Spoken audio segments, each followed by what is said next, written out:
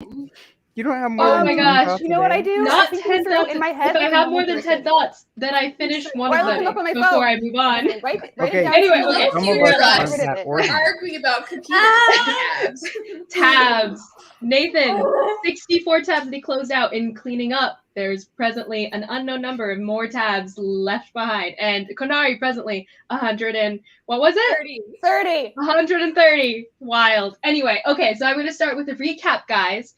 We're back in this.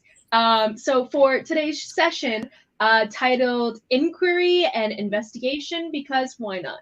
So, last couple sessions, Nemo discovered some connections of the Notorious Painters Guild, which we've mentioned a few times now. A group of assassins that this flower shop owner named Jessup told him about and was very wary about getting in contact with, and was kind of like very much a suggestion of don't get involved with these guys. Whether or not Nemo listens to that advice, who's to say? He gets in. And it's also supposedly at a pleasure house, located within a pleasure house in the upper northern parts of the Penice Ward. And so then he meets Serafrina, or also known as Cook, a runaway mage from Kel. I hate you. Runaway mage from Kel. After their date at the gambling den called Fortune's Favor, she gave him a promise to give him heads up when the assassins group comes a calling, as well as the promise of a potion that would be able to give him basically a potion that he could ingest and bring him to this in between of life and death. Basically kill him, but not all the way. And Inala, she researches and speaks with Weirin. Grench, a few sessions back, spoke with her dad, discovering the king's name, Zendra, daughter of Ruthin, the high prince of the province, Ruthin's province. And then Anala does more research into the truths of Jezreen in the past, realizing that Mageborn killed Jezreen in public, which was the catalyst for the raising of all of the arcane in Tal. She also cases the city and gets a better general understanding of where everything is, as well as a few nooks and crannies to hide out in for future reference if you guys ever needed somewhere to hide in. And just for now, for your notes and all, you had two options of places that you found that seemed like a good idea for a hideout. One, an abandoned warehouse, something in the back of some of the merchant areas, but you found that no one ever goes into this warehouse and it's empty. You found that it's a place that could plausibly house you guys if you guys ever needed to go underground. Another one is and that's another one. Oh, you figured out that there's manholes that lead into the sewers down below, and there's workers and stuff that work in the sewers from what you know of like the maintenance of the city, maintenance workers and stuff, but not many people are going down there of their own free will, and you can find out when those scheduled times are anyway, and you guys could hide out in the sewers down below. So that is another option for you. Kanari, you trained with the Skuo Monastery, gaining new skills from Torgrin, one of the masters there that you trained with, learning how to wield your katanas, as well as learning how to defend with them. And let's see, Karhale. Yes. Am I considered to be able to be attuned to them now? Because did I need to have training with them to consider to be able to be attuned? Yes, to them? you are tuned to them now. Actually, I'll text me at some point. Yes, I will. Sorry, I meant to do that last night actually because I meant to ask you and I forgot. She's attuned to them now. Yeah. So I will send those to you. For memory loss. Oh, okay. So and then Karhale simultaneously is working on Wolf Hyssop to try to help Kanari remember her lost memories, which she has. In Kanari's ingesting of this perfected potion of Karhale's, she remembers all of her memories of Raoden in the past. The full few months that she was missing, she gains them all back. Finally coming to a realization that Raoden seemed to be good when she met him. He was a good guy. He tried to save her. He saved her life from the desert. Apparently, he had been looking for different individuals with a hand in fate. that he could pull to his side in a coming war, something that only he has seen, apparently. And he asked Kanari's help with this. And in exchange, he would help her save her friend, which it was less of a leveraging it, more of a I'll help you, but could you do this for me in response, in relation, I guess. And Kanari had agreed at the time, and found out that Genyin is under a soul scroll spell. I can't speak. Soul thralling spell, where his soul is tethered either to an object or his soul is under control of a certain key phrase, almost like Winter Soldier vibes of the key phrase that would like engage his brainwashing kind of idea. But either tethered to an object or this key phrase. And they have complete control over his soul, and that kind of being the connector of why Genyin would want to disengage from Kanari and their friendship, because he's a danger to those around him, even those he cares about. And let's see. Oh, both Karhale and Kanari recently gaining damage to their souls from respective situations. Kanari breaking this spell that pulled their memories and hid them away from her, and Karhale taking her soul and stepping into someone else's soulscape that was a poisoned soulscape and gaining damage that way. Something that you guys can both undo, which I've mentioned before, but you'll have to find out how to undo something like that, how to heal one's soul. And Nemo goes about the city looking for different things, as well as different places, people, and looking into rumors of what's going on among the city. And Anala conducts, I think I just didn't actually erase that. I was supposed to cut that out. But anyway, so coming on to now, we are presently on the 20th, on the 19th, I believe, of Yodul. There's a week left. We also have just engaged with Give, you guys finding out, I forgot to write that down, you guys finding out from Give the new leads for your guys' seeking of the Aeltress.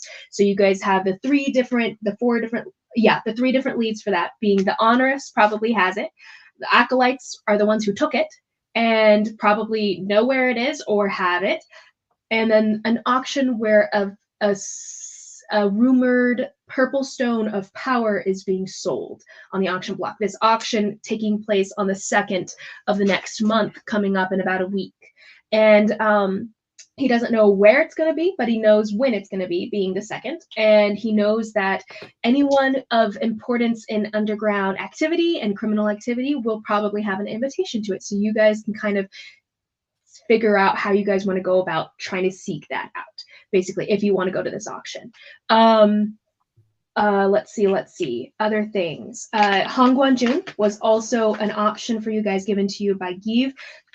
Give saying that Hongguanjun has learned soul magic. The immortals having practiced, apparently, Sealmancy for a little while now. Secretly, most people don't know about them or about that fact, but Kanari having been put into contact with them to try to save and break Jinyin's curse.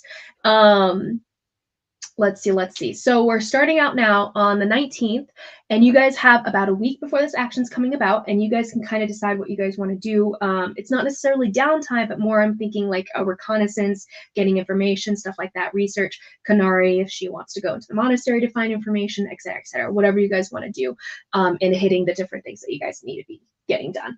You could also take this time for more research, more whatever, you guys. So what would you guys like to do? You guys are still at the White House Inn.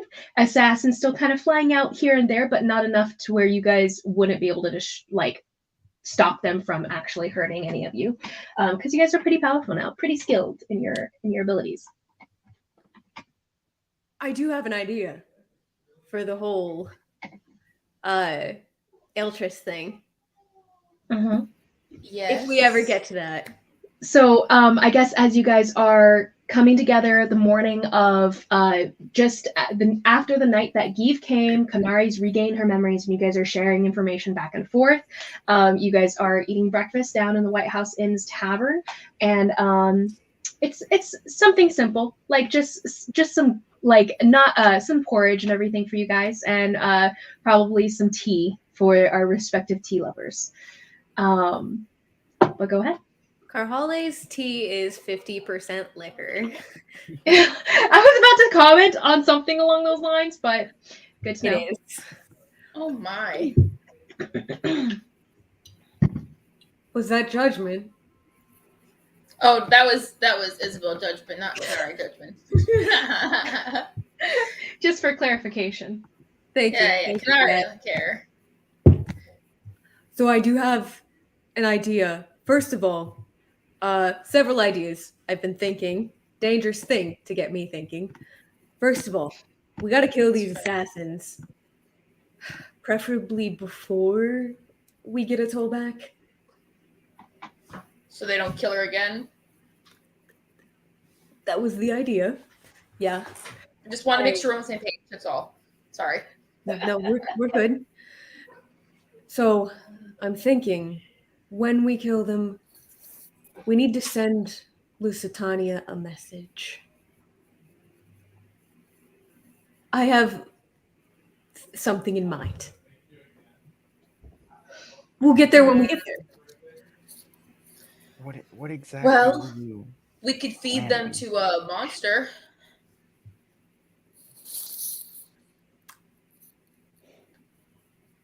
These guys killed the toll.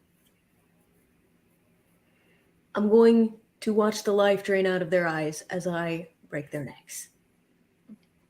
Right. Now it wasn't you can kill whoever you want. I just meant like the like symbolicness of we fought you and killed your monster and now your henchmen or not your henchmen, I guess they're like I don't know. Never mind. I'm not good with symbolism. It was never my strong suit. It's fine. Actually really like that. Tie in the back of your mind. I think it's beautiful, Kanari. I think that, it's dark, but it's beautiful at the same time. You know, I've been needing to hunt down a Hydra anyways, so we could probably use those as like bait to catch the Hydra and to ambush it. Huh? Wow, that's terrifying, Carly. Like that's impressive, honestly. Using them as bait for a monster. After they're dead. Oh, will the Hydra want them after they're dead? Roll Roll a nature check. Oh shoot! Oh gosh! I don't have. I don't have my dice stats? out. Where are my stats? 15. 4, which is fair. 4. Kanari can't see. You have no idea. You're like, in your mind, you're all okay. Well, some animals, are kind of like vultures. They'll eat the dead stuff, but like, you honestly have no idea. And Carjale, you said 15? 16. 16. As far as you understand about, Am I proficient with that? Sorry, it's a 17. 17.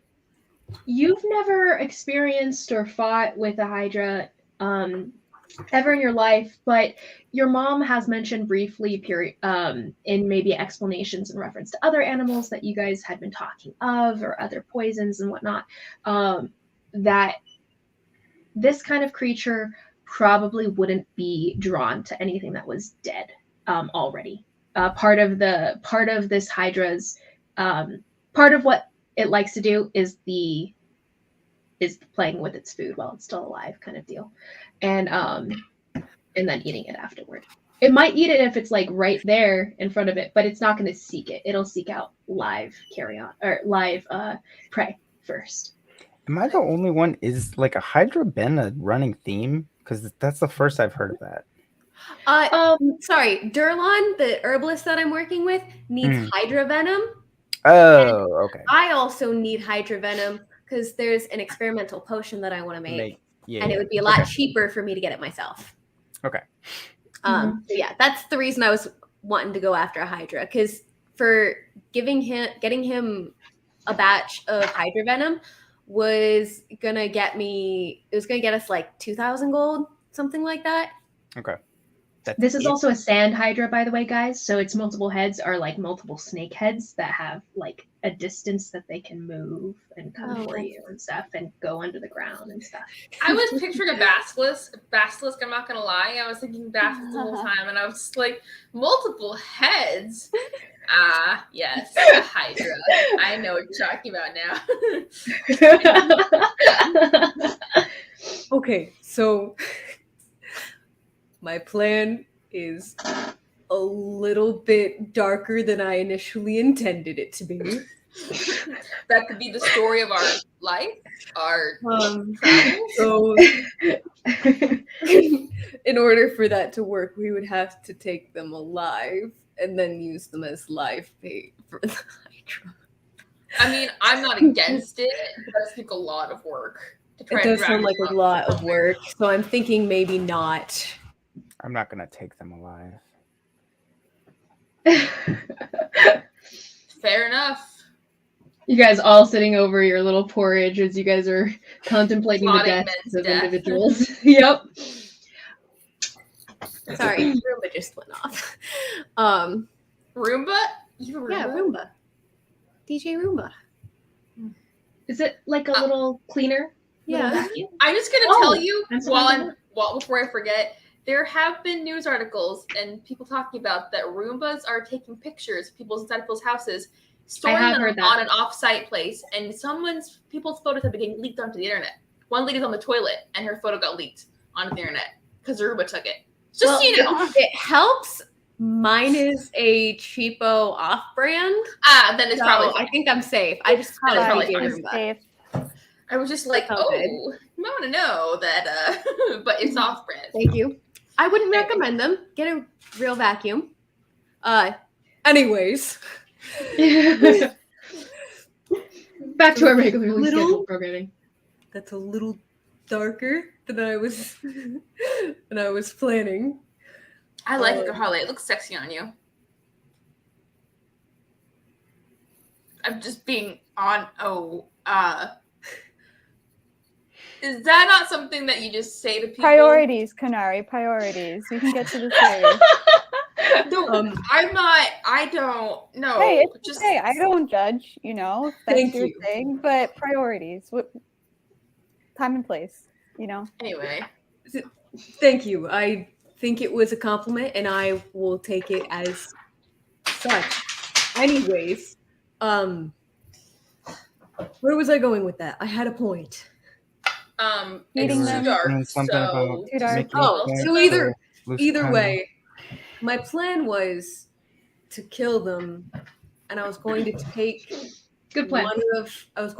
one of each of their hands, and I was going to send them to the Painters Guild with a note saying something along the lines of, "Tell the lady if she wants us dead, she'll have to kill us herself." Something like that. Ooh. I mean, I love your, I was also ambition thinking for it. about like tying the hands down so they were all flipping the bird. I thought that would just be No, but if you said it like that right as they die, when like the stiffness of the body sets in, it'll just do that automatically. So you don't have to tie it down. I don't. You are my favorite person in the room right now. Kanari knows this because of all the dead bodies she's had to work with over the years and dark minds. So first on the what name? Oh, as I do love your ambition to get back at her, I don't think she cares about these assassins, and I don't think she'll give a damn about their dead bodies. See, that's not the point. The point is to piss her off. I don't think it will. I don't think it'll have any effect. How about you could attach a note to the hands and say, you could feed these to your pet Mochito, whatever his name was. Kushimbo. Oh wait, he's dead. Oh, and all remembering. What was it? You had that so quick. Rachel. Wow. This is what happens when I actually have everything organized. What is it? Kushimbo. Koshimo. Okay, I had some of the right vowels. Yeah, Anyway, you're close enough. Yes. Oh yeah. But you could, and Well, I she mean- liked that pet. I'm just saying, she might cry a little. She did also abandon it to die. Well, because she's heartless. You but- guys also well, don't know if it selfish. was her who set this on you guys. We don't? No. Did we You guys just kind haven't. of? You guys haven't found out who did this. No, actually. it was just a I mean, random hit. We knew it was hers. Someone's put a bounty on your head. It On could have your, been- your No. guys' heads. The as- bounty. I kind of just made the jump that. Oh if yeah.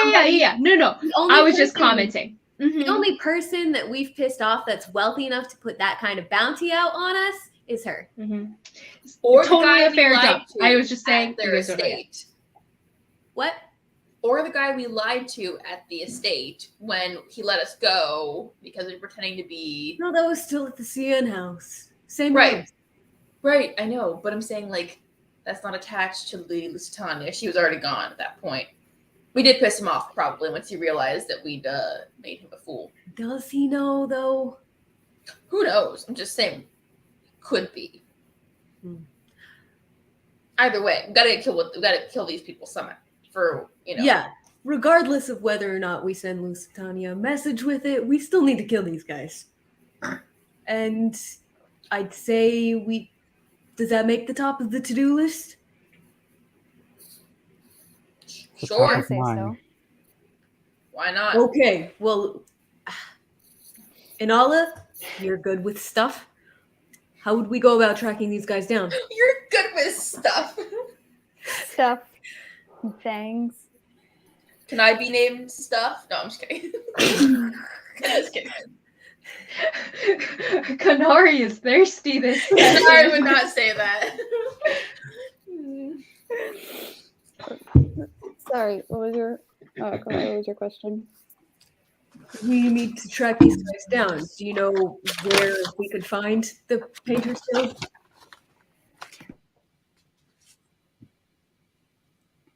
You have a map. You do.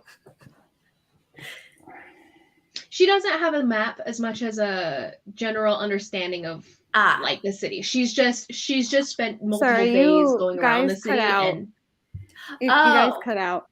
Gotcha. So could you I'm so take sorry, us- Erin. You cut out. You're good. Everyone did actually. you're fine. Do you think you could possibly get us to the Painter's Guild? I don't see why not. I got this map. Oh, that wouldn't be a good idea because then everyone there wants No? to kill us. I need It's a shame. Anala, you don't necessarily have a map as much as a mental map kind of thing. Like you've gone through the city, gone around in the city and stuff and everything, and you have a general understanding of where everything is and stuff like that. So in essence, you would just be good at navigating throughout the city for whatever you guys need to do. Okay. Wait a minute. Nemo. Your girlfriend is one of them. And Well, I'm presuming she likes you. yes, that's been Do you apparent think- foundation. Alex, maybe? Do you think that maybe you could convince her to lead them into a trap? She already wouldn't take me to them. I could ask, but I don't think it's gonna happen. She needs them for work, so she needs them alive until whatever she's doing is done. I mean, I know where they're going and like different places they're at, but I don't. Know where they're going? So we could ambush them wherever they're going? Well, they're they're heading towards a hit on someone else, which I was contemplating going to, but I feel like No. that would just get more messy. A little bit. I'm guessing she told you no? And that's No. the only reason why you didn't? No, for what? For going with her? I'm guessing that's Oh, the yeah. only reason why you didn't go. Well, yeah. Okay, and yet again, I'm the only one here using critical thinking. All right, strategy. I mean, My whole strategy is just to hit things for the most part. So Well, we when need that to starts, get them. We need to get them away from the guild with other people that would kill us. how about we use ourselves as bait? They obviously want to fulfill this contract. Just be like, hey, I'm over here. I killed your not dead friend somehow, but come and get revenge. Ooh. I mean, so we just wait for them to come to us. No. Make it real obvious. Like, walk casually by there. I'll walk casually by there. You know, to the point where they're like, hey, isn't that girl that you want to kill? And then once they notice, I'll run out of there. They can't catch me. And then once I'm far enough away, I'll lead them right in. You can't catch me. I'm the gingerbread man. Anyway, the monster is kicking in. Anyway, I never drink Monster. Okay, I see I'll why. lead them into an alley where we're all waiting, and we just jump them. You know. So you want to use exactly Yeah, yeah. what they used on us. Basically, yeah, but we're better and cooler. Nothing is back in the I day. actually So kind of like that a lot. Okay, so that's not a bad idea, but that's really banking on the fact that they're dumb enough to fall for that. I don't think they are. okay, well, here's what else we can do. Send them a note that the bounty's been tripled, because just to them, it's not true. But then they would be too tantalizing to refuse because the bounty's been tripled. They gotta get that money, so they're like, we gotta go for these people now. So then, bada bing, bada boom, they get there. We say, "There's no extra cash, just some extra fists." How's that sound?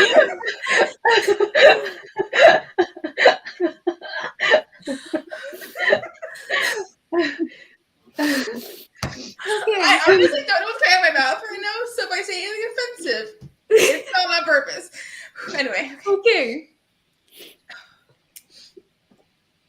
That's an option that you can think about. I'm gonna drink some more tea. You guys talk amongst yourselves, I guess. Kanari, as you sip your tea, you realize that that you had been sipping from Karhali's for a little while, and she hadn't noticed. But you had noticed, but you were like, "Oh, this is not bad. It's actually pretty good," and you kept on drinking it just a little bit, Tracks. making you a little bit of a buzz, just a little bit. Yeah, fair enough. Another thing, the auction with the you know what. I may have an idea on how to get in. So, Oh boy.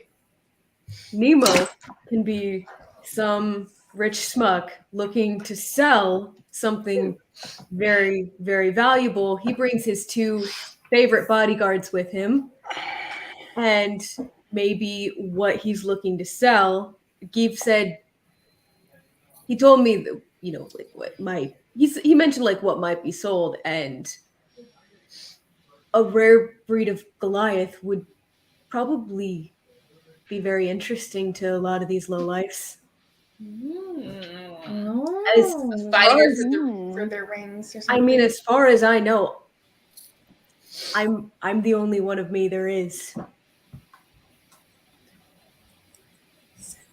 So I mean, so we can use you as bait, but not me as bait? Why? What is this? I don't know.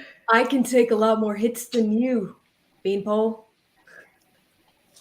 I can hold my own and outrun your chunky, but I know you could hold your own, and I think it's sweet that you think you could beat me. Why? you might have to settle this at some point. Okay, you want to spar? Right now? A little bit, yeah. After we solidify a plan, then we can start. Okay, fine. Hmm. Yeah, Karhali is definitely spiraling just a little bit. Don't say that. Anala, Nemo, any ideas? I don't know if this auction, from what I've heard, is that type of auction, but we could That's- find out. That's what Gibbs said. Was there's all Oh, I see. sorts of valuable magic items, relics. He did say people specifically. He did Oh, say did he? people. Okay, that's my mistake. I mean, it's worth a shot.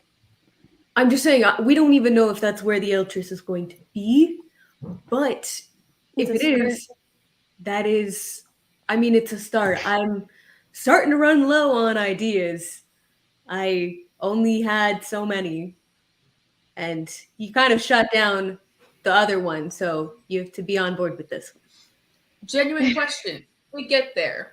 Let's say the Eltress isn't there, and we auction you off because that's just how, what are you going to do? Run away, and then we have more bounties on your head? Like, what's I the... mean, what's the difference between one bounty and two bounties?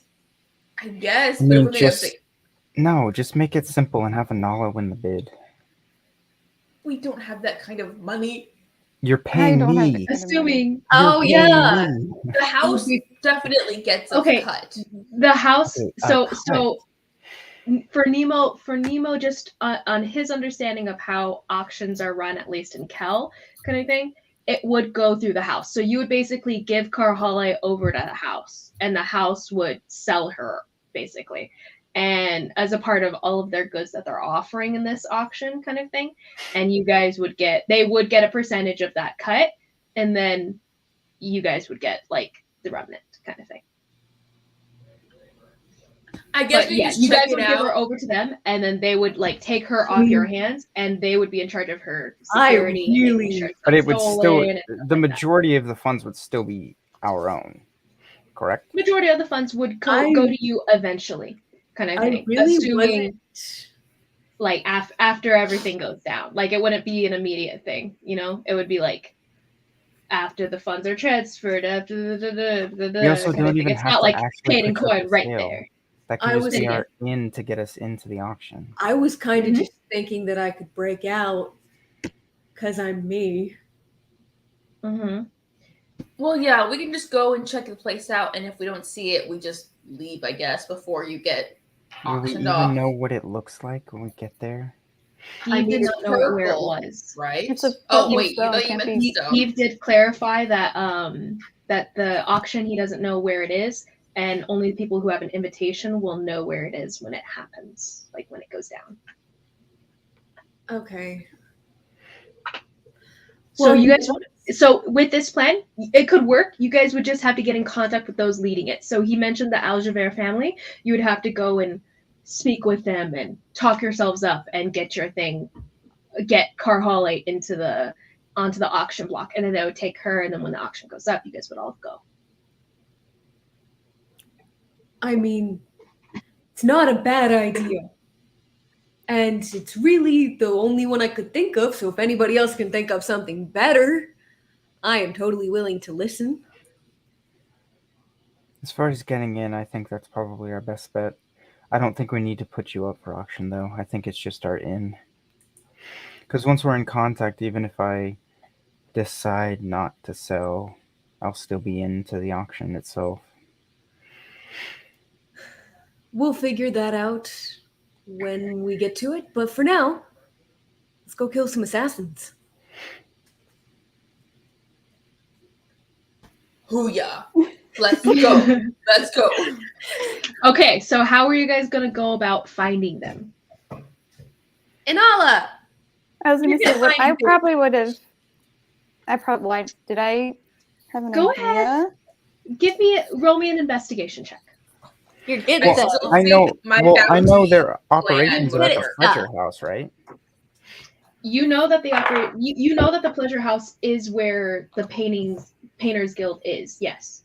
So we just have to get there, correct? We don't really need to get anywhere else, right? So, something I'm wondering is how do they prove that they killed someone Hee hee hee. to the guild? 26. 26. Okay, so 26, really good. Okay, so based on what Nemo said about the pleasure house, and you're going about the city, you have actually seen the pleasure house at a distance as you're making your rounds and everything. You know where it is.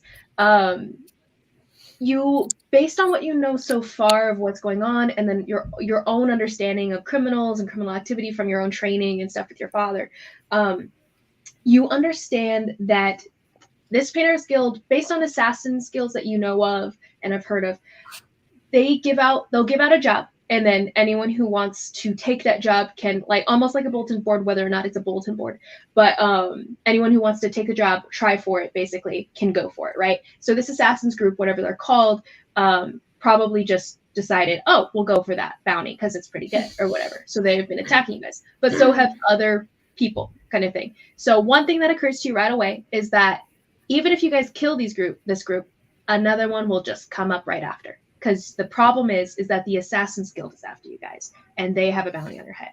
So even if you guys kill them, which will happen periodically for assassins will go down like flies, especially in a big city like this, more assassins will probably take up on the job. So that's something that occurs to you right off the bat, that part of the problem is not just these assassins, it's the Assassin's Guild itself. Second, where they would be at, they might live at the Painter's Guild, they might not. But you do think that going to the pleasure house will probably be your best bet in kind of tracking down people who know them, people who know where they're at, if they're not there already.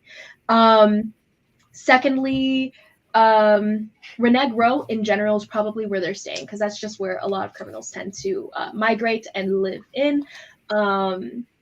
Let's see. And you know that for yourself, you can speak Thieves' Cant, so you can fit into that kind of crowd pretty well. So you could probably get some information from people as pretending to be one of them, as part of your just understanding of these kinds of crowds and stuff. Yeah.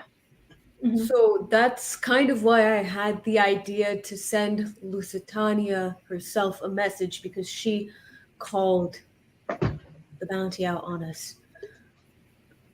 Kanari, you Do said we know that she called the bounty on us? I mean, like, did she tell us, or did someone tell? Some Pyrus, before you killed him, told you that Lady Defan put the hit out on us. So she's the head of the Painters Guild, right? She just is like the lady in charge. He would have said that she's the one who had given them the job, but it was a job given to the guild. She just leads the guild. She's the guild master. Right. So she's not Lady Lusitania. She's a total type of character. Yeah, okay. Just making sure. If you guys wanted, you guys could also talk to Lady Devon, find out who did it. Who done it? That might be bad at walking into her office and be like, we have a bounty on our heads. Can you tell us who put that down on us? True. That's kind of we can why some more money. That's kind of why I had the idea to send a message to Lady Defon for her to send along to Lusitania, that no amount of assassins that she sends after us is going to put us down, and she's going to need to do it herself. I was hoping that would draw her I'm not out, against doing that. That's fine. because these assassins aren't our problem. It's her. She's the problem. So how do you guys want to go about this? Are we heading to the Painters Guild, or are you guys going to make yourselves out as bait? Easy targets for some easy assassins. Kanari will do what she's told in this case. My vote is Pleasure House, but that's just me. So what, you think we can lie our way into there and do what? Figure something out. Start a bar fight? If we have to. I'm tired of sitting around. It's not even guaranteed that they're going to be there. Okay, if they're not, we'll find somewhere else they're going to be. If you guys also want to wait too, Give will be coming back this evening with some information that he collects from around the city. You guys had asked him to look into the tribes and then the Painters Guild. I thought there was one more thing. Was there one more thing? Those are the two that I remember. Guys, Canary asked something. Let me check. Oh boy, let me see. I wrote it down. I know I wrote it down. Hold on. Maria. I just rewatched it today. I know I wrote it Raiden, down. Raiden, or maybe about the acolyte. Hold on. I don't remember. I'm sorry. Oh, you're good. I don't remember this either. So long. You're totally fine. It is the life. But I guess she didn't. So I don't have anything written down. If you guys want to say you guess guys she wait didn't. till Geeve comes and everything, you guys could get some more information about the Painters Guild itself. Or you guys could go about looking for information yourselves, kind of thing. Do some reconnaissance on the place before you actually go in. I say we go ourselves. I mean, if we have some time to kill, we could always go kill a Hydra. We have to go half a day out to the at desert. least. Yeah, I mean, it is a bit of a trip. No, you're right. It would burn a day, at least. Hmm. I mean, besides assassins trying to kill us, we don't have anything too pressing at the moment.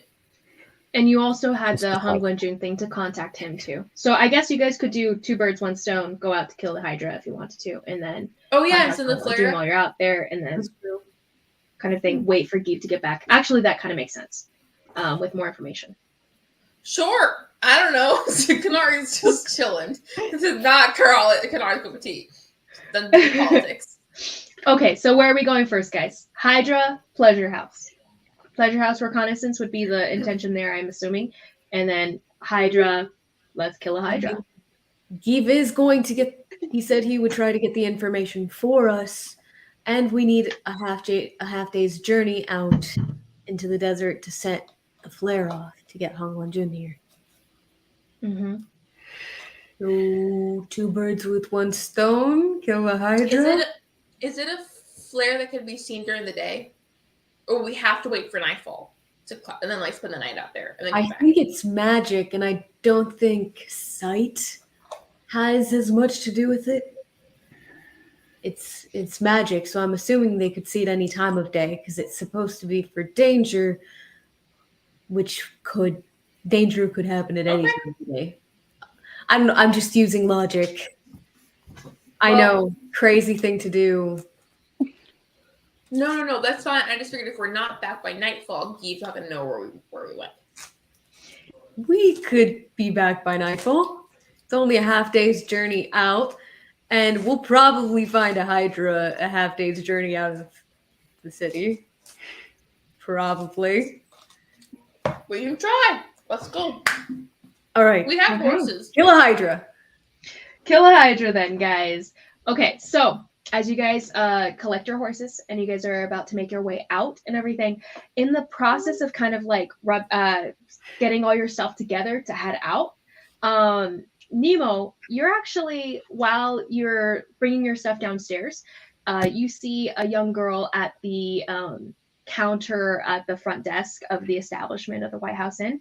And as you're coming forward, you actually recognize her. Her name's Tresemme from way back when and everything. And she's wearing her page robes, her priestly, like, I guess acolytes robes.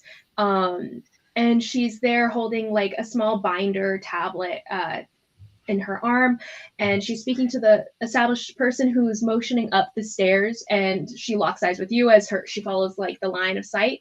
She's like, "Oh, Namazine. Oh, it's wonderful to see you." And she kind of looks off to the side, and then her lips kind of tighten a little bit, and she stands up a little straighter, and she comes forward.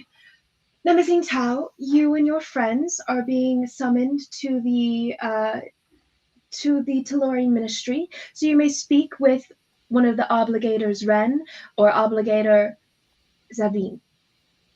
Um, And she's a little bit annoyed with you. There's a little bit of annoyance on her face. he gave her a fake name. He did, Ah, and she's giving him his real name. well, there goes our day. If today is not a good day, we can reschedule, but it will have to be by the end of the week. What exactly is this for? They didn't tell me, and she kind of like the very professional look she was trying to put on the front kind of drops a little bit as I'm honestly not sure what this meeting is about, but the Tellurian Ministry is asking. Insight check. Oh, okay. So as you're coming down behind Nemo and you kind of overhear this and you're like, okay. What are you trying to ascertain? It's a natural one. Oh. So You're not ascertaining anything. I'm just gonna do detect thoughts. You overhear this version of detect thoughts. Okay. And you're trying to listen in, and it strikes you immediately just I don't even know. Nothing strikes you immediately. It was a natural one. Sorry. Okay, go ahead. Fine. Detect thoughts. Mark off 2 key points for that. And okay, so you listen in on her thoughts, and first voiced thoughts that you overhear are, I can't believe him. He promised me. Am I not pretty enough? Is that what this is? I mean, I thought he was interested. Maybe it was just me. I guess it was just me. I can't believe him, and now it's probably for the best. He seems like he's in trouble with the Tellurian, with the Ministry. And so there's this kind of like, mostly what you're hearing is her kind of self-esteem issues and wondering about whether he's still interested in her. But no, I'm not going to give him another chance. No. And those kind of thoughts bouncing. But beyond that, though, you overhear that it does sound like there was a serious summons to the Ministry, but she was not told what it was. She was just told she was just the messenger. She just knows that they are being summoned, and her use of his real name, because when they told her Nemazine Tau, and she said, oh, but this man that you're speaking of that I talked to before gave me this name instead, they go, that was not his true name. And she goes, and that did make her kind of like, ooh, a little bit. Also a little bit of an annoyance, but she's not as mad about that as being stood up on the date that was promised. What she thought of. Promise a date? Yes, you did. When? You said she was going to tutor you, and it was obviously a date. Was this like a set in Emo stone just breaking date? hearts. Yes, right? you said a time. Oh, and we missed. You said a date and time, and I specifically remember this. You intentionally skipped it. Did I? For what reason? Because you're a dick. I think you were just doing other stuff. I think there was just something else you want to do. And I think I mentioned briefly, like, you did have this thing to do, and then you were like, I'll do this other thing instead. Mm-hmm. Okay. It was a promise to go over a Tellurian code, basically Taylor's code, honor code, the Bible in their faith. Oh. Yeah. I do remember this now. Okay. So is now a good time, or should I pen you down in the schedule for this coming week? Next week. Pen us down. You can. So you have no idea? You didn't. I mean, you know a lot of what goes on. Like you have a lot of these summons and stuff. You don't know what it could be about. Maybe. She goes, I just do my job, Nemazine. Will you please just tell me whether now is good or whether later is better? And she goes, and hopefully you'll keep this appointment. And Kanari, though, what you hear in the detect thoughts from his question is you overhear her thinking, it seems like they're... Okay, what it seems like to her is that it can't be so serious, because if it was so serious, they would have sent people after you guys immediately. They wouldn't have just let you guys sit for a week, couple weeks, and now they're finally sending in someone. So it seems pretty much of a perfunctory, requiring you guys to come and speak, Right. but it is still required, and they will still they will enforce their mandates and whatnot. Mhm. So she's Mhm. kind of confused why anyone would kind of avoid this, but it's not so serious because they haven't attacked you guys yet or tried to send actual ministry workers after you guys beyond low levels. Do I'll you just all say want to go Nemo's- out and I'll go to the ministry? No. No. How It wasn't just Nemo. are you? She was referring to the whole team. I don't know if I clarified that, but No, I know, she but would have your whole group, everyone who's traveling. I will mildly with Carholly and be like, today it's not dire serious, but it's somewhat serious. Tomorrow, 2 days.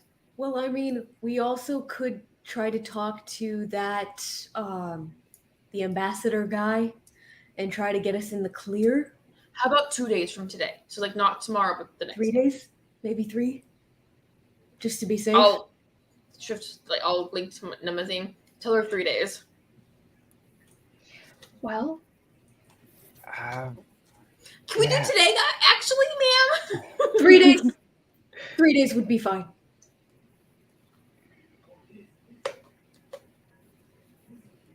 Three days, good for Nemo? everybody.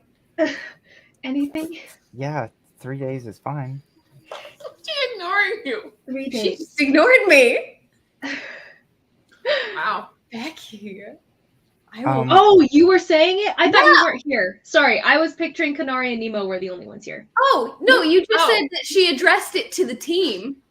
She So I was figured telling I was Nemo there. his team was expected, not addressing it to Oh. everyone. She was just including everyone in the Oh, expected. I misunderstood that. In My my bad. mind, you guys were still putting stuff in packs, getting the horses ready to leave.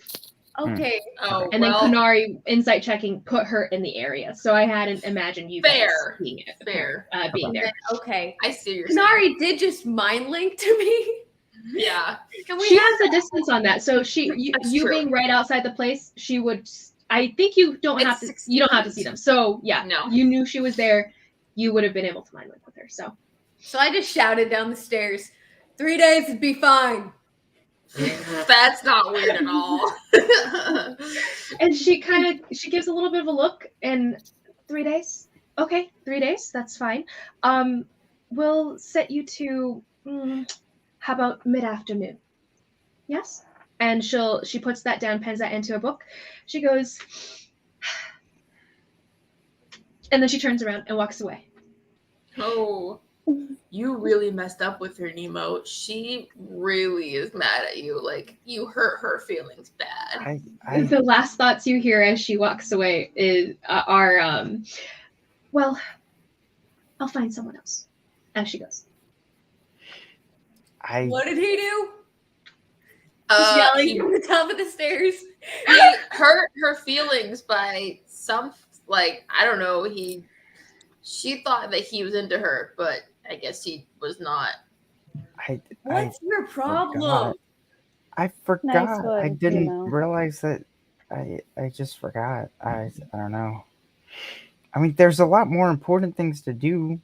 First it was Jeskier's sister, then it was the prostitute, now it's this girl, and now there's that other. Wait, Jeskier had a sister? that you Jeskier had a flirted with sister. repeatedly. True.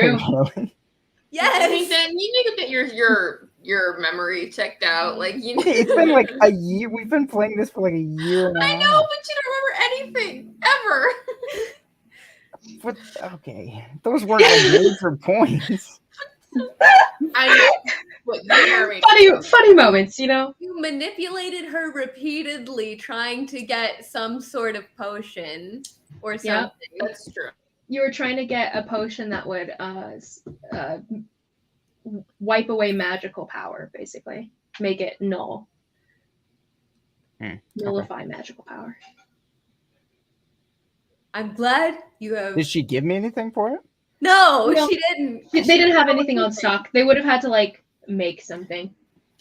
Also, So she then doesn't know how to I- do any of that. Yeah, she doesn't have a Right. shop. She didn't run it. I mind link with Anala and Kala and say, well, we have a summon to the ministry in 3 days' time, and it's Ooh. semi-serious. So we'll see what that's about. They know Nemo's real name, by the way. They know who And to- Nemo had given his real name to Obligator Regine way back when. That's So basically so you guys had all given names. Nemo had given his real name as well as I'm from Right. Hell, as well as and then later lying that he was Ashelon's son, Patronus, kind of thing. So in this Yeah. case, they use the original name, because it's a little bit sus now whether or not he is Patronus. So they use the name that he gave them initially. Oh boy. okay. I have a slight idea that may work, but it's contingent on us finding this guy's son. So we could claim that Nemo lied and said he was the guy's son when he was just a lower level member of their entourage that was just trying to manipulate some mercenaries into helping him get back to his people. There could be that. Did you guys want That's an to idea. seek out Achelon before the Hydra, or Hydra first? I mean, I guess this is kind of a more important thing now.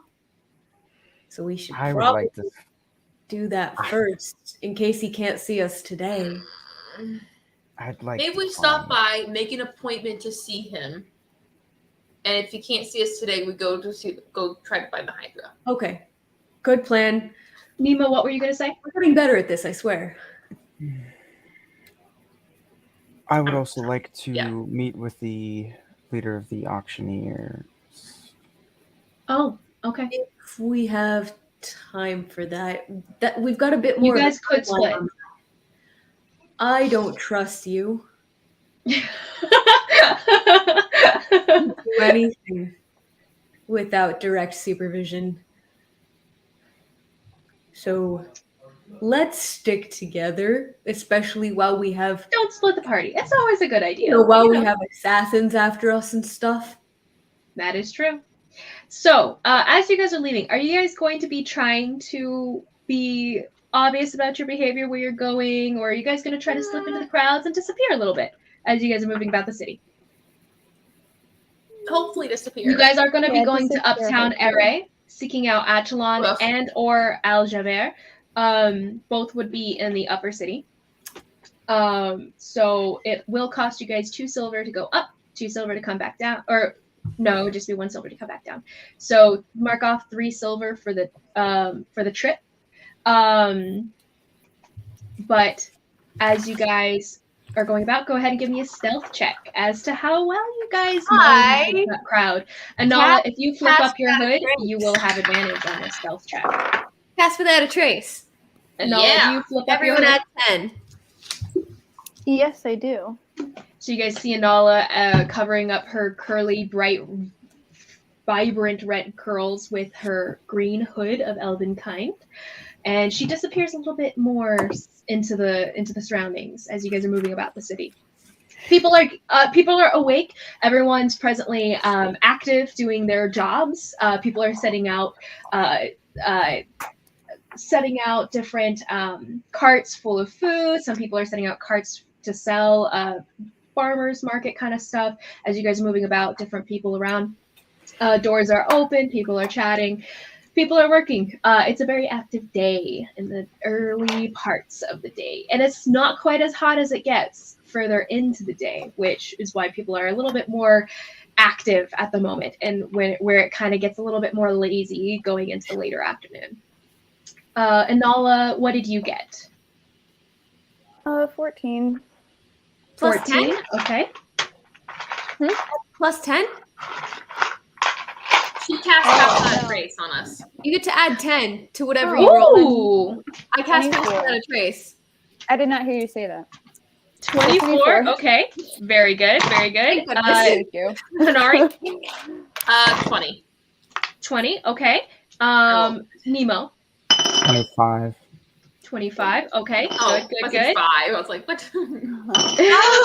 The giant have the highest stealth roll. Wait, I what got did you have? 9. My dice. Okay, okay. That's why. I grabbed a 29. cloak. I grabbed a cloak as we were walking through. Bought myself a cloak because I didn't have one. Mhm. Flip the hood up. I'm invisible now. You guys are all like sinking into the crowd very well and maneuvering about it without drawing any untoward attention to yourselves. And if there were people following you, you guys get the definite feeling that there might have been a few tails shaken as you guys move about the city. So, as you guys are coming upon the upper crest of Tal's capital, what's his name? Merrick gave you the idea of where his place would be, and I think he gave you an address, right, for Achelon's place. So you tell Anala the address basically because you don't have a map or anything, but Anala is able to take that address and lead you guys to this house. So Anala, go ahead and give me a survival check, and this will be at advantage. In essence, this will determine how long it takes you guys to get there, rather than whether you get there or not. Question: what did Merrick tell me about like getting a conversation with this guy? I don't remember you guys getting too in depth with it beyond the idea. His suggestion was that you guys claim to be like try to make a camaraderie between you guys and him, in essence the Kellen and a fellow Kellen, and then claim that you guys could help find his son convincingly enough that he would back your lie. That was all he really said. I meant like getting in the front door wise. I don't think he gave you guys any specific idea, but the idea of giving a message to the front, whoever's at the front gate and stuff, is probably what's going to happen anyway. They won't let you guys pass that unless you guys have a previous engagement and stuff. So he didn't. If you want to ask though, kind you of could what I was later. That's what I asked Merrick for, was like, how are we going to get in? Like, how am I going to get a conversation with this guy? He would have said probably the appointment idea is the best. So basically present yourselves as worthy of an appointment, and then an appointment will be made and you will be seen, in theory. But like you guys will have to have a convincing enough reason for him to speak with you. Because a hybrid man with a bunch of strangers and stuff, you'll have to be convincing. So Anela, what'd you get? 15. 15? Okay. It doesn't take you guys very long. It takes there's a few moments of Anala kind of getting turned around in the time that she had gone through this area, and but it's nothing bad. It takes you guys about an hour to navigate your way through, which isn't that much more than it would have taken you guys if you knew directly where you're going anyway. So Anala helps you guys not waste a lot of time in this searching for this house. So you guys come upon what looks to be a pretty large villa, made in kind of the earth tones that the whole city is kind of made out of, with some beautiful hedges, greenery that's only going to be present in places that have money, because they would be able to pay for those things to be kept and kept up. Like Las Vegas, you don't have as many places with green pastures and stuff, except for the really expensive ones. So in the same idea, there's plants and greenery along the walls, kind of ivy coming over the gates that lock in this mansion. And as you guys come up, there's a front gate with what looks to be a guard on the far side of it, not on the outside. And you guys can go up to speak with him. It's actually a her as you guys come up closer. The helmet kind of blocked it, and when you come up, there's a bit more feminine features for this guard. So, what are we saying to get in the door? This was your plan. I don't know. No, I came up with 90% of the plan. You guys can't come up with the little 10% here at the end. I'll lead the other 2 expeditions. You lead this one. Sorry, Nori, your thing is on mute if you were saying something. You want to lead the Hydra thing? No, I don't care about the Hydra. Okay, look. You're the only Kellen here. I don't know how to talk to these people. Hey, Nemo, you could say you're from the Kellen authorities and government. I don't know what you call it. This and is that technically the Kellen Embassy, by the way, guys. So just so you know, it's just not kidding. like Never mind, because he's it's not where they already. live. It's the embassy kind of set for Kellens kind of thing. Very nice place set aside for Kellens. So aren't you supposed to be from like a noble family in Cal? I mean, not noble, but like, I guess. Cygnus is a noble family. No, I and you know. can that. I'm downplaying it. Oh yeah. Well, couldn't You you know say any- Like, is there a big name that you could drop to get us in the door? I can, but Look, or say something like you're from Kel and you think you've come from Kel and you think that his son missing is part of a bigger plot and you have evidence from the Kellen capital. I don't know. Say something that's convincing. That's like, oh, not just we found your son or we want to help with your son. I'm sure he's got lots of people saying that. what's the guy's name again? Echelon? Achelon or Patronus, the son. Okay. I mean, come on, there's got to be some. Your family's like rich and connected. You've got to know some names you could drop to get in here. Okay. Fine. I would offer, but I don't think someone of my rank would get us in here. Honestly, I think I'm higher ranked than you. But I don't think that really Ooh. matters here. Um. I don't know. Are you titled? I don't have. Oh man. Okay. You don't have any what? Spells to help with this? Yeah, I would. I don't have any illusory spells, which is Unfortunate. unfortunate. But We're just a very low magic party, which also makes it hard. And you're a sorcerer, which has limited spells. So. yeah, it sucks. But okay. I'm thinking Loveland Warlock, guy. I'm just kidding.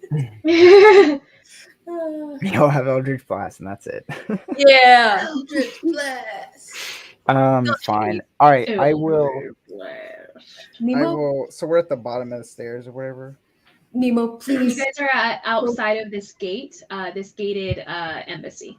A very tall gate, rounded, intricate design work on the iron that makes up the gates. And on the far side of the gate, you see a guard sitting there, leaning. You can actually barely see her. She's just kind of leaning against the inside column, I guess, that makes the side of one of the gates and everything. Does And she she look seems to just be Helen? messing with a little bored. Give me an intelligence check, investigation, Ooh. or perception. Intelligence, that's rough. Perception or bad roll. investigation. It's still bad. Oh, okay. Not a bad roll. So 14. 14. Okay, so there's looking at the garb for this guard, it does seem apparent that she's wearing more of a Kellen designed armor and everything for a guard. And her facial features are reminiscent of some of the features that you've seen going into town with your dad on trading missions down in Kel's lower towns. Okay, so this might not go horribly as long as you don't say anything stupid. So I'll just like do whatever, and I'll start. What's like I feel like this is gonna go standard bad. Kellen greeting? Also, if you guys wanted to buy clothing so you guys looked more important, since you guys don't have illusory spells and everything, because right now you guys look kind of raggedy, I would say. You know, that's not a bad idea. We could have totally done that on the way. Could we do that on the way? You guys could definitely do that on the way. So do you guys want to? Yes or no? Nemo? I'm down. That sounds probably down. like a better idea. Does that fit with Nari your will plan? do Nemo? it begrudgingly. Okay, so on your guys' way there and everything, branching off and going into one of the little shops of the clothing shops, which are high expensive clothing but look nice for your upper city RA citizens and everything. So as you guys buy some general clothing, what kind of general themes of clothing are you guys going with? Oh boy. Nemo, what are you Probably- trying to dress to look like? Solid white tracksuit, but nice material. Like not tracksuit, but like you know what I'm saying. Are Like you from the mafia? no, like not tracksuit. Like rich but kids, like the that slightly weird like the African golfing like style African look. Or go holding African your poodle? African pastor or leader of a tribe in all white kind of thing. Okay, I think I know what you're talking about. That's not a tracksuit. That's not a track. That No, I makes know, me but not tracksuit was think the of only thing I that. could think of that's like a solid. Tracksuit is like velour No, sweatpants and I know what a Yeah. tracksuit is. I know what Regina a George's tracksuit is. mom, basically. But I was trying to Yeah. say the He wants that, fluid but in white with Nemo in rhinestones on the butt. I'm not exactly sure how to picture this necessarily. What kind of vibe is that giving off? Like, what would they think you were just by looking at you? A pastor, that's what he was going for. Oh, so pastor's outfit? no, just no. You No, know he the wants to look wealthy, but prestigious, right? it's like I don't know a popular or a cultural thing that you could. What It's just adjective it's like for the you? shirt that it's like the t-shirt that has like a little V thing at the top and it like comes down to your waist and Well- it's a little bit oversized and then the pants are the same and you wear like you wear no socks with your nice loafers. Yeah, I know what you're talking Well, Yeah. whatever it is necessarily, I'm just curious, what kind of impression would that give? That's what I'm asking. Adjective. What impression is this giving to people when they see you, Like from like an upper class snobby. perspective? Snobby. Snobby. Snot. Okay, so you're dressing like a rich kid. Like, do you look like you have a job? Do you look like you're important, kind of thing, or do you No, I look like live you have off money? my parents' wealth. Okay, Oh, that's what I trust wanna fund know. They're called, I think Okay. they're called. I think they're called Trust fund baby. dashiki, by the way. I think if my research is Dashiki. correct, that's what Okay. they're called. Huh. Okay. So in pulling on this dashiki, and finding some within this shop's many choices, they call themselves the Golden Thread. Nice names for a nice shop. And within the Golden Thread, you do find multiple different outfits that could fit, and you go for one that actually is reminiscent of some of the kids that Jupiter used to run with back at home, and but something that he used to make fun of multiple times in a similar vein. So as snobbish as you could go for, you chose that outfit. Carhale, what are you going for? Green and drapey. Green and Like- drapey? As close as she could find to what she used to wear at home. Okay. Preferably something with a little midriff, because she gotta show off the abs. Okay. You find something that's Abs more of and a nine. Holland style than what is reminiscent of home, but you do find a lot of like hanging, draping, beautiful, like with like the baggy legs. You're not going for a dress, right? It's not a dress that you're going for. Oh no, she was going for a dress. Oh, okay. A high side slit dress that would be easy to Okay. run in. So high side slit dress, and you've got these like filmy, like loose sleeves that are hanging off of your arms and kind of have the little connectors at certain points, but draping down, and very green. It is quite nice. The material is very smooth against your skin, which actually makes you a little bit more uncomfortable than anything. Kanari, what are you getting?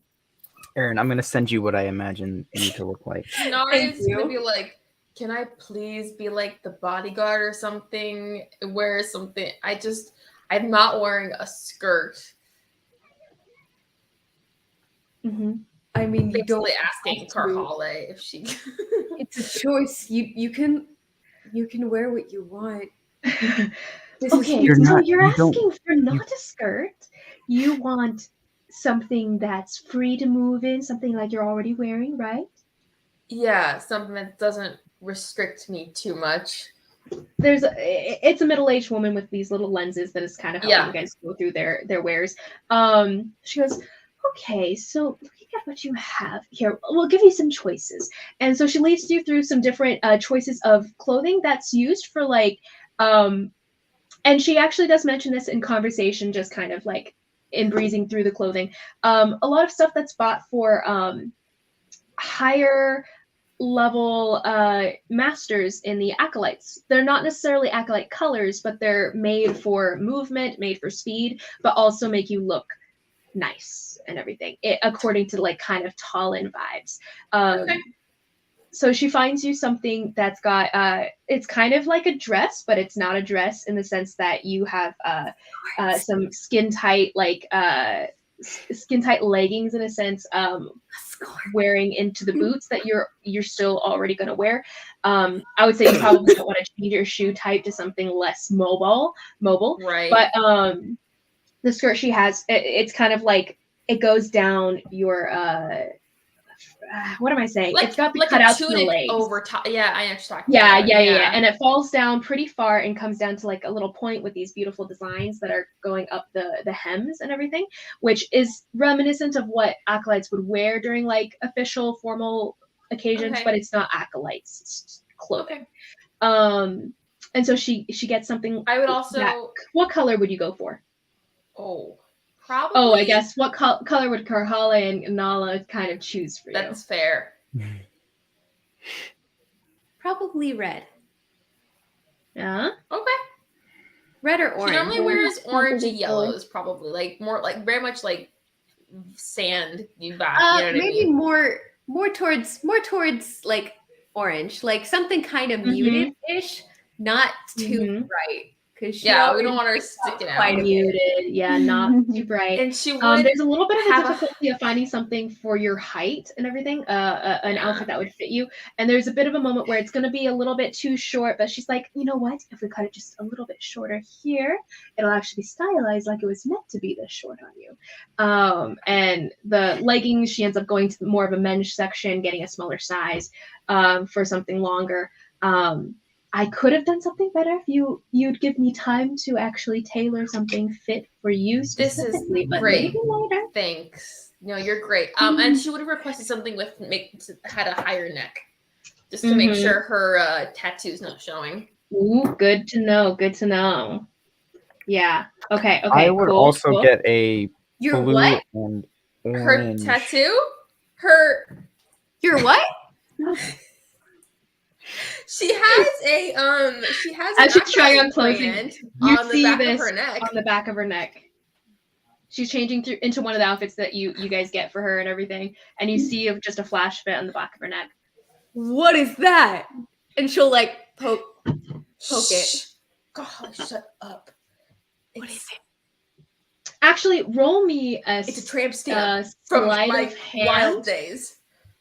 Roll me a sleight of hand check, Kanari, if you're trying to not let people see this in the for the lady who's around. You guys don't necessarily have like a set aside dressing room as much as she's coming back and forth and giving you different clothing and stuff. 16. Okay, that is pretty good. So for the most part, you're taller than her, so it wasn't that hard to do. I noticed. Yeah, and Karhale probably still did notice. And I don't know if Nemo was paying attention, but do you guys want to roll perception checks to have seen this, as she was trying to like kind of keep it on the DL? I mean, I it's a 21 for me. I'll see it. Wait. I don't really. 30-20 actually. Never mind. That is I thought. Nice. Karhale doesn't see this. Anola's the one who was like, "Wait, what's that?" Nemo, you see it. Doesn't occur. Tramp stamp from my wild days. Nothing important. Learning a lot about Never you had today, wild Kanari. days. What? Aren't these the wild days?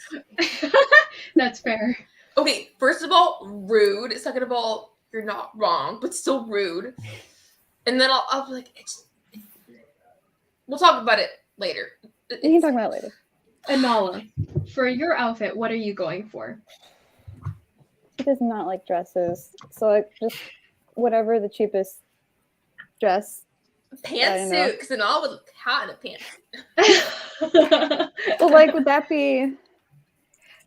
You could definitely go for more of like, I guess more of a masculine design, something more like what Nemo's wearing, but not like what he's wearing.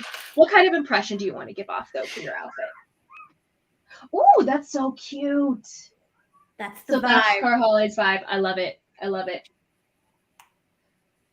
Anala, what kind of style? So let's see. What are some pant styles? So basically, you could do like a robe situation where you're still wearing pants, trousers, kind of like the baggier style, and then kind of have this like wrap around your upper shoulders and everything with like the nice material, nice designs and pattern work. Do you want something more like that, or would you go for more of a like kind of a simpler, maybe more of a middle class vibe kind of thing, less strapey and more functional? I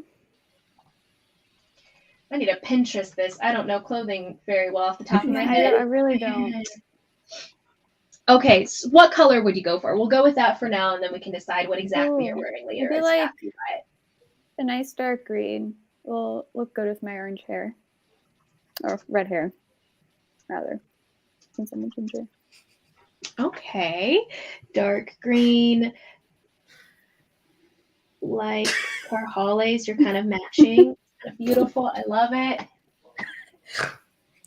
Okay. I'm sorry, I have to say this on air. Nemo put in the chat, intense session where 5 life-changing events are all about to take place. Party. Shopping session. Woo! I love it. So go ahead and look through Pinterest maybe later, and we can determine what exactly you look like. But I'm looking through Pinterest. Dark green, beautiful, beautiful style, and a lot of this is covering a good amount of skin for you guys. It's not super it's super breathy with the type of material it is. It's filmy and like it breathes through like Egyptian kind of clothing, like Egyptian cotton. Egyptian cotton. Yes, I love it. But it's covering a lot of skin, so you guys can kind of more so avoid the sun. But yes, so as you guys collectively buy your different outfits, yes. Carhala actually digs around in her bag for a hot minute, and she pulls out a gold armband and she puts it on. Ooh, tiny. Nice. Ooh. Liz knows what it is. Yes, I'm gonna get a orange and blue rhinestone necklace. Ooh, orange and blue rhinestone necklace. Okay. So well, go is ahead rhinestone the right word? take Sorry, notes on what your guys' outfits rhinestone are. is like sparkly, right? Yeah. No, sorry, not rhinestone. I want like unearthed raw gems kind of vibe. Like crystals? Kind of, but like not shaped at all. Like raw ones. So crystals. Well, yes, but crystals implies that they've been like made to look good. These are like something you get in an herbalist shop, or not herbalist, like in Urban Outfitters. Yeah, exactly. And Nala, what do you think of that one? But dark green. Oh, I like that. And it's like pants, so you can still like move. Okay, cool. Ooh. So now we kind of know what your guys' outfits are. Dark green for both Carhala and Anala. Nemo's going full white, snobbish looks. Kanari, this deep red satin, mobile, and very like upper class vibes. So as you guys are going to go through, these are the impressions you guys are giving off. And to pay for those impressions, it'll cost you. So for each outfit, that's going to cost you about 35 gold. And including the necklace for Nemo, that's going to be another 5 gold on top. So for the 4 of you, 120 plus 125. So it's not so terrible. You guys are you guys are more wealthy these days. It's what, 30 for me? 35 for you, 30 for the rest of the gang. Okay. And Kanari, actually make that another 35 for Kanari because of like just more expensive for being taller and like wow, same thing with that Kanari. seems 35. very, Sorry, like... and now you have a normal body type. 30. 30 gold? Is that what you said? 30 gold. Mhm. Okay. Would mine also cost more because I'm Yeah, tall? 35. Mhm. Got You're 35, Canar's 35. Nemo's only 35 because he added the necklace on top. Noted. All right, So we are good. all your outfits, and you guys are walking up to the state, the embassy for Kel. How do you guys approach? Nemo, you're leading this. What do you say? Oh boy. Social interaction. All right. You're You're the playing the sorcerer. face character. You chose this for yourself. You I did not. this to I'm yourself. not the social character. You're the only charisma-based character that we have. That doesn't mean I'm social. All It right, should. fix my hair. Put my. He's getting into character, guys. Yes, get it, Nathan. Method acting. You see this young woman who's the guard behind the gate, and she seems to be very much distracted with just messing with her weapon. She's just flipping it and messing around with it, and it tings into the ground every once in a while as she's trying to learn different tricks. The gate is closed. It's closed. Mhm. I'm gonna walk up to her, and what's the guy's name again? Merrick? The guy that Or Ashlon, and Ashlon, Patronus yeah. is his son. Though you do not know any other names of people at this estate, so Yeah, Ashlon is fine. Yeah. Excuse me. I need to see Governor Ambassador Ashlon, please. Thank you. And and I'll give her a Ting Kellen. as her- After I say all that, I'll be like, oh, and I'll give like a generic Kellen greeting to her. Okay, so you're speaking in Kellen. Yes. You're leading with Kellen. Okay, good. So she, like, in reaction to being spoken to in Kellen, she's a little bit surprised, and she drops her short sword that she'd been flipping into the dirt, and she kind of scrambles down to put it back up, sheathes it again. I'm sorry, who are you? Wanting to speak with the ambassador? Yes, I'm from the family Cygnus. Can we just if you want gold or something, I can give that to you. I need to talk to him real quick. Wait, did you say Cygnus? Okay, yes. We can have autographs later. Can we just move on? Go ahead and roll me a perception check. I approached behind him and I just put a hand on his shoulder. Is everything all right, sir? Her eyes dart to you. Go ahead and roll it with advantage because the idea of having personnel behind you does fit. All right, so you said perception. Is this deception? No, persuasion. Deception or persuasion? Sorry, not perception. Yeah, persuasion. Okay. We'll go with deception first, actually, just because you are claiming to be someone you're not right now. Yep. With advantage, you said. With advantage, Carhala giving you the backup. Okay, that's a dirty. little bit 20. of an assist. Okay, dirty 20, nice. Okay, so let me foot in the door for her. Okay, she dropped her thing. She's a little bit frazzled in the face of this, and you're speaking Helen, and you drop a big name, and she's like, "Oh, one moment." Wait here, please. And she turns to move away, but then she pauses and she turns around, runs back. Actually, you can wait in the foyer. And she ends up pulling out a large key, puts it into the gate, swings it open. There's a creaking. She goes, you and your and she looks behind you. Entourage can wait in the foyer. Please, after me. And she kind of scrambles up behind.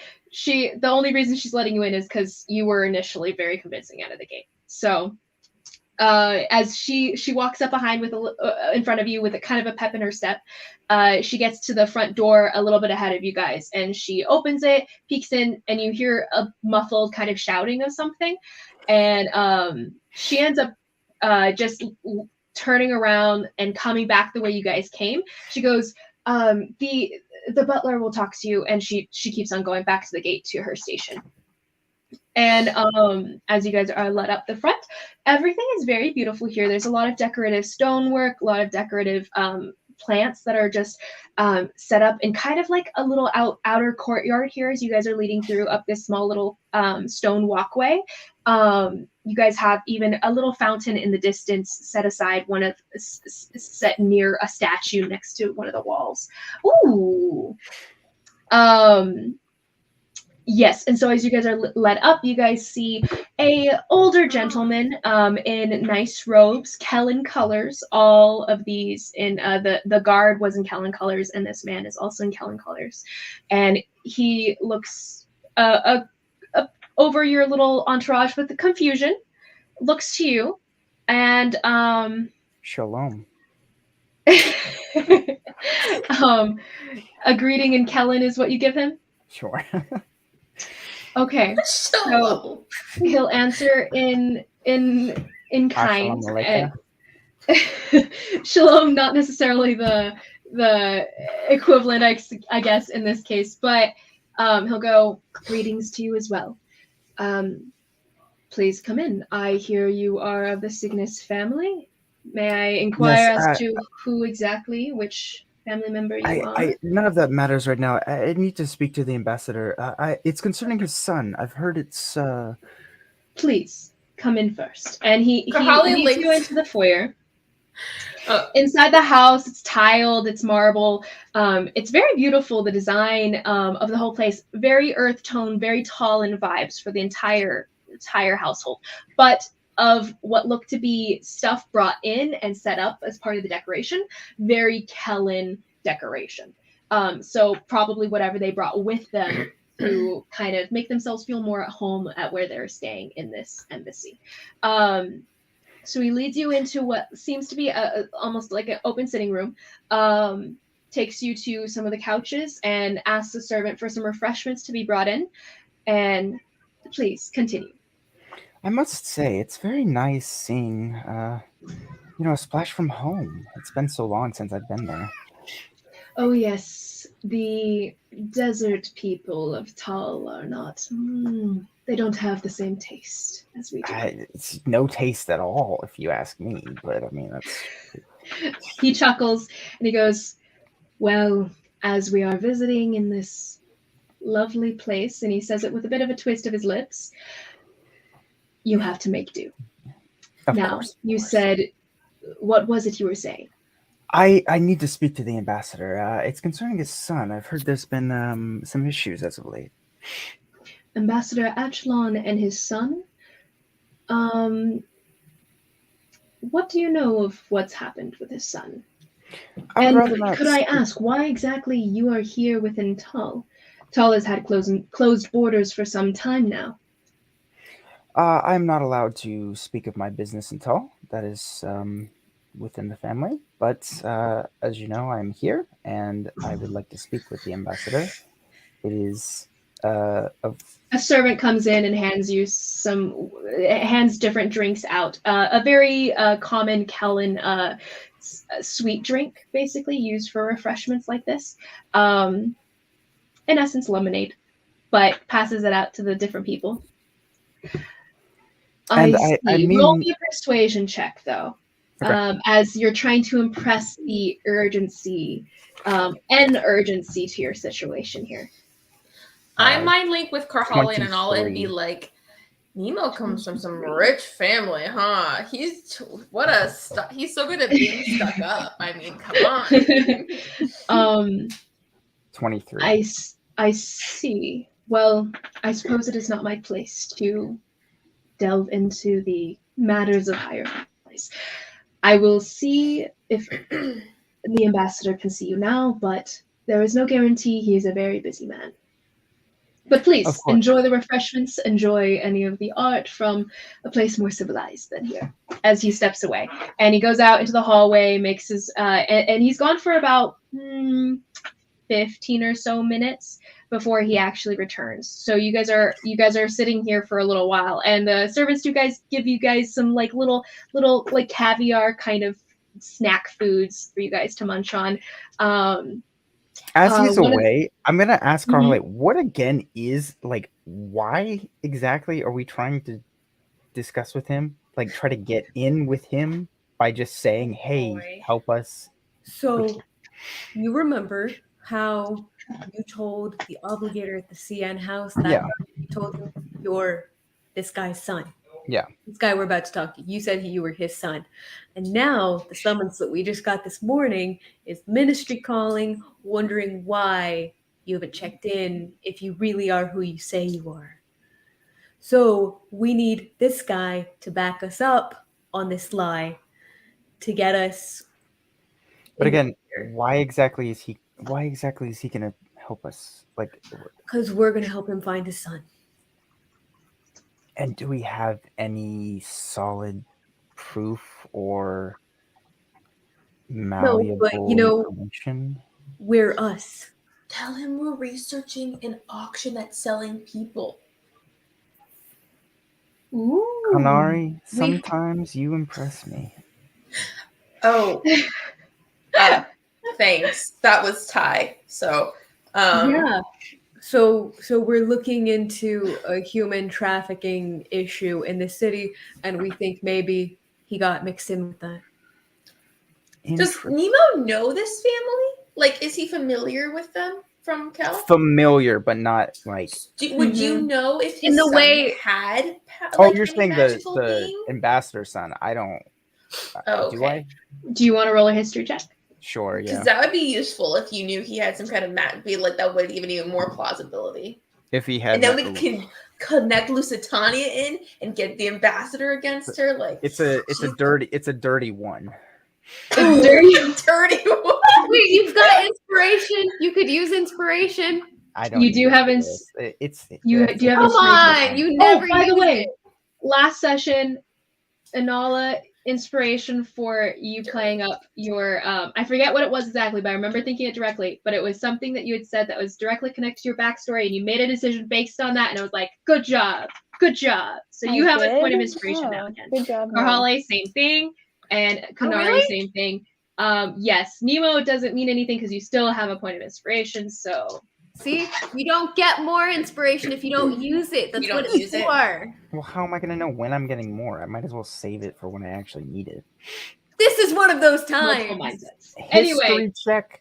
so history check. Give us You have no insight. idea, Nemo. You didn't really care about what was going on in the big political scheme of things. It was like knowing who your governor was. Who cares? I don't know who my governor is. I'm just kidding. I now know. No, I actually don't. Question that. Never mind. I don't know. Anyway, you are Nice. a regular kid in America. Mm-hmm. They think who thinks that Africa is a country. So Joe Lombardo. Yep. Your governor's name is Joe Lombardo. Thank you, Joe Lombardo. Vince Lombardi? That's No, I'm just kidding. But yes, so I might you never paid attention, so you don't know who exactly he is. You might have heard of his name here and there, but no idea. Okay, so the man returns, the servant returns, and actually go ahead, Nemo, give me a D4. Roll me a D4. Ooh. I don't like it when she does these mystery rolls. 4. Well, it's probably just if he's in or not or available. Mm-hmm. Okay. Emilios comes back in and he goes, it seems that Echelon is presently available. So Oh boy. I will see you to his office. And so he brings you up to what there's a multiple floors of this establishment. So he takes you up 3 of them. And at the 3rd floor, he takes you down one hallway to the right. And then he brings you to a nice looking door. There's been vases along this hallway, this corridor, up until here. And he opens the door, opening into what looks to be a nice study for a rich man's study. You're familiar with the style. Your parents have their own version of this similar thing with the desk and multiple shelves of books all around him. He seems to be working on some papers presently at in front of him with his quill at the ready as he's dipping into his little inkwell, and you hear the ding ding ding ding of him just dipping it there, and then he starts to scribble back on the page and he looks up. Thank you, Emilios. You can show him in. And Emilios kind of motions Nemo in, but he turns to the rest of you and he goes, perhaps you should wait outside. Oof. I agree. You may wait in the foyer. Oh, you're I will gonna show you back. pay We for will that bring you one more now. refreshments. You are gonna pay for that. I'm mind linking Nemo as I leave, so that way it's like It's a little bit at a distance. How far do you have? What's your 60 feet. distance on this? 60 feet? You will lose that as you guys go back down the stairs, back into the Can I foyer. be beneath him? I would say through the stone In and the- everything of the house. No, I won't. You won't be close enough. Curse. What are you doing with your finger? Finding the hyper. So Nemo, you're led into this Yeah. into this room, and there's an older man, about the same age as his servant Emilios, and seems like Ambassador Achelon himself seems to be a very stern individual, a very stern man, with who seems to have a lot of expectations about those around him. In light of that, he reminds you a lot of your father, actually. So as these people step out, he looks at you with general confusion as to what Akellen would be doing in the heart of Tal, and he motions to the seat across from him. I have seen you. I appreciate your discretion in my being here. It is not, as you know, customary for us to just visit, and I would like to keep it that way. Especially not quite so customary to visit in the heart of Tal. Yes, Please. I'm quite aware. I have been. Would you sate my curiosity? Yes. So your son, I've heard rumors. I am on. At the mention of his son, his brow does furrow, and there's a bit of worry that kind of glances across his face, and then it clears up. I cannot state exactly what business is here. Obviously, I have to keep something secret, but I have information concerning your son. Please, one moment. What business is this? You would know that I, as the ambassador sent from Kel itself, from the Rex Regis himself, should be privy to all and any goings-on that has to do with Kel and her families. There are things which even the ambassadors are not privy to. He looks down his nose at you. Roll a persuasion check. Oh boy. 16. 16. He goes, I do not think a child knows what is best for his home country. As one such as myself, the Cygnus family, you should know, is far below mine. And maybe that makes it why I was sent here. If I was so readily seen and recognizable, it'd be a little harder to do things here, wouldn't it? That is true. Explain why you've come here.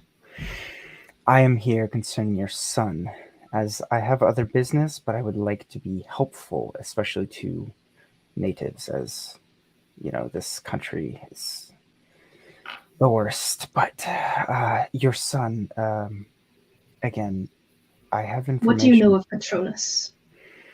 I believe he could be entangled in a, what would you call it, slave ring? Trafficking? I trafficking. believe he could be trafficked. He recognizes the way you pronounced it as like an upper class pronunciation of the word. And he nods. He's being trafficked. It's one of those weird words that are just pronounced the wrong way, but it's the upper Exactly. class way, so they're cool with it. Another example of what's classy if you're rich, but trashy if you're poor. Pronouncing words wrong. Anyway, moving on. Oh, so true. I would like for a bit of your assistance, if you wouldn't mind, and I would like to What assist you in evidence do you getting your have son that back. Patronus is being trafficked here? I cannot bring that up as of now. You'll have to trust my privacy on this. But I can tell you this, I will get your son back. I need a Roll simple me. favor. Roll me a deception check. Deception, okay. A little better. Cool. It's a 9. Inspiration! Inspiration, This please. is a good time to For the use it. love of everything decent, use your inspiration. Are you going to use your inspiration? This is pivotal. On a 9? This is pivotal. Use If I your get a inspiration. nat- A 9 in lying about Patronus being trafficked. Okay, but if I get a 1 going forward, what am I going to do? Well, you're going to discount yourself now. Fine. I will use As my the inspiration. scene is frozen in this moment of you. It's a nat 1. Are you happy now? Oh my gosh! Okay. So, That's why I don't. and inspiration just gives you advantage. It doesn't exchange the roll, so it's not that you have a nat No, I 1 know, now, which but- is still the higher. But so he goes. That's never happened to me. His brow furrows, and he goes, I have not seen any evidence to suggest that Patronus was taken for reasons to be trafficked or not. And I don't think that you do either. I believe my sources. And Why are you truly here? What do you truly know about Patronus? He is my blood. You should know that any Kellen of high blood would not accept anyone's threat to their family. If you don't want my help, I will simply leave. I was just here to offer a favor. If you don't want my help, I can leave. What help could you give me? I am entered in that arena.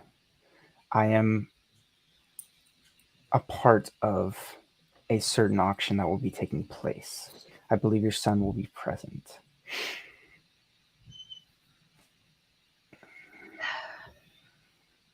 Do you have physical evidence that my son would be present in such a place? I do not.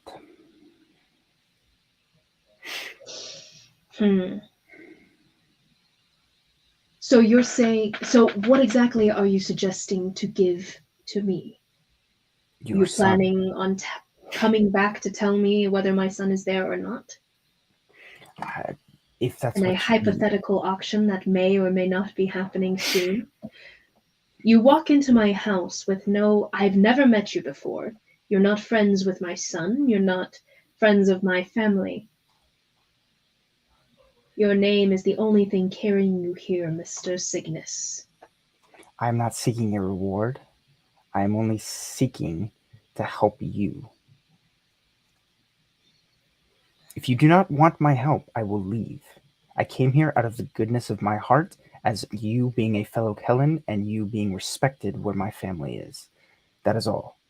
If you refuse me, I will leave.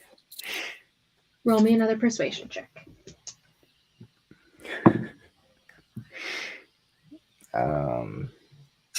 18. You could have had us there to give you advantage, maybe. I But you know. ushered us out. Okay. An 18 is still good though. And okay, so at that, he pulls off his glasses entirely, puts them off to the side, kind of like rubs at his temples, seems to be maybe a migraine that's been haunting him for a little while now. And at this point, you can kind of tell that he's not been sleeping very well. And he stands up from behind his desk, gets up, and turns around to look out the window that's behind him, casting light upon his desk, and puts his hands behind his back, and he goes, all of the agents I've sent out throughout the city have come back with nothing about where Patronus could be. What's happened to my son? And you're saying a child sent here by his family for who knows what Call me a knows child more again. than any of my agents. Call me a child again and I will walk. I'm more respected than half of these servants you have out here. We are the same station. You are a child in comparison to my age. If you'd like to walk out, there is the door.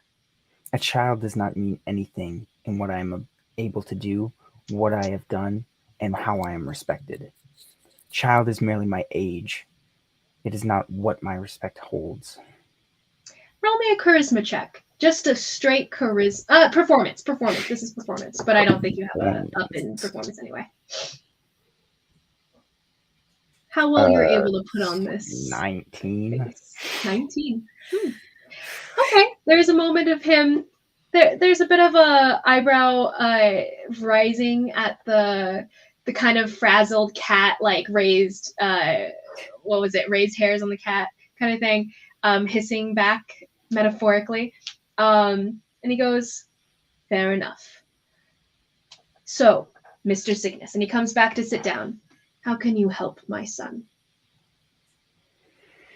I can get him back for you. And what do you need in return? I need nothing. There's a slight communication error amongst the what is it called? The ministry. Glory Ministry. Which Yes, they are troublesome. Which could possibly prevent me from getting there, but as of actual need for me, I do not need anything. He reaches for what seems to be some sort of pipe, and he starts to put some stuff from a little box, opens a little box, puts it into the pipe, setting it up for something he's planning to smoke. Do I recognize what he's putting in the pipe? Roll me a nature check. Nature, okay. Nature or history, actually, I think would be acceptable.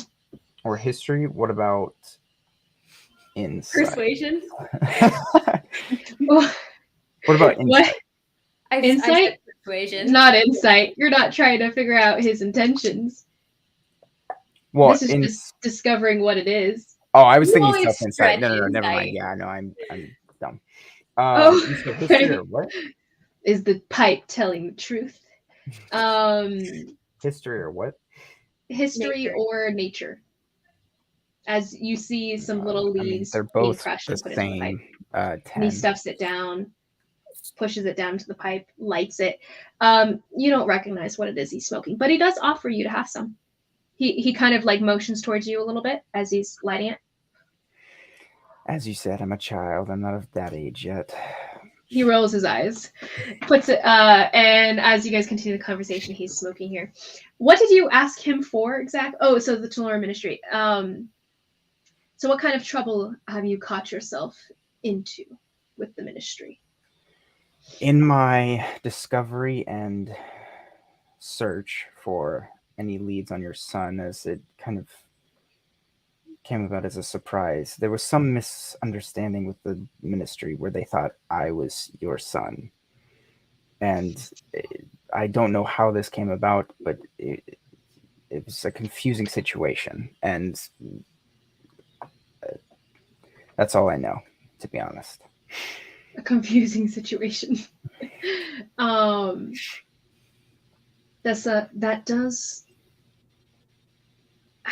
exactly does a confusing situation come about where you are considered to be my son? As I said, I was searching after leads when your son was up, and there were clerical errors on both sides. Interesting. So are you asking that I back these claims or refute them? Whatever you think is in your best interest.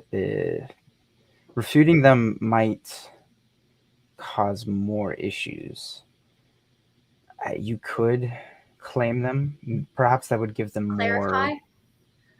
What are you portraying yourself as amongst the upper class? You seem dressed for your station.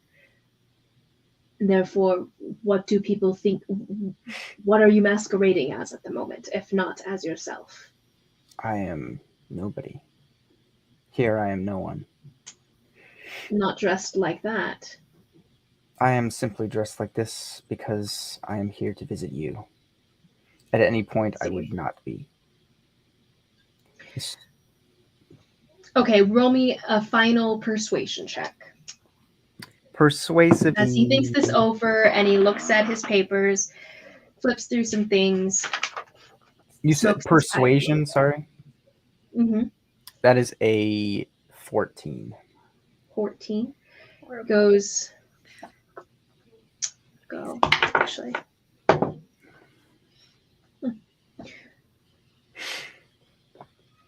If Mine stood for his role.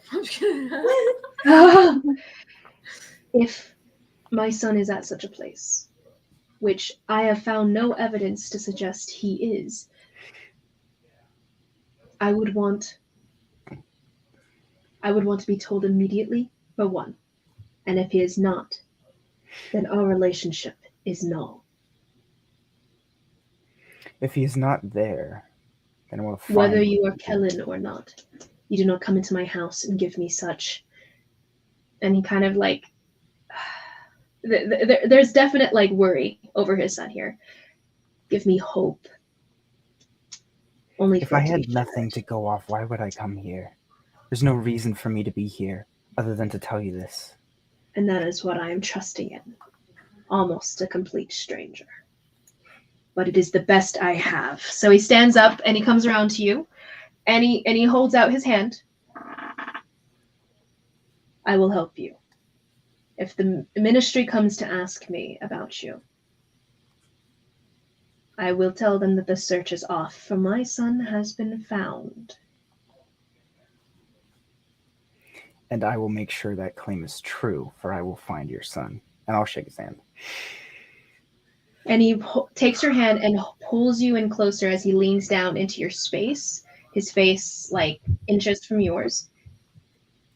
If I have called off the search for my son for nothing, know that the family of Etoile will seek yours, your destruction, sickness.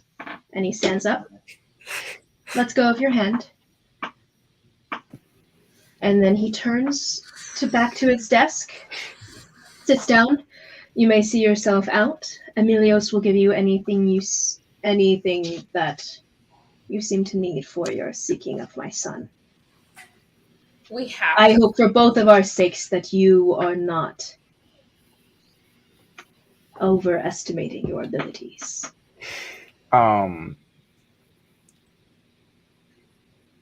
Okay. I am going to prestidigitate and swing the door open. Goes, you were trained. Where at? I'm just going to walk out and close the door Why behind are me. you being so rude? To be fair, it's not necessarily uncommon in their kind of fields. So him being this rude and everything kind of falls into the I guess. Sort of. It's a careful balance. It's a careful balance of being being polite and also being impolite. It's weird. Royalties never actually, where it's all up front niceties. Right. No one actually Yeah. cares about the others, but Mm-hmm. Mm-hmm. So Emilios is waiting for you outside in the corridor, and he kind of comes up to you, asks if there's anything he can do for you. Seemingly now that the head of the household has spoken to you and seems to approve of you. Yes, actually, I was wondering, do you have any dealings, or any mode of transportation? I'm in need of faraway travel. I had not planned on coming here as immediately as I had, but We have horses and different palanquin sort of travel. What are you asking for exactly? Something faster than that? We do have house mages that can teleport between here and the home country. That's good. well, that's good. um.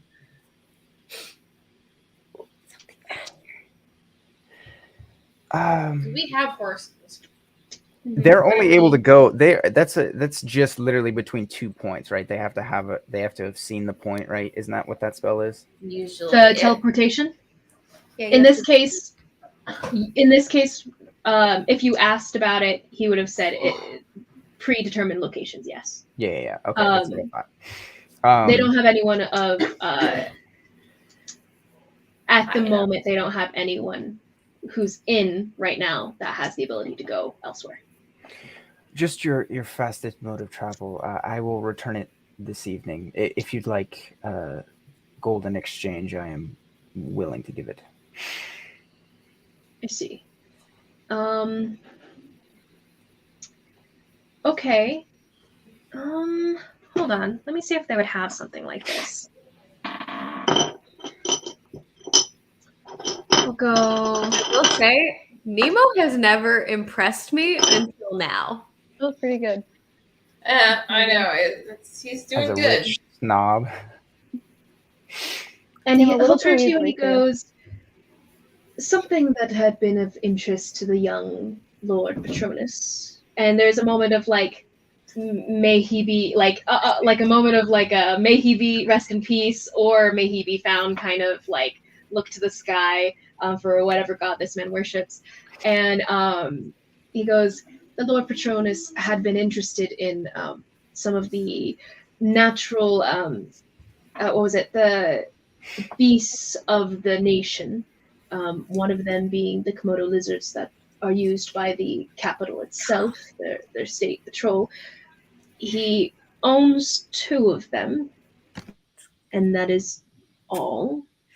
They are known to carry be 2 fast, people, though, right? but they are also they're pretty big. They could in theory carry 2 people. Granted, Because I Carhella remember is them. big. 2 of the Carhella is guards heavy. coming in on one, right? When they saw us that night. Mhm. Yeah. Okay. As his pets. However, they have not been trained for very long before he disappeared.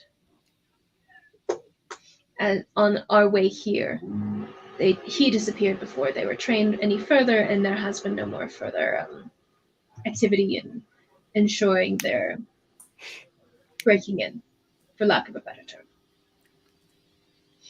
So they are an option, but What do you need them for? What do we specifically need them for?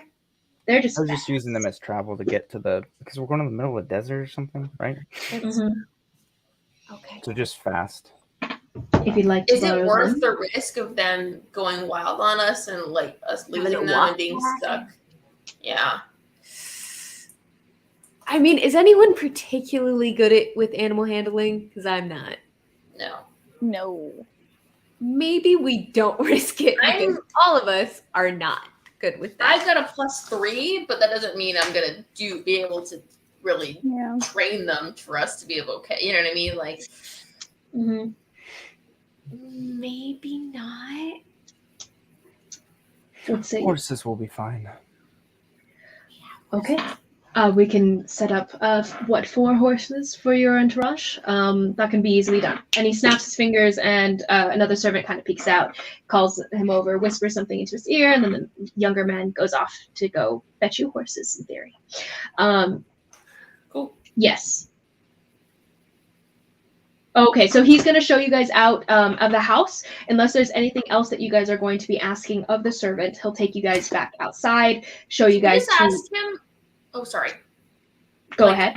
Just ask him where his son was last seen. Like, you know what I mean? Like anything they know where like to last since. Yeah, we'll get the rundown of what they know. Yeah, Okay. get a rundown of what the guy knows. They'll give you the information basically that on their way into the city, on the way to the capital city, as they were traveling slowly, because it seems that so they didn't have an established teleportation circle for in the city, so they had to make their way slowly the old-fashioned way. And in that process, in that caravan going through the Gan Desert, right when they were entering into the city, they were attacked by some sort of sand bandits kind of thing. And in that attack, he disappeared. Patronus disappeared. And so from there, they'd been sending out their own agents, looking throughout the cities that they were passing through to find out where he was, but they haven't found any trace of him. since, but that's basically it. He has like it's been very frustrating for him, and Emilios will translate this to you guys. Will impart this to you how frustrating it's been that all of Achelon's power hasn't been able to get him his son back. And it is said that Patronus has not been trained in the arcane arts. Okay. Could we also, as far as they know. Did he have a predisposition for being rebellious or running off or liking to do his own thing? Oh yes, very, very much a rebellious sort. Drove his father quite created a very unique relationship between the two of them. But his father does love him, care about him, and whether or not they might have strife between the two of them, does care about one another. Patronus himself has dipped into many different hobbies over the years. Many different hobbies. And there's just frustration there of how many hobbies he had to help along. Exactly how long has he been gone then? Let's see. It's been since they've entered the city, so it's probably been only about 2 months that he's been missing. Do you think there's a chance that he just went off to do his own thing? That has been considered. Is there anyone he would have taken with him, possibly? Or do you think he's out on his own? Is there any... He wouldn't have had any friends here that we would know of, unless perhaps one of the servants that he was particularly fond of? I suppose there was.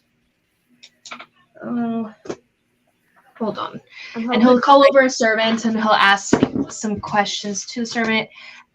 This younger man, he'll come over and he'll go, yes, there was this one young female servant that he seemed to be fond of. Her name was this one servant named Philia. She seemed to be someone he thought kindly of, affectionate towards. If you'd like, we can introduce you to her. So she's still here. Okay. That'd be great. Mm-hmm. He goes off and brings back a pretty girl, a very pretty girl who looks same complexion, same style of clothing from what you remember Nemo wearing when he first came to the group. Beyond the fact that she's wearing servant's clothes, and she's kind of confused being brought to you guys. And what is it that you wanted to speak to me about? Philia, I am from the Cygnus family. Oh boy. Her eyebrows go up, and she kind of like does a little bit of a curtsy. Yes. You may rise. Eddie Soldier. I am currently in the search for Patronus, and at the name of Patronus, her eyes do kind of water a little bit, and she's like, "Oh, I'm so glad that people are still searching. I am so glad. What can I do?" I need to know, did you ever give him anything of significant value, or maybe something personal that was given to him? I suppose I did. I gave him. He gave me a necklace, and I gave him one of my rings. It was a little small for his regular fingers, but he wore it on his pinky. And are you wearing a ring similar to it now? Of the same family or anything like that? Well, it's just simple silver. With and she shows you a ring that's not the same. It's made out of something bronze, something more of a tan color, but it's got the same etchings. She says this one is its twin. The rings are from my family. Something I was given to by, well, passed down throughout my family, but And what is your family name? It is its twin, just in a different metal. And what is your family name? Morelli. What did you say? Morelli. Morelli. Okay. I'm not familiar with them, but I appreciate They're it. not very important, but we work for important people. Well, even families with lesser regard are important in some ways, right? Smooth. Of course. We don't always answer to the higher people. The lower families still have power. Of a sort, yes. Yes. I am sure that you have done many, many important things in your life. I suppose so. Sorry, off track. Yes, Glass a little nervously tucks her hair behind her ear. the day he disappeared. Do you know who saw him last? The person to see him last was probably one of his servants, but I mean, it was kind of a crazy day. The caravan itself being attacked by bandits, it was very frightening. A lot of people died. I think his personal servants, actually, the ones that stuck close to him, were probably killed in the whole thing. And sorry to keep bringing this up. Were there any magic wielders among the bandits? Among the bandits, from what I recall, and what the servants have spoken of since, yes, there were. It seemed that the bandits themselves had a couple mages, at least. They'd called for some sort of beast to distract most of our protectors, most of our guards, and while they were busy defeating such a beast, they came up to flank the whole group, and then attacked with their own numbers. It was quite an issue. I'm gonna not ask her. I'm gonna ask. We're still with the butler, correct? Emilios is there, yeah. I'm going to pull him aside and ask if any of the bodies of the raiders were maybe not kept, but like if they killed any, and if they are. Oh yes, many were killed. As far as bodies being kept with us, no, but we did keep some of the things that they held on to, if that's of interest. Is it possible? Yes. Sorry to bother you so much. But I would like to solidify a few leads I have. If you could show me those items. Of course. The And Echelon has told us to do whatever we can to help you in your search. Sorry, Kanari, what were you going to say? oh, I was gonna ask the girl if she would possibly get us something small, a sock, something that belonged to Patronus, just something that, like a handkerchief, something Immediately, that she'll pull off the little necklace that's been hanging under her servant's clothes, and she holds it out. She goes, "This used to belong to him. Does that work?" Isabella does not want to take that from her, but yes, Canary will. That would help, I think, a lot. But I'll give it back. And please take it. Anything. I'll give it back to you. Anything for you to find try. him. Yes, thanks. Thank you. And like turn to Carl and be like, maybe Give can help us try to find him. You were just all around impressive today, Kanari. I'm telling you, it's that tea with the booze. I think it's a really good mix for me. It brings ideas. So I'll tuck it in my pocket. Let's take a pause here. Oh yes, I'm gonna say I'm dying. Yeah, so we'll go to bad. the bathroom and we'll start off with Holy Emilio crap. showing you what the stuff is, and then we'll go to whatever you guys do next. Okay, so see you in a bit.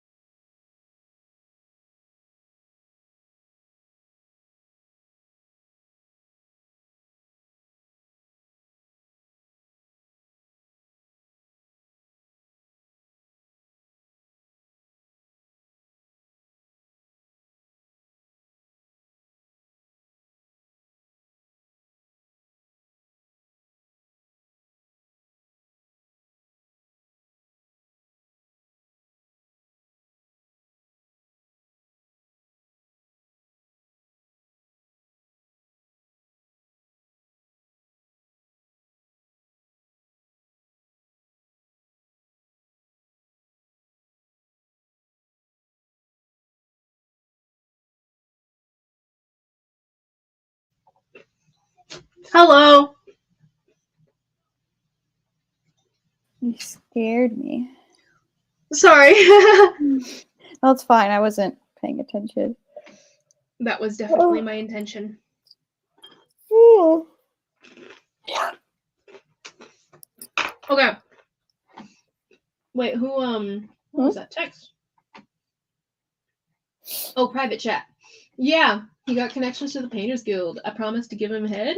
That's what I thought. Jail. He must not Harry. have decided. Infinity Stone. Expecto Patronum.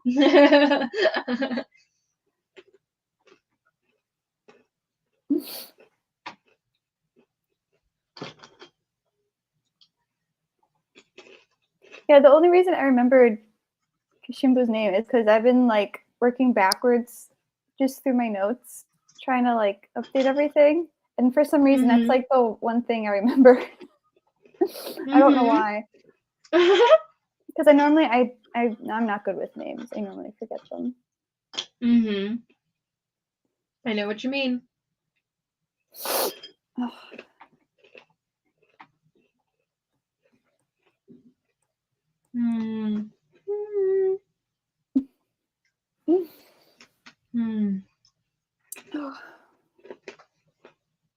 I'm eating peanut butter pretzels. I finally Ooh. like them okay now. They're not amazing, but they're like... Oh, did you not used to like them? COVID made me dislike them. But now it's not so bad. What did they it's like taste like? a little bit middling now. I don't even know anymore, man. Like, my taste has changed. Or the taste for peanut butter specifically has changed. So I don't even know what it tastes like. It just isn't something I like anymore, which is so sad. And that's so just what weird. peanut butter tastes like now. Oh, it's so sad. Isn't it? Because peanut butter is so good and it's in so many good things. I always forget that you got COVID at one point. Same. I think I had it, but the test said it was wrong. Or it was false, but there's no way. Because I got it, so I got sick the same time my two friends did. And one tested positive, so me and my other friend were like, okay, now we have to go get tested. So we both went to the same place, waited in line for like a couple hours, got tested at the same time, and hers was positive and mine was negative. I was like, are you kidding me? So I definitely think I had it. I just think I had a bad test. Yeah, the But tests honestly, are so funny. Because I worked through COVID, so I'm surprised I didn't get sick prior, because that was after. Like way after. Same. I didn't get sick until after the main hit. All right, because you were at school. You weren't home. Yep. Would you have worked, or would you have stayed home? Oh, I would have worked, definitely. Yeah, I would have if it were still, if we were able to, kind of thing. I would have worked. I would have lost my mind if I had to stay home. I just probably wouldn't have lived at home. I probably would have during the initial thing. I probably would have just stayed at Danielle's house.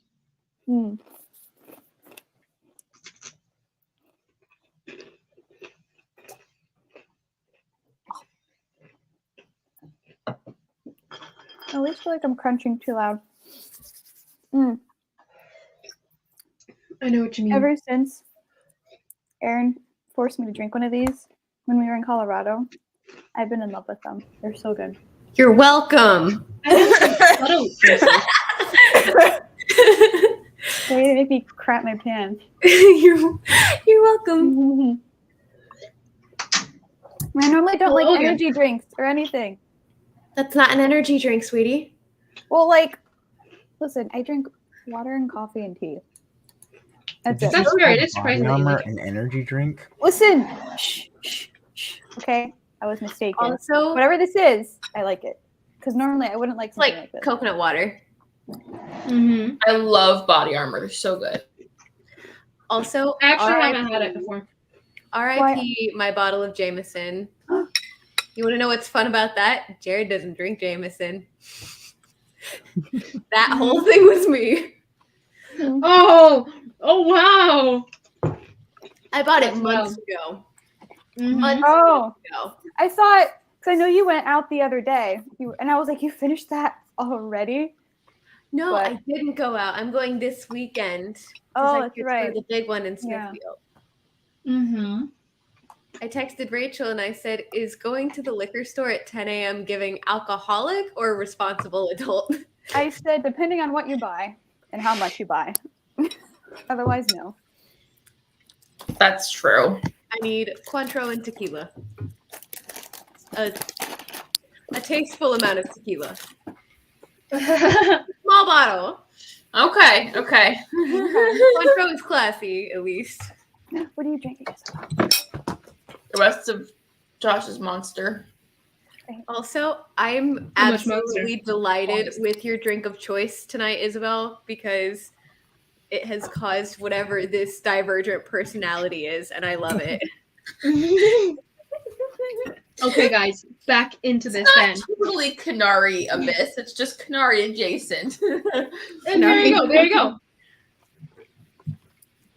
Okay, so Melios takes you to this takes you to basically a storage area where they have a table scattered with random items, and a lot of them not well made.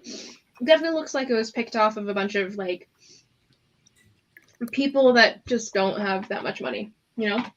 But and some of them are covered, specked with blood here and there. They haven't been cleaned or anything, kept in their condition from when it first happened months ago. And so you see a bunch of bandanas, the earth tone bandanas. Actually, as I describe these to you, Nemo, go ahead and give me an intelligence check. Me intelligent? You and Carhale. Intelligent. Yeah, give me intelligence checks while you guys look through this stuff. Ooh. So there's a few bandanas that are earth tones, like sand tones. You guys see a couple. There's 2 locks, but there are no keys. Until you kind of push something over to the side and you find one key, but it doesn't fit the lock. It's a little too big for that lock. You see a couple playing card sets specked with blood. A bunch of them are missing cards. You can tell because the little wrapping and everything. They're both different sizes, so you're like they're the same card set, so one's missing cards. Some gloves. I rolled a 19, so 18. 19. Ooh. 18. What was yours, Nemo? 31. Ooh, 31. Okay. Well, love that for us. Carhale, it reminds you of a lot of the clothing that's been pulled from the bodies and everything that's laying on the table too. It reminds you of the sand scars from way back when. The people that were chasing you guys from the north going down. And apparently you'd heard at the time that there were multiple different groups of sand scars and stuff. Mhm. This matches the same style, same clothing, same everything from the Sand Bandits. With As that the pretty high a roll. They're the same as the ones we encountered specifically? Not the same as them necessarily that you know of, but they're the same kind of group. Okay. Like the different clothing. This is exactly how they looked. Okay. So they're probably part of the same group at least. Same crew. Same because they had multiple different groups of the same gang. Gotcha.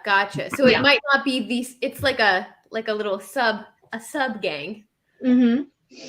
And let's see. You see some dice, some collections of dice, some beautiful earrings that have not been, spoken for to be sold or anything. Some golden earrings here and there. Different designs, more of Talon designs. And then you see a coin, double-sided, vial of acid, some different vials of different things. And there's also what seem to be like coin purses, multiple coin purses, but they haven't been like emptied or anything. The coins are still in them. And then a pouch of what seem to be gemstones, as well as some weapons. There's a pile of weapons off to the side of the table.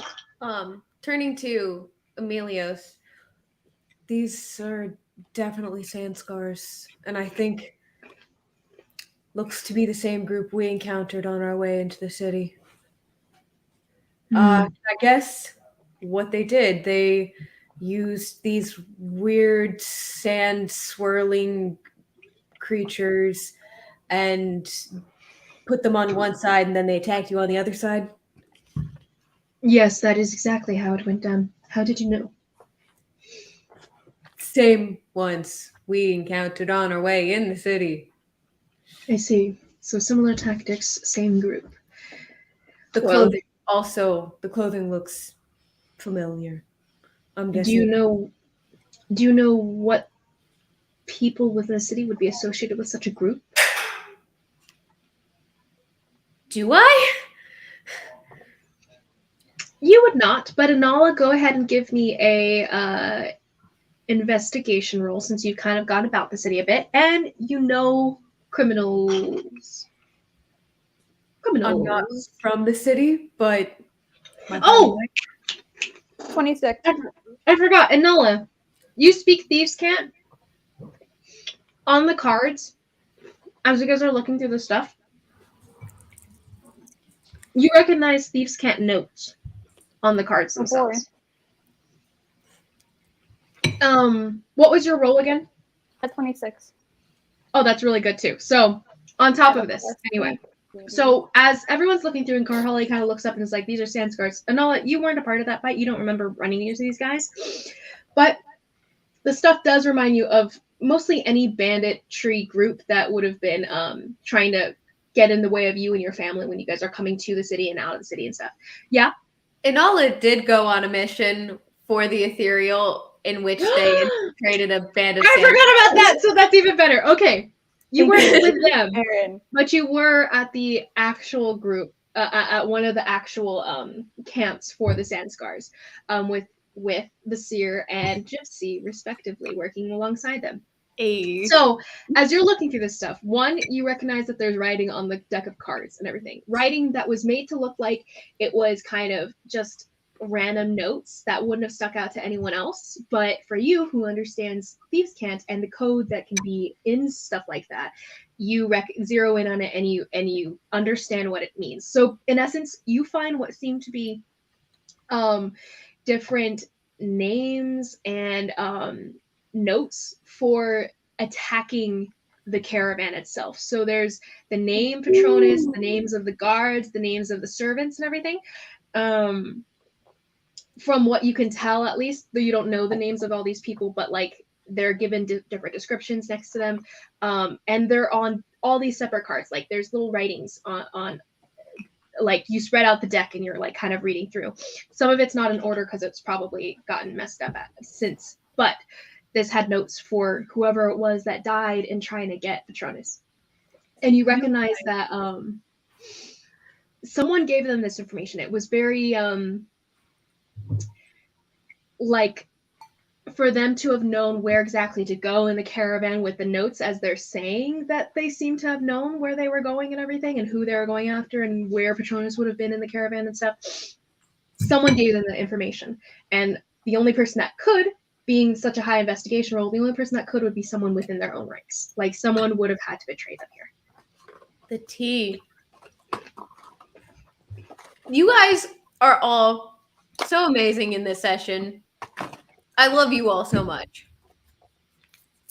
Like Nemo, Kanari, Anala, all of you, so clutch today. I just need more monster guys. It's fine. Mhm. And of course, Carholly there is just, leading the charge per use. And Nala, leading- do you relate I'm not that leading information to crap. those around you? Yes, ma'am. You're muted. You're muted. She lets you guys know. Yeah, I just pressed it too when I started speaking. She lets you guys know what she's found as she spreads it out, and you guys are all like, "What's going on? What's going on?" And she's like pointing at the different words that are on the cards themselves. Kind of very crazy for Emilios, who's there, who's like, "How we looked at this? We had some of our best looking at this, and it Anala's doesn't seem to very mean anything." See, you had your best, but you didn't have our best. Anala's very intelligent. Would she think to maybe not mention the fact that it was probably someone from within their own ranks betraying them Yeah. in front of their house? Oh, that's a good point. You have a good point. Anala, you can hold that back if you'd like to. I'm just gonna pretend that I just can't read at all. That was your own what's the word I'm looking for? Surmise? Yeah, but Supposition? that's a verb. Anyway. A supposition. Supposition, I think is what you're thinking. Yes. That's not a verb, but yes. Well, to What surmise. is your own I surmise. Anyway, it doesn't matter. The point is. Two surmises is a verb, yeah. Yes. Well, but either way, never mind. I'm just. never mind. It's, lost the whatever. point. Continue. Pass. We're good. It's fine. So Anala holds back that fact, and she keeps the information that she's gleaning from this to herself, right? Or do you share like part of it and just not the whole? Yeah, no, I won't say a thing. Nope. Mm-hmm. Nope. The rest of you guys do notice that she's like zeroing in on a lot of stuff, though. Her eyes are kind of darting apart upon the cards as she spreads them out and everything. And Emilios points out, like, we already had our best look at that. No one expected any. No one saw anything of interest. It seemed to be just random annotations for the cards themselves, probably for one of their games. Yeah, there's we not have- much on here. I think we had some sort of signal, like you tap Kanari's shoulder 3 times when you need to do the mind link thing. Oh yeah. Mm-hmm. Just as a reminder, we did that. So We there's can a talk about it on the road, but that's true. If you want, so you know, On the if road. you wanted to talk about it now, that's a thing. Is there anything else I can help you guys with? This is about all that was left behind by the Sand Scars, and they're dead. But none of it seemed to be of any help in the search for Patronus for us. So you said you didn't realize these were sand scars? There's been talk of many different bandit groups surrounding the city, attacking caravans in the travels between cities. We just thought it was one of many. The Sand Scars themselves, as far as I understand, were more of a northern base. Us coming from the south, it hadn't occurred to us as them necessarily. But these Sand Scars, it is of interest. They're a bit wider spread than I think you give them credit for. I believe so. Go ahead. If I open one of the pouches, how much money is in there? You see about maybe 30 gold pieces per pouch. Okay. I'm going to take 10 out if that's possible. I would say, hold on. Like deceptively, not out in the open. Oh, there's 9 pouches there. So you're going to take 10 gold from a pouch or multiple pouches? 10 gold from a pouch. Okay, roll a sleight of hand check. Wowee! Not my specialty. Then why'd you do it? That's still a 14. That is pretty good. We'll go. Emilios' eyes flick to you while he's still speaking with Carhali and Anal, and he goes, "Please don't touch the evidence. It is very, very special to, not special, but it's very important to Echelon that we keep all of the evidence from the attack as it was. Unless you had a good reason for needing the coins in this part of the search." Has it not been... Have they not looked through all this information already? They have. That's what we've been saying. We've been looking for 2 months. Some of these coins come from different parts of the country, so it is possible that it was stolen from a certain area or other things. Roll a persuasion check, because you're not wrong. The coins do come from different areas. Dan, do these just seem like more of a common one, like Sand Scars? There's not any like higher ranking member or anything in there, sir. Sorry, what was your question, Isabel? Sorry. These just seem like more common, like regular Sand Scars. There's not like a higher, guard, or you know what I'm trying to say. Like, there's no one special within these group of, or within like, doesn't look like there's anyone's. So, like, are you asking whether there's a like a higher level group of sand scars rather than a lower level group if of sand any scars? of the stuff in this looked like it belonged to a sand scar that was a higher, like, you know what I mean? Like, he might have been carrying something like the sand scars might want back desperately, and we can take it as like bargaining chips. But I doubt anything that important within this. I was just wondering. Honestly, beyond the money, and then there was the bag of gems, which are probably worth a good amount. Beyond the actual like payment stuff, no, not that the group that can see in you as you're feeling through the stuff can tell. Okay.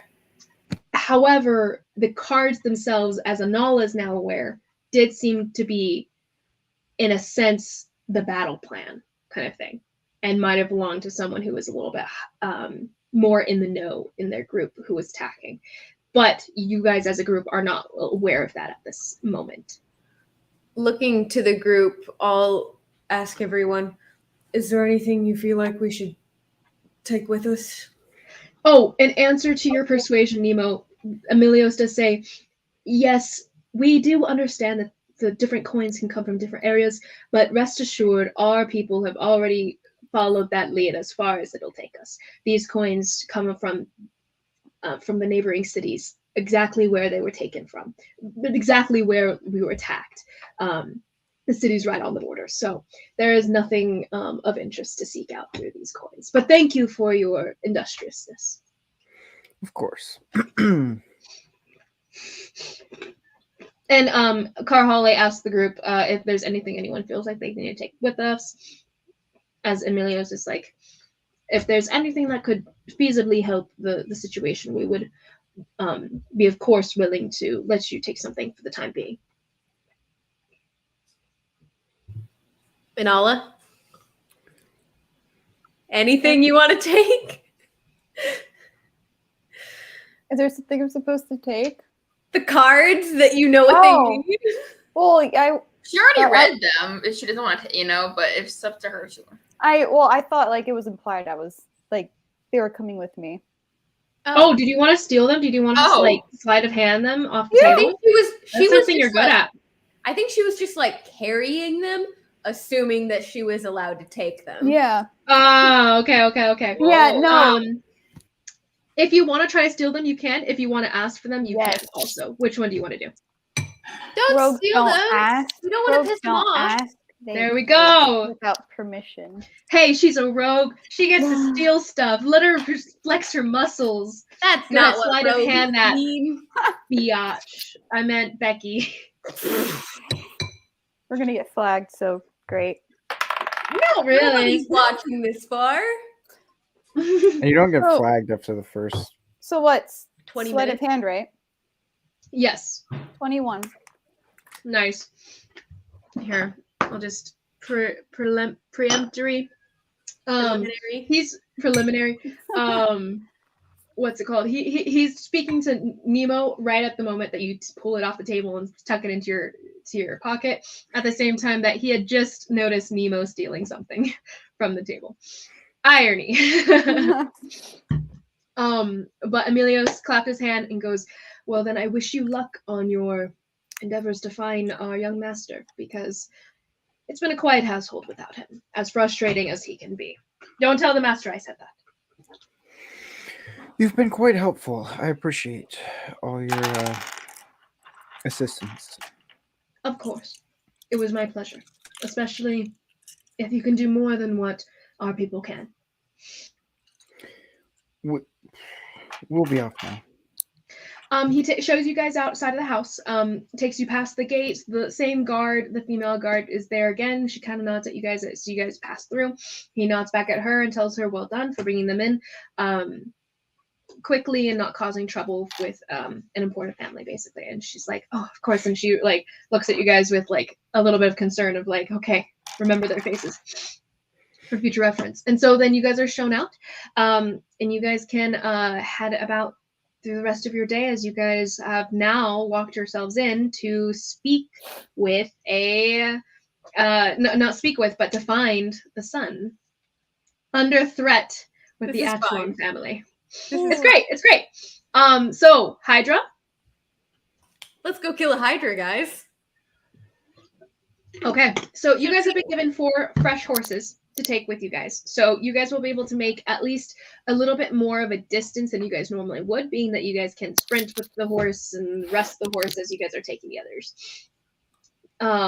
Or you guys can just take their horses instead of yours. But as you guys make your way outside of the city with all of your weapons and everything engaged, Karhale was given a vague understanding of how to find a sand hydra based on what Durlon's told you of where they hunt, stuff like that, and a general direction going a bit of a northeast direction from the city. So as you guys go out, go ahead, Karhale, give me a survival check as you're trying to find your way to the hydra. Don't forget, we get to travel at double speed. Oh yeah. Okay. So half a day's travel, it'll only take you a quarter of that. It's about, I would say your guys' trip to speak with Durlon is taking you to mid-afternoon and everything, so it's a good thing that you have this ability to cut down on the time. Traveling to find and speak with, and then the whole conversation. And that would be 21. 21, really good. Okay. So Karhale, taking the information that Durlon's given you guys are led farther out northeast than you guys have been so far. And as you guys are going out, you guys come to where it's like kind of a rocky area, and you recognize this is what Durlon told you as kind of the general area that a hydra would seek out its prey. He also did tell you that the hydra is a nighttime hunter, so coming in the day, like you'll have to find where it sleeps to attack it, kind of thing. And as far as he understands, the hydra sleeps beneath the earth. So as you guys are going through, you're going to have to look for different caves and whatnot. So everyone go ahead and give me a survival check as a group, as you guys have kind of gotten to where the area where the hydra does hunt. This will be you guys Natural as a group 1. trying to figure out where you're going. Sorry, what? Natural 1. That's fair. What's the check? Survival. Another survival check as you guys trying to track where this hydra might be. 18. 19. 19, really good. Natural 1. Lovely. Inala and Kanari. Both of you guys, Inala, you notice tracks in the ground of what seem to be large, like you know what snake tracks look like. This seems to be multiple snakes all at once, and then all slithering on the ground, creating the multiple different trails of snakes side by side. Gigantic ones, like as big as your body, laying down, kind of like indents into the sand. And you can see them leading in a certain direction, and then part of what looks to be a larger body coming up behind the slithering heads, almost the tracks in the sand, and it's leading in a certain direction. Kanari, you notice not these indents in the sand. However, you get the scent of what smells like rotting flesh off the wind coming from a specific direction. And so in your mind, you're like, okay, a hunter in this area with that kind of amount of rotting flesh carrying on the wind, it must be this direction. Whereas for Inala, you're seeing the tracks and you're like, okay, that way. But both of you guys are agreeing and you're like, okay, that works out as you guys move along. So Inala and Kanari leading your guys' way here, you guys make it to what seems to be a rock outcropping and like a hole that goes down into the ground. Yes. Can we leave our horses a bit of a distance away? Sure. You guys can find some like just rocky areas that you guys can like tie your horses to. Good point though. Tying all the horses up there. Do you guys keep it in view of where do you guys keep it within the hunting ground or even outside of what you know as the hunting ground? Probably outside. Yeah. Okay. So it'll take you guys a bit of time to make your way through on foot going through, but not so much. And you guys tie them on the outside of what you know to be. It'll be pretty far away though. So if anyone comes up to steal them, any Sandscars who knows? You guys will not be in the vicinity to notice or hear or whatever. So let's hope they're there when you get back. Anyways, you guys make your way in. It's You guys, we get double travel time with me, regardless of the horses. you guys come to what seems to be a hole in the ground. Oh, everyone, give me a perception check really quick, please. You're funny. Me, perception check. Ha! That's a 2. A 2. I rolled a 7. natural 1 and a 2. What the Back heck, to back, Carl? man. This is on the snitch. I feel like you I'm know like, what was yours? 7. That's sad. 7. Okay, Kanari. 22. 22. 25. 25. Okay, both Sorry. Anala and Kanari again.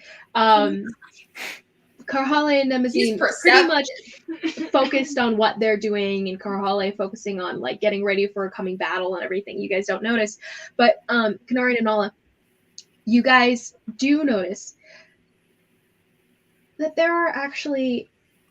Anala, you notice this by visual. Kanari, you overhear what seems to be like almost a whisper on the wind because it's so far away, but you hear what sounds to be like whickering, but it's coming from the wrong direction from where your horses are. Horses whickering. Yeah. And it's odd to you. But then you don't hear it again. Anala, you glance back and you see what seems to be like shadows in the distance, and then it's kind of like you can't see it anymore. Like almost like blurry forms in the distance. But then it's gone and you're like, it must have been the haze of heat from coming behind you guys from the angle of where you guys came from, the city. Did you hear that? Anybody? Something. No, Horses? but I saw something, but I don't mean, know.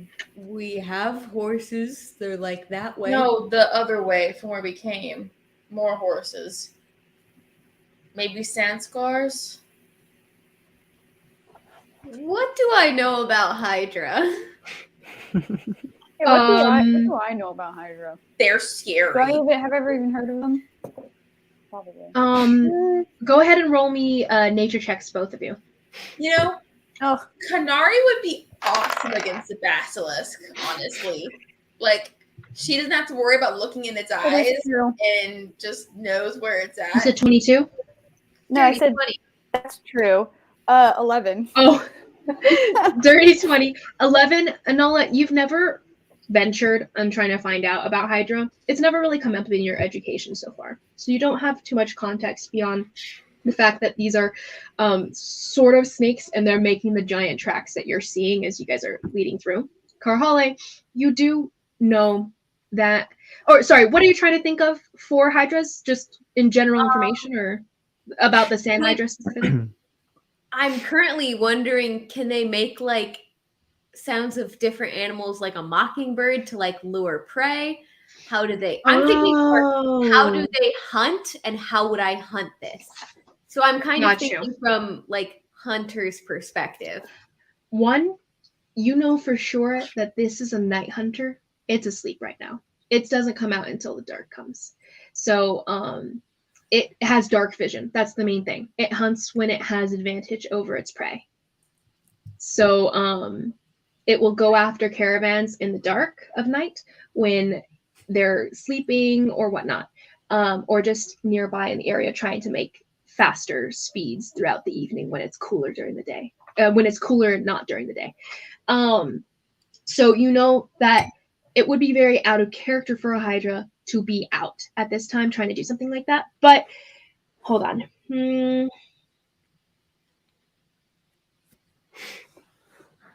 Yeah, you know that Hydras don't make that kind of. They're not that intelligent. They hunt for food, and they're pretty much dumb beyond that. So they're not intelligent enough to set a trap like this. Okay.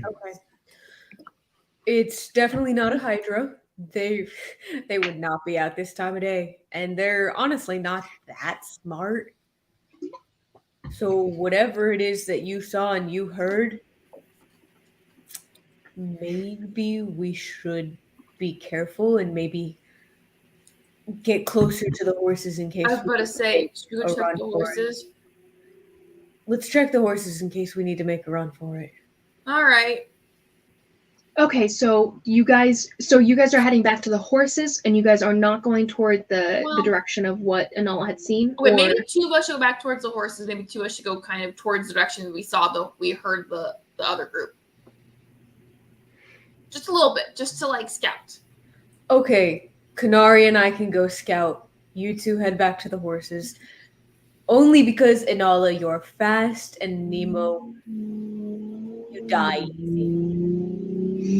If the This fight will cannot be- be seen, then why are we sending our two biggest and most obvious? Because if it is a fight, we're less likely to die in the time it takes you guys to get back. I think less Anala is likely- a solid for scouting, though, because she'll really? be the more likely I think not it should be to. completely reversed on who goes. And I have dark who's- vision goes and back. stealthy. Well, it's daylight. It Well, is we're daylight going- presently. Weren't we going in? You guys are going to go underground eventually, though. That is Oh, true. I thought we were. But oh. not looking for the thing, because they were Presently, you guys are still above on Okay. the I don't know why I saw upper it. ground, and presently questioning what exactly is in the distance, what exactly you saw at a distance. So, who's going? I don't know if this is the best idea. Alright, you want us to go back to the horses then? Pull them closer to us, maybe? Just in case we need to make a run for it. Because, I I mean, hate running, but I know when I'm outmatched. if the Hydra's not hunting right now, then they're safer closer here probably than further out. That's true. So, I guess we can Okay. get the horses, pull them closer. So you guys collect the horses, Keeping an untie eye them out from the rocks for area. Whatever. Go ahead and give me a new perception check. Anyone who is looking around, go ahead and give me a new perception check.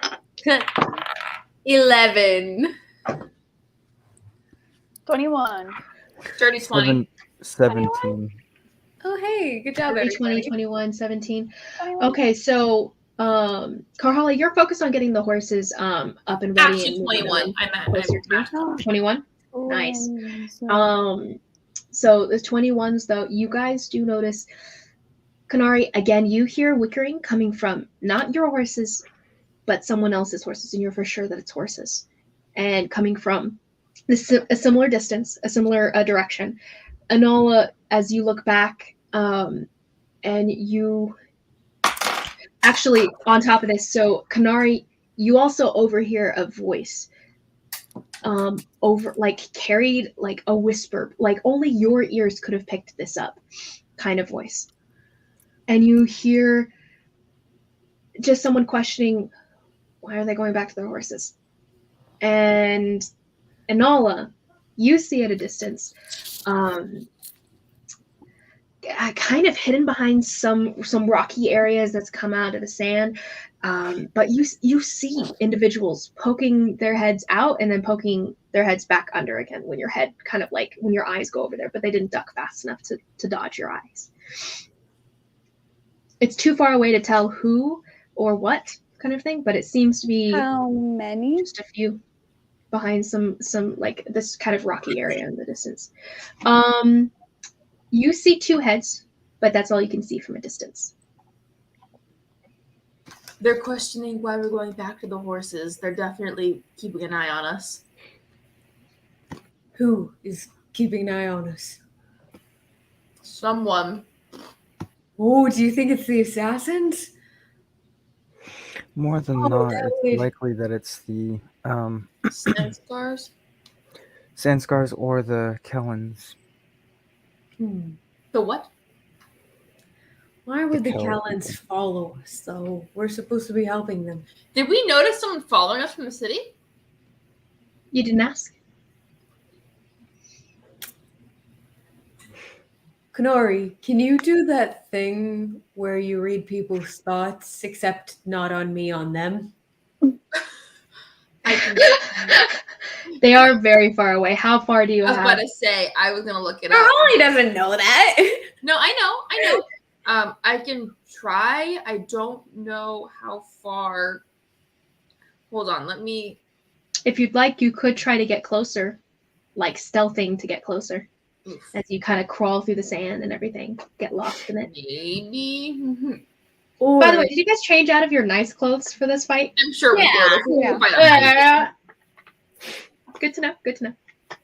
Why can't I find it? Carhali did leave the armband on that she was wearing. Oh, did she? Okay. Some nice loot for someone to steal off your dead body. Well, if you can Wow. assume you can kill me. Don't challenge me, please. I am. I don't know what I'll I'm do. challenging you to try to kill You me. don't want to see me when I'm mad.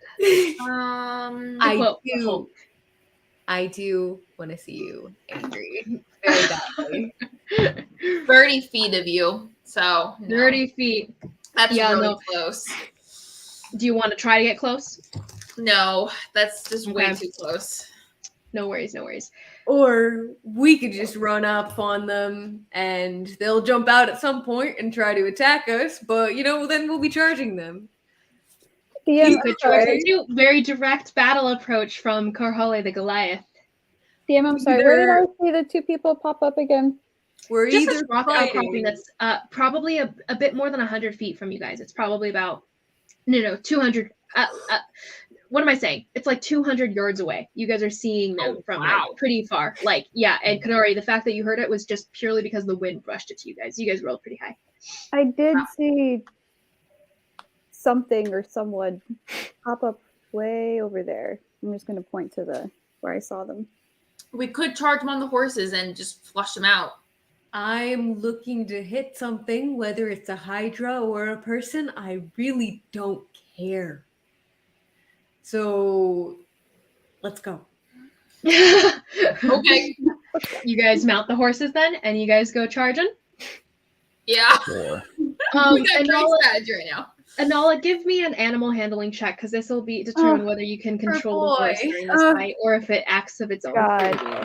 This is Etoile's boy. Yeah. 10. 10. Okay, you still will not have control over the horse as a Girl. the horse will move of its own free will. Basically, Are they- it won't wait. be controlled by you. Are these not just horses that we Oh got wait, this from the- isn't Yeah, boy. this We didn't isn't. take those You're horses. right. You guys are. Did you guys? We I guess took I assumed the- you guys took both with you because you guys rode to the place on horses, and then they gave you 4 extra horses. We rode to the place on horses? I assumed you did because it's We faster. mentioned gathering 'cause the horse. We're going to kick him out of town once we left the. It takes a lot longer to get that's- around town without the horses. yeah, So I'm assuming that anytime you guys are traveling between wards, you're on the horse Would we because it have takes a while. left? It's a big city. I kind of thought we left our horses there and took theirs. Mhm. Let ours Up rest. to you guys. Do you guys have all 8 horses? That seems like a lot. I feel like I wouldn't have asked for the others if I knew that. yeah, I don't think we would have taken ours, honestly. Okay, so Inala doesn't have control of this horse. Kanari, Karhale, Nemo, give me animal handling checks as well, just to Oh, see how well you guys boy, control this these is- horses. Oh, They are trained, so it's not that hard. It's not that hard. It's just going to be how well you guys can control horses. 3. Okay, it's harder than that. Harder than that. 14? Kanari can control her horse. Oh, boy. Is DC like 11? So you guys can like ride them and direct them. It's more so that in the heat of a battle, these horses will not want to stick around, basically. Is all I'm so saying. they're So you gonna guys can run. get there. It'll just be they'll probably run once you leap off of their backs and stuff like that because they won't go where you want to go during the fight. Okay.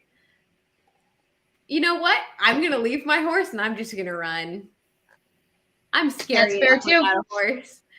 I'm not gonna. Okay, risk so you guys it. see I don't wanna Karhale walk back. tie her horse back up again and bound off of her horse as she starts running top full speed toward this rocky outcropping. Are you guys following up behind her? Yeah. Sure. Yeah. Okay. Hope you On are. horses or no horses? Horses. How- I'll take the horse. Bradley. Yeah. am I not in control? It's namely that you just won't have the choice of, okay, this horse goes this way. I'll be deciding that as the horse itself about what the horse Inala? thinks is most safe for itself. Strategy wise, Inala would be fine because she would probably stay on her horse. That's true. Karhale would not stay on her horse because she's a melee fighter, she is more likely to get off, and she did not want to have to like dismount It's true. and do that. Totally up to you guys how you guys want to go. Inala would make sense to stay on. That, or I would have gone on Kanari's horse with her. If she wants to. What are you guys doing as Karhale is I'm running up taking my ahead of horse. you? I'm Okay. taking my horse. Nemo kicks his horse into gear, and it wickers as it starts to gallop after Karhale, who's running freaking fast. Kanari and Inala, you jump on Kanari's horse? Yeah. Okay. Inala Okay. like stands up in the stirrups of her still tied to the rock horse, and then she leaps onto Kanari's the behind Kanari on hers, and she kind of like gives a little kick to the rump. It's like, we'll go. And the horse starts to gallop after the other two. So as you guys are running up to this outcropping, you guys see what seems to be like little whistling in the air, arrows coming down at you guys from a distance. So go ahead and roll me what's it called? Initiative. Guys, I need one of those things you get advantage on initiative, like Bo had boots or something that let her do that. I don't remember, but it would be so nice for me to have initiative bonus here. Okay, one moment as we set up a battle camera thing. 18. 17. Oh, 18. Dirty Wait, 20. 18 too? No, I got 17. Oh, sweet. And Nemo got it. Ooh, what's your dexterity modifier? Who? Hers. Inala's. 3. Hi. We did roll it high. 3? Mm-hmm. Okay. I was saying her dex is high. Oh, well, that I'll too. probably beat him. What's yours, Kanari? 20. Ooh. Your dexterity modifier? 3. 3. So they roll high on initiative. Yeah. That's great. Okay. And then Nemo, 8. 8. R.I.P. Mm-hmm. Okay. So, as you guys are and the horses are going to move at the same time as you. Kanari, you have the choice between the actions dash, disengage, and one more that I can't think of. I think it's just like hit Dodge? an attack, some sort of attack with the horse. Hold on. It's mounted rules. Combat. Woo! Hold on.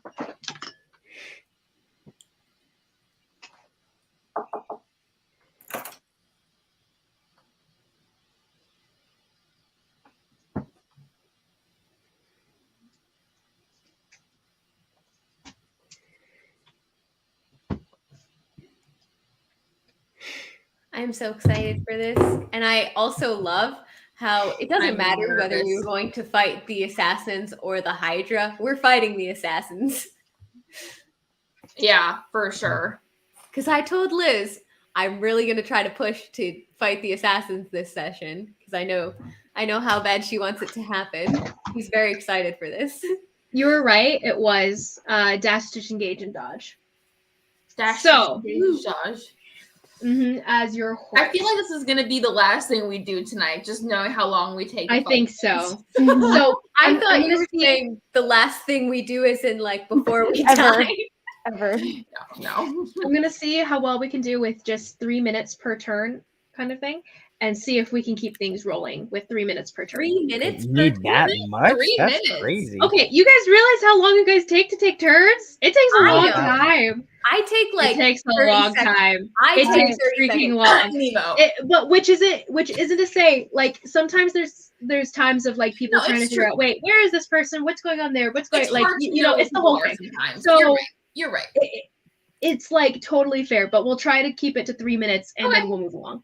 Let's prove Let's wrong. all keep our So you own guys- time and see who at the end has the most. Let's all time ourselves on our That's time. kind Oh, of curious. stopwatch? That's kind of funny. Like Yep.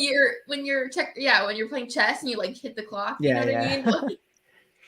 Okay, so hold on. I need to set Stopwatch. this up for a second. We all doing stopwatches on ourselves. Yeah, we got our stopwatches, and so every time you start your turn, you're gonna hit start, and then Start, every time you and stop then- your turn, you're gonna hit stop. and then at the end you'll have exactly how long your turns took. I I like already- this. I already know I'm gonna be the longest, so it's And fine. whoever has the lowest number gets a magic sword. DM, make it happen. Right on. Magic sword all the way. Hold on. It's gonna take me a second. So you guys strategize how you guys want to go about A this. magic school bus. Or how about whoever has the lowest number gets to be happy in the end? Honor. Whoever gets the highest dies. Nemo, I'm sorry. You're The dead. highest buys us all drinks. Okay. All right. In 5 years' time. Guys, my baby doesn't need any more alcohol though. That would be the worst way to announce a pregnancy. For real. Literally I ever. would never talk to you again, and I would block you. You would never talk to me again. You're I not doing it would- like that. I would be mad at you for several days. First, Several months. I'm sorry. I will send you all cute little boxes that have something in there saying Hi guys. that Aw. it's like a little baby reveal. You know what I mean? No, the moment You'll you send pee on a that page. stick, you are FaceTiming us. Well, okay, listen. The moment I want to make, I want to go to the doctor and you know what I mean? Like, not, you know what I mean? Doctors, who needs them? Right. Not dead Horror stories of Hey, so, I knew someone who didn't know she was pregnant, and the baby's still alive. that's So you know right. what? I mean, That's thinking I'm fine. pregnant and then never mind. She didn't know she was pregnant. It was a whole thing. I've heard of that too, which is crazy. To think of not knowing they're pregnant and having a kid, and you're My like, mom and I think she was lying to everyone. She didn't tell anybody. So that's a story for another time. Whoa, look at this cool terrain. Liz, where did you get it? bum, ba, da, bum. Oh wow. Long story short, guys, I already told you. And you this'll sound like work a and bad stick San Diego around. commercial. What? You sound like a bad San Oh Diego yeah, that's advertisement. literally okay. I What need to that like was my not let you goal. guys What's look at that? this for a second. Some minis. Oh, I wonder who got you those. Okay, so those minis. It's just So this rock. is it's the setup for a battle We can't that see. isn't this one necessarily. So I need to reset things up a little bit. Okay. How high am I on the initiative? I'm gonna get a drink. You Give guys me one can. second. I It'll take want a second. Hold on. but I should not. So You guys can go to the bathroom if you want to. I just need to Okay. reorganize this stuff a little bit. I want Aaron, bring me one. Aaron, make us all something, please. yeah, make me Okay. something. I will make you all your own drinks. Yay! And then I will drink them all myself. Oh, can I also get a green tea shot, please? Thank you. I've never had one still, and I What? really want one. Blasphemy. You're so What'd good. you say? It's a blasphemy. You're so good. I know, but I've never been anywhere that I never asked for one. I was gonna say most places I feel like. It's fair. Could I have should have one. asked for one.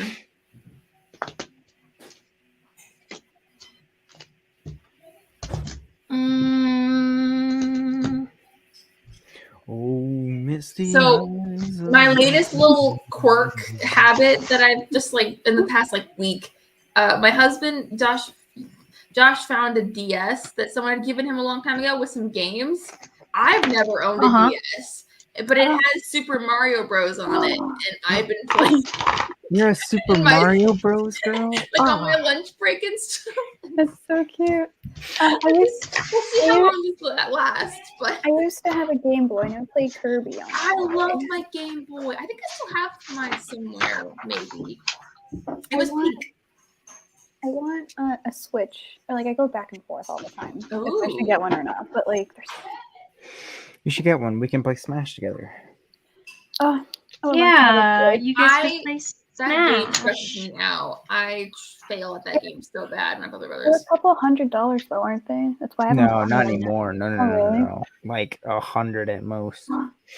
Ooh. Like they have the new Switch OLED like V2 coming out. Oh well, I don't something. need like the newest one. But I'm saying once that comes out, it'll drop the price even more. That is true. I'm actually gonna look it up right now. Okay, so I Man, think I love that glass. Wait, let me see. I Cute. want it. Was I with you when I got that? You were. Yay. It's not. So I'm drinking the exact same thing, but with gin instead of Jameson because I ran out. okay. And I'm Where also are out those of, almost out of pieces? gin. Aaron, I need you here with me. I want someone to pin this dress on the waist, but I can't do it myself. Oh, dude. You Okay. look like Safety Gamora pins. from the new Guardians of the Galaxy. Oh, I haven't So- seen it. But Izzy, Well, take it's not two out yet. safety pins, put the dress on inside out and backwards, take two safety pins, pin it on the sides, tie a string in the middle, and that'll cinch it in. I tried that and it Did it half look works. stupid? But it doesn't because of the loose, like second layer of material on top. It's got 2 layers. It only Oh. pulls it like half of the way in, which is better than nothing. But it's like it's still kind of I mean, did you try poking the pin through both layers? yeah. I did. Ah. I know. Wait, But it's okay. DM question. Yes. Is Sand scar. Wait, what do you call them? How- Sand scars. Sand. Sand. Not sand. Yeah. Sand. Sand, Okay. I thought I was hearing sand. I keep thinking of the sand people from Star Wars. It's sand, right? Like Actually, no. It's basically like the sand benders from Avatar. Mm-hmm. I was thinking That's of, the vibe. I was thinking of the Tuscan Raiders or Tuscan sand Raiders, people. yeah. Honestly, Tuscan Raiders are pretty close. Tuscan Raiders with the Force, Let's basically. all speak her I language. just want Kanari to be Toph, basically, but she's not. You Toph. are. So you want to Kanari, not be- you're presently on a horse. You're blind. So I'm going to you're depict crotchety. this as this. I was about to say, You are Kanari, if you're Toph, then you literally Because won't I be have able to nothing see better. in the sand. I What'd you say? don't Nathan? think this is going to work. I was saying, if you want to be Toph, then you will be completely unable to do anything. The entire time you're in the desert. She learns how to You know do what? it. I don't care anymore. You guys are on a horse. We'll just remember that. Okay, cool. We remember. Okay, so the only one visual right now is Carhale, but the rest of you guys are around. The rest of them are around. Right behind you, basically. So I'm gonna start like from at this distance because you guys weren't going for it in a stealthy way, so they know you're approaching, so they're gonna get multiple hits off on you guys before you guys can get close enough, I think. In essence, because this can start. So they can start shooting at Maybe a this is a long mistake. range. Too bad. Head first, eyes closed. Let's go. I can't hear you guys too well. I don't know Definitely, why you're it's so fine. quiet. Are we timing ourselves? Yeah. Sorry, we don't have to start the time yet because I'm still trying to pull up information. No. Rachel, you start your timer. You do No, the yeah. stopwatch. Do the stopwatch setting. No, yeah. Start Mhm. when you start your turn. When Liz says, "Nala, what are you doing?" No, I know. I was just Start your double checking. timer. She just want to make sure we actually were also doing that. I think she didn't want Make to. sure Yeah. everyone does their laps and stuff too, Oh, yeah, that's smart. so that we know each turn's time too. Oh, I'm gonna mess this up, Oh. guys. I thought we were gonna do like stop and start every time Mm. it was our turn. We can. Well, we yeah, can you swap do that, it. but you can also track your turn per time per turn. So when you hit play, If you hit lap before you hit stop, then there should be it'll a lap it. little timer thing Well- or lap. Yeah, if you guys have Okay, so we Yeah. are set to go, my dudes. lap, and it'll give you It all does your. say Oh, okay. So lap, hit- but we can't use stop, it as an then option hit until we lap. start it.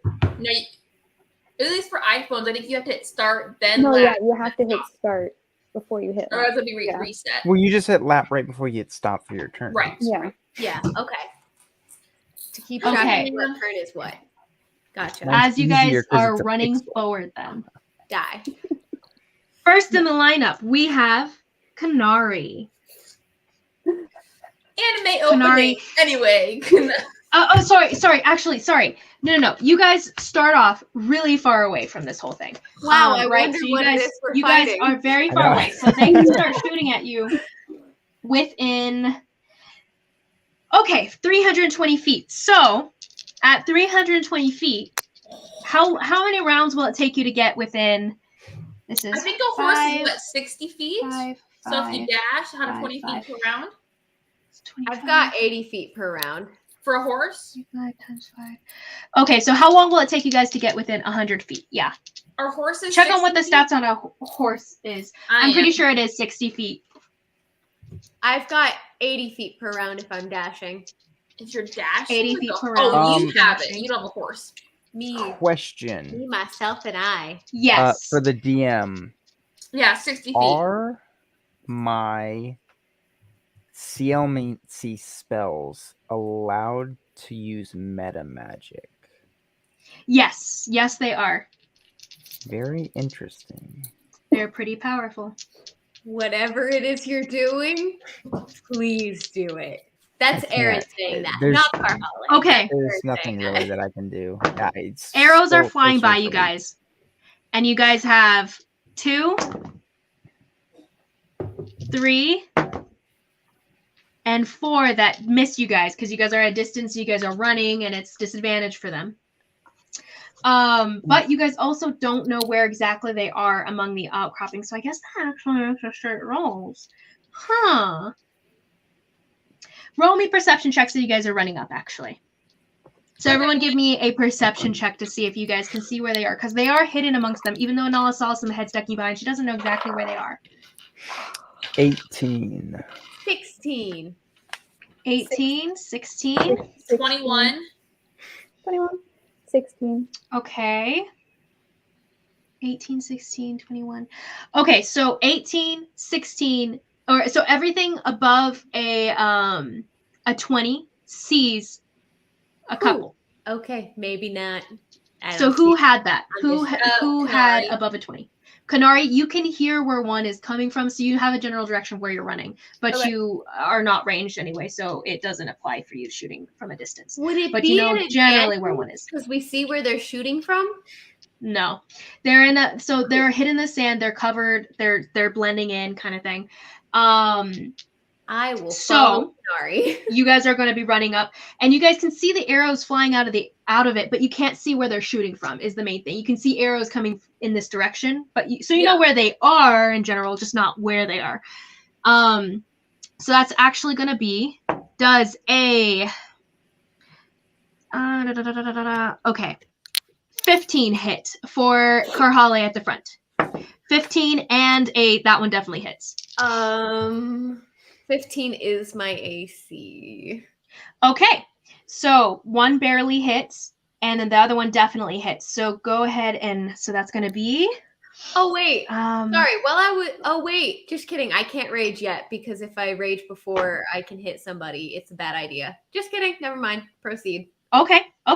That's going to Not be raging yet. 17 points of piercing damage. Roll Wait a me a minute. Constitution saving throw. Actually, sorry, I totally forgot how raging works for a hot minute. I am going to rage because I either have to do damage or take That's what damage. I was about to say, yeah. And I'm definitely Oh, going yeah. to be taking damage. I just didn't think You're- about that. So yeah, when I started running, raging. You're Let's go. totally fine. I get that entirely. Rawr. So you get what's it called? So go ahead, and you definitely started raging like when you started in my mind about when you saw these arrows flying towards you. So you start to rage, and how does that appear to the people around you? Oh shoot, I was not mentally prepared for that. Oh, you're fine. That's I my know. life, man. You just give us a blood-curdling scream, why don't you? I don't know. You I got guess some. when you first met her, it was kind of just like a soft green glow behind her that quickly fades. And she's even been able to like control that since you've been traveling. Like just her eyes flash green a little bit. Kanari, it's unsettling. You feel like a ripple of energy, like a shockwave. It's something you've never felt from her. Genuine, unhinged rage. And the rest of you see jagged bolts of a familiar green energy, like electricity rolling across her skin. And as she steps forward, Nice. the sand rumbles ever so slightly. And she's completely silent. Nice. Oh Oh my. my goodness. As she's running forward and she's sprinting full on, and then 2 arrows pierce her side and she shrugs it off like it was nothing. But that is go ahead and roll me a Constitution saving throw, and that was 17 points of piercing damage. Halved. And what is your DC save there? And there's 2 more arrows that fly toward the next person in line there. Actually, they're gonna go for they're actually all gonna hit Karhale. So that's another 2. One is going to be a definitely hits, and then the other one is only a 9. Doesn't hit. So that does not hit. So that was 17 points, and then on top of that, that's gonna be another 6 points of piercing damage. And then what was that saving throw? What was the saving throw for you? I think he's frozen. No! We're good. I'm good. Oh, she's back? I'm good. Awesome. Constitution saving throw. What was your roll? 23. Got you. Okay, that's 5, 10, 15, 19, 25 points of poison damage halved. So you succeeded. You got higher than what did you get again? 23. Oh yeah, you definitely succeeded. So that's going to be rounded up, cut in half, and so I can't think of 13. what the half is. 13. Thank you. So that's But halved yes. again. Oh yeah. Thank you. Amazing. 13. So that's going to be halved again for you, and that was the poison that you shake off as you keep on running. So let's see. Next in the lineup. Okay, so that's the first round, and you can run up to 80 feet every turn, right? So you're gonna make it there. We can run up to 120 feet. Karhale's 80 feet. Oh, got you. 80 feet and 120. So Karhale, you start to fall behind a bit as they're making a little bit more of a speedy entrance there. As you guys are getting closer, there's going to be arrows flying out of the people that come in front for the second round. And then the third round, you guys will be up on top of them. Or, well, like, not on top of them, but at least on the map here. So, go ahead. Let's see. This is going to be 2 to Nemo. Nemo, in the turn before, am I able to act? Yeah, sure. As you guys are really far away, like 300 feet away. Okay, I'm gonna cast invisibility on myself and the horse. Ooh. And the horse. Ooh. Can you cast invisibility on 2? If he's I guess if you cast it on the horse first and then yourself. Well, I'm casting it as a twin spell. So Oh, you're splitting it. Got That's you. nice.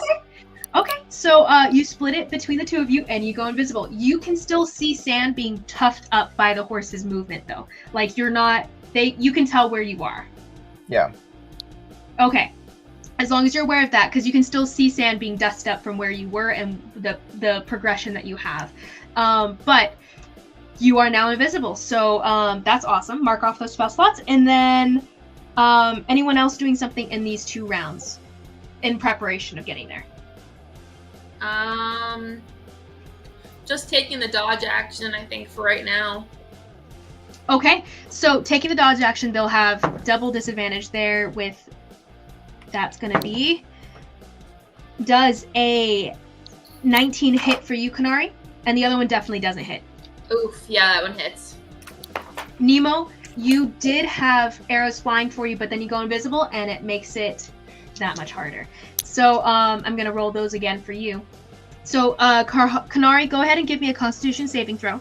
As you take, first off, just 1, that's lame, 4 points of damage for piercing damage. Okay. 15. 15? Yeah. Ooh, just barely makes it. Okay, so that's a 10, 18, 10, 20. 20 points of damage half, so 10. Okay.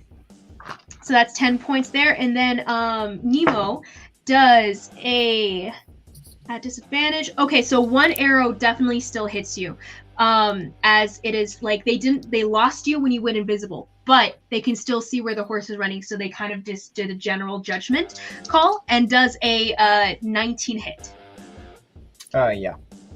Okay, then this arrow flying through the air towards you, generally where you are, they get a little bit lucky and it strikes you in the shoulder. So that's going to be that's going to be 8 points of piercing damage, and that make me a Constitution saving throw.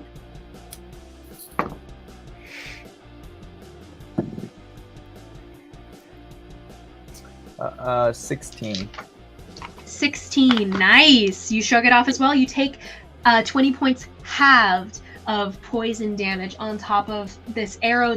You look at it as you kind of rip it out of your shoulder. Oh, do you become visible now that you've taken damage? No, I have to roll a Constitution check. Oh yes, your concentration check, please. Wait, I thought invisibility wasn't concentration. No, it's concentration. Okay. Cool. So go ahead and roll that. And that would be what was it? You have to get higher than a 14. It's a check, not a saving throw, right? Concentration check, yes. Okay. I think anyway. Actually, wait, is it a concentration saving throw? Yeah. Is it a saving throw or is it a check? Because I know everyone always says check. Saving throw, I believe. Well, Okay, so it's a saving throw. I'll look it up. You're right, because I feel like it's supposed to be a saving throw, but now I'm not sure anymore. We'll go with saving throw for now, and then we'll look it up later. But I'm pretty sure it's a saving throw. Because it's better if it's, yeah, I'm pretty sure it's supposed to be a saving throw. And what's that gonna be, Nemo? Well, either way, I pass it. Whenever you take damage, it's a Constitution saving throw. So I take 20 points of damage. 20 no, 10, 20 halved. So it was only the 4 piercing on top of the 10. So 14. Oh, okay. And so now, as you guys are getting closer, because Anala was behind Kanari, she doesn't get targeted by one of these arrows. So as you guys are riding a little closer and you guys are finally on the map, this round now, top of the round is going to be Kanari. Okay. So Kanari, what would you like to do before any more arrows come your way? I guess you're still really far away. How far roughly? Roughly you have. Okay, so 5.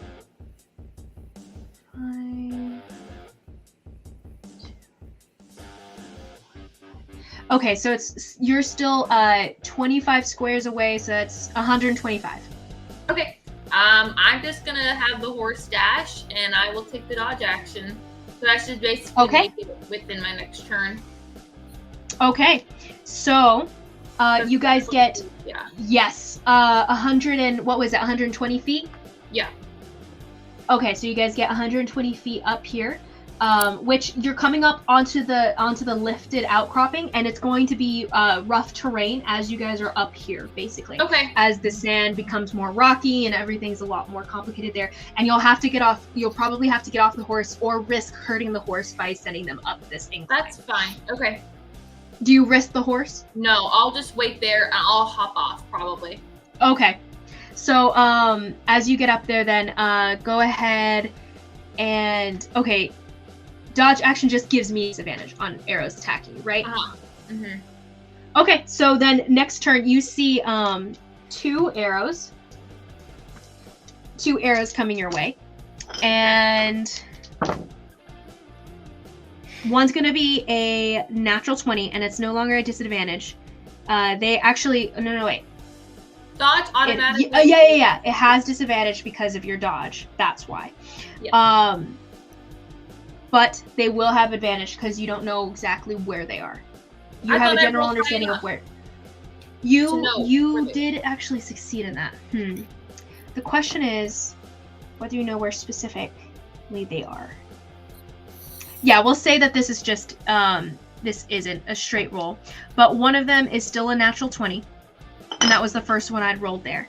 So one definitely hits you. You're rolling it as a straight roll. I'm confusing myself now. You made a disadvantage. It is no longer at advantage because you succeed that. Yeah. So that's going to be a 6. Okay. And plus 7, so it's 11. I don't think that hits you, right? No, that one does not hit. 13 doesn't hit. But next one, still at disadvantage, so that's going to be a 17. Does that hit? That is my AC. Okay, so just barely hits. You're going to take half of this damage, as it's going to be a 7 points, rounded up. Half of that, and then go ahead and roll me another Constitution saving throw. Oof, this is rough, guys. Okay.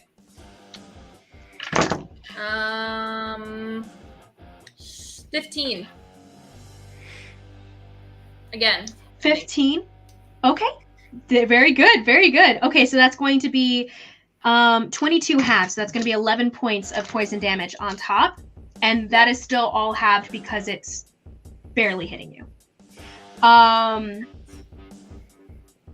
Okay, so then next in the lineup will be Karhale. Karhale, sorry, I should have told you you're on deck, but that's you, Karhale. Inala, you are on deck. Well, shockingly enough, I'm going to run and try to get up there. Okay, so how far do you say it again? You didn't move me last time? Oh, we're not on the. So we weren't on the board initially because you guys were. Because they started shooting at you guys at 300 feet out because they can do that. So you are presently on the board now, and so go ahead. So that's gonna be 106. Wait, 160, right? That you can move. No. Whoa, what am I saying? around. Sorry, 80. 80 total. For some reason, I was like base 80, and then I doubled it, so I was like, wait, this doesn't sound right. Anyway, so you can get up to about here on the board here.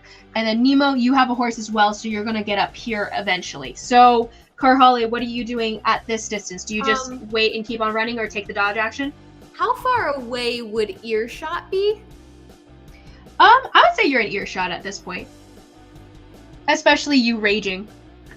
You know, I don't know that these are the assassins, but if they aren't the assassins, we're gonna kill them anyways, and I don't really care what they think of me. So I'm just gonna yell out, which one of you lowlifes had the bloody brilliant idea to pick off the kid? Ooh. No answer comes to you, but interesting. Next in the lineup then. Oh, what are you doing? I'm running. Running! Why are you assuming these are the assassins? Who else would be following us? Next in the lineup then. any of this Nala, stuff. you're still on deck, Anyways, but now it's one of their Yeah. turns. So you see... It's a cool line if it is. If it's not them, it doesn't really matter because we're killing them anyways.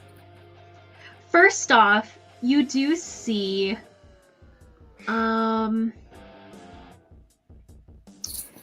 Oh, let's see. Okay, first then, you see what looks to be a very large hydra coming out from behind the outcropping. It steps up, and you feel the shaking of the earth, as well as you guys can hear the slithering, hissing sound of this snake's mouth. Multiple snakes, as you guys see a 6-headed hydra coming out from behind the outcropping. It's kind of like standing up on its haunches, and then the head starts to slither over the outcropping itself towards you guys as the body itself starts to move over the rocky outcropping here. And you guys can hear its slithering base as it gets up on its haunches, just kind of huddling over this outcropping of rocks, and the slithering, hissing sound of its mouth is very disconcerting for you guys. This has got to be an illusion. Don't they have a mage with them now? And that, you see that happen at the same time as, let's see, you see another arrow shooting for you, and who would it go for? Kanari, because you're right up there. So you see, this one's going to be at disadvantage because you took the dodge action. Does a 12 hit? Wait, no. I thought if I got to them in 2 rounds, this is the 3rd round. Never mind. I just You guys were at 300 feet when they started shooting at you guys. Uh-huh. So you should have only 200. You have only 240 to get on, or 300 feet when they started shooting at you guys. So this is. Oh, okay. So you're still you are still at the bottom here, though. You Okay. Would you have leapt off of the horse and gone up in that moment? Yeah. Okay, so we'll rewind a bit because you should have been able to jump off the horse at that time. I thought she said And then I in my mind I was thinking that the horse, it's like she didn't have her own movement apart from the horse. Is my thinking. Right. Which I don't think you technically do. I don't think you technically do, actually, because the horse runs within the 6 seconds and then takes the dash action as well. So actually, I don't think you have any more movement than that because the time is expended by you riding the horse. So your movement is exchanged with the horses. Yeah. So you would be up here, and if you hadn't taken the horse up the outcropping, which you chose not to, you wouldn't have gotten there yet to make any attacks because you weren't in melee with anyone. Okay. So yeah, so we're still here. We can look it up later though if you want to make sure. But I'm pretty sure their movement is exchanged with yours, and you don't get movement on top of that. Anyway, okay, so moving then. This guy, so the Hydra is coming over, and you can feel it breathing on your face, Kanari. And the second arrow is actually going to shoot out, and it's going to shoot at you, Kanari. So that's going to be at disadvantage, though. And that didn't hit you initially because I already rolled it. That was a natural 1 and a 5, I think. Something like that. So it misses you, and you dodge out of the way. And then next, though, is going to be Enola. Enola, what are you doing? Well, I was on the horse with Kanari, so I'm assuming I haven't gotten off yet. Do I see? I don't see who's shooting at her. You can't see who's shooting, but I would say you are presently very much distracted by the giant Hydra that's standing in front of you, and it's gigantic. One of its heads is hovering over you and slithering, and you can smell you can smell its animal breath on your skin. It's very disgusting. Oh boy. I'm just with the horse. I'm just gonna dash then. Okay, so you dash where? Where are you going? You're presently on the horse with her. If you jump off the horse, it'll cost half your movement, so you'll have 15 feet of movement left. And it will be rough terrain to go onto as you kind of like duck under the snake if you're going up there. And what direction is it coming from again? What direction are the arrows coming from? It's coming from this general area. You can make me another perception check if you'd like to try to find any hidden creatures. But it will be your action. No, I'm gonna use the horse and I'm just gonna dash. Dash, where would you like to go? You don't know exactly where anyone is. So you can just choose direction and hope you'll find someone.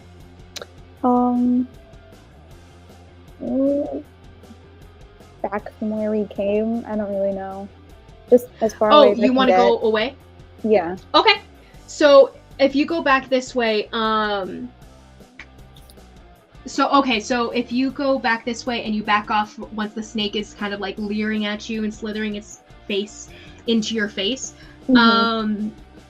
you are at a distance, so if anyone pops up, you can definitely attack. If you'd like, you can hold your action until you see someone. Yeah, I'll do that.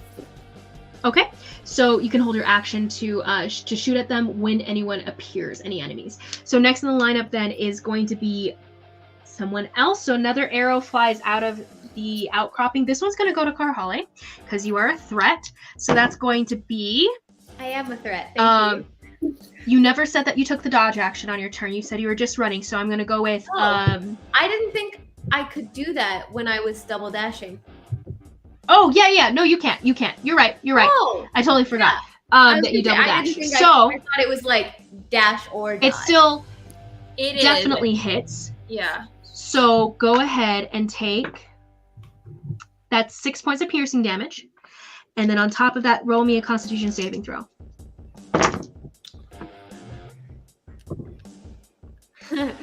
uh, 25.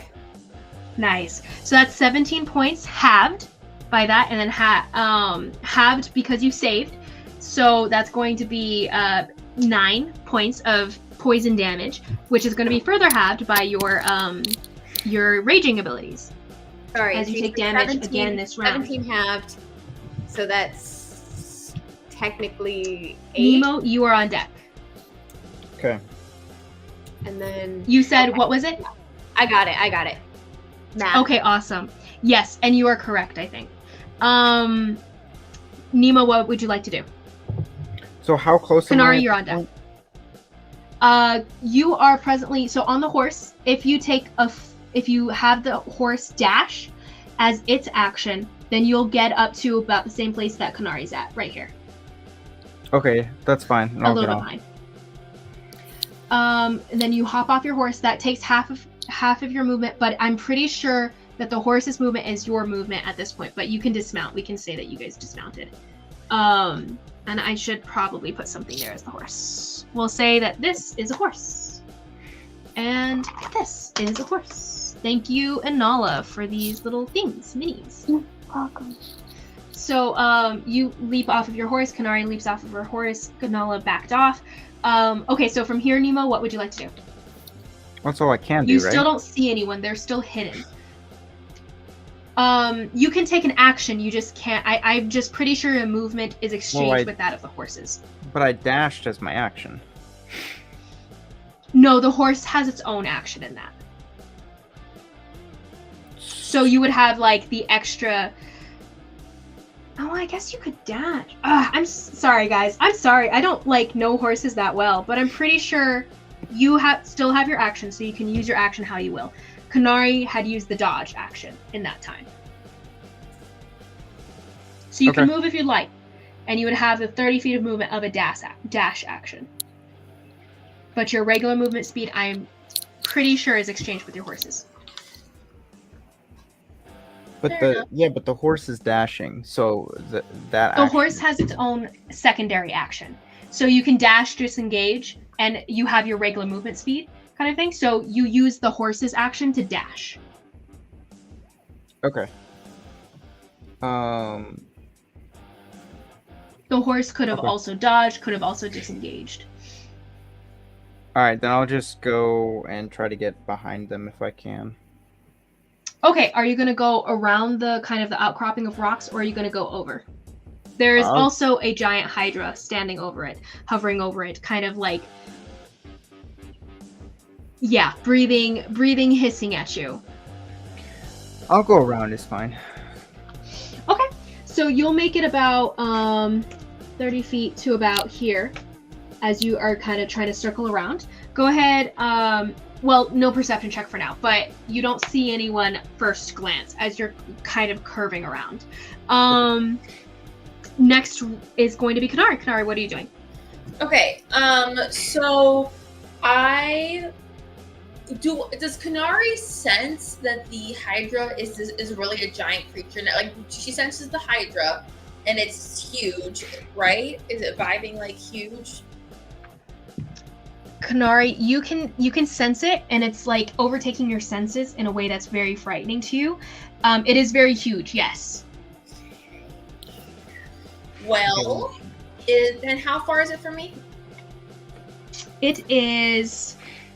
It's honestly right in front of you. One of its heads hovering in front of you, about maybe almost right out of melee range. I'm gonna take an attack on it then. Okay, so go ahead and roll to hit. As this snake is hovering in front of you. Ooh. 16 to hit. 16. As you reach forward and you slam your fist. Are you using your fist or your rod, actually? This first one. or one of your katanas. My staff. Okay, you use your staff and you sweep it through the slam into the image or into this entity, and you realize at that moment as your rod goes right through it that it is just an image, that it's not real. Yeah. As this rod slips through it, and in so doing you realize how, like, once your rod slips through it, your mind almost decides at that moment to understand, oh, this isn't real, and the hissing that you hear is almost like it's only in your head, and you realize it's not real around you. Okay. And it makes you angry, a little bit angry. You don't like when people mess with your head. Fair. So I'm gonna jump up and run towards the next person I sense, closest to me, and try to check an attack at them. Okay, so as you run up, and this is going to be only 20 feet that you can get up, at half speed being rough terrain, you'll get up to about 1, 2, 3, 4, Is it 4 round squares up or up. down for movement? Oh, you have 45, huh? Uh-huh. You'll get about here. I would say probably rounds up, I would say, Okay. in general. In essence, we'll just say that you ran 1/2 more foot than that. But as you pull around here, you do sense immediately a smaller persona. Oh, I had a thing for that. There it is. You sense a smaller persona that's right here behind the rock to you. I'm going to scoot this up now that we're getting behind it and everything. So we'll put you guys here, put you here, maybe put this at an angle. I'll have you guys know can that see this better. round is mostly description. Brought to you by... Not me. No, just kidding. So you're over here, you're about here. We'll pull this back a little bit. Changing terrains. Ah, I need a better, like, camera holder thing. Yeah.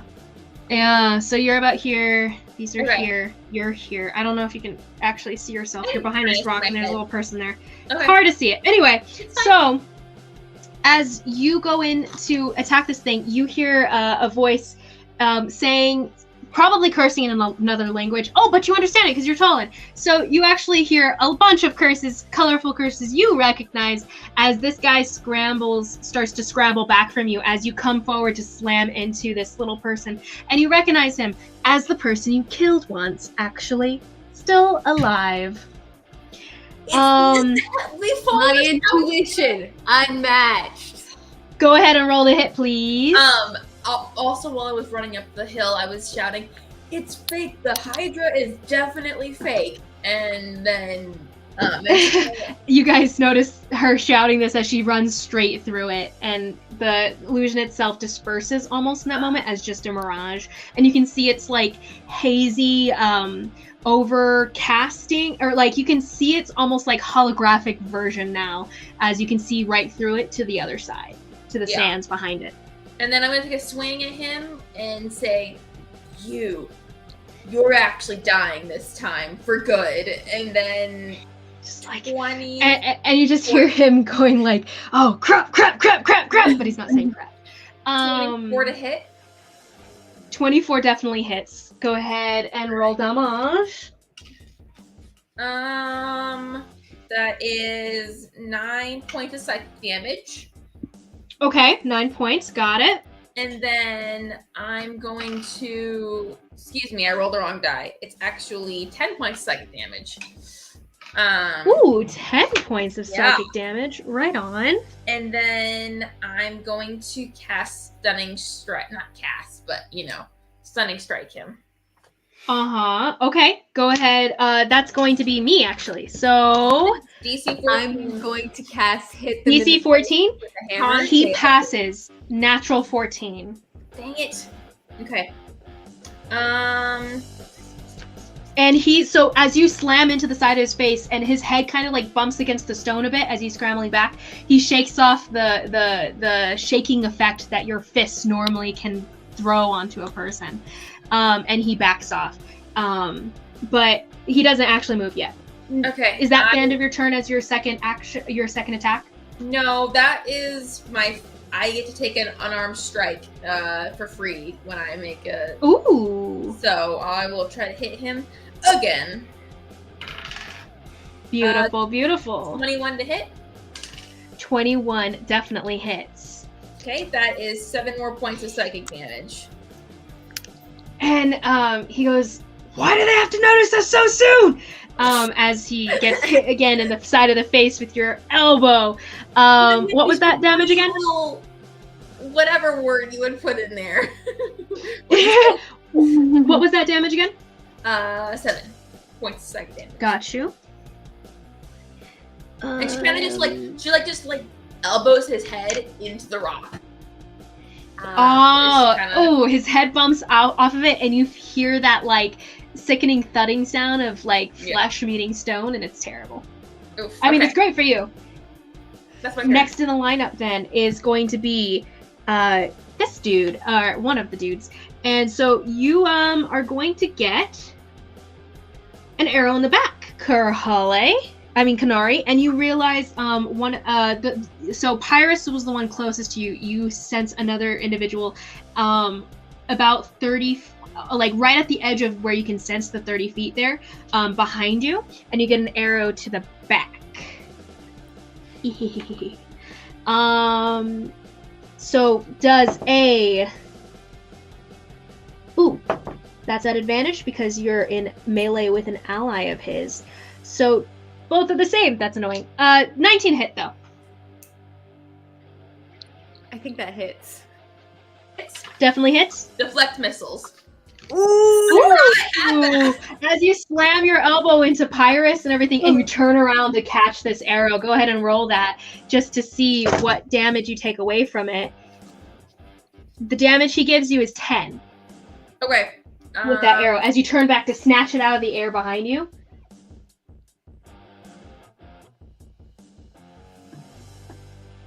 Damage, and I just catch it, and I just say, "Thanks for the weapon." And my next turn, I'm gonna use to stab the guy that I. Ooh, okay. Yes, thank you. So that's 7 points, and so it doesn't pierce you. Did you catch it fully, or do you still take a little damage? Caught it fully. Yeah. Nice. Okay, then no poison damage this round. That's actually super useful for you. Okay. So next in the lineup then. It's fine. Karhale next. I know. No, I was honestly like, when is she gonna realize? When is she gonna do the thing? When is she gonna do the thing? Because I took 10 points of damage for 2 rounds, I got both my key points back that I had spent Ooh, earlier. nice. So win-win. Karhale, your turn, and then Anala, you are on deck. How far away am I? Can I see what's going on? Okay, so you can't see what's going on up there. It's a little bit too much, it's a little too high for you to see what she's doing. You see her disappear into the rocks in the distance. So you still don't know where anyone is exactly. Okay. But you have about 15, 5, 75. You could get up there. Okay. So with a dash. With a dash, you could get up there. So I'm dashing, and as I catch sight of the guy that just shot Kanari in the back. Sorry, I'm looking at the guy that shot Kanari. You will. You actually, they're still hidden. He's still hidden.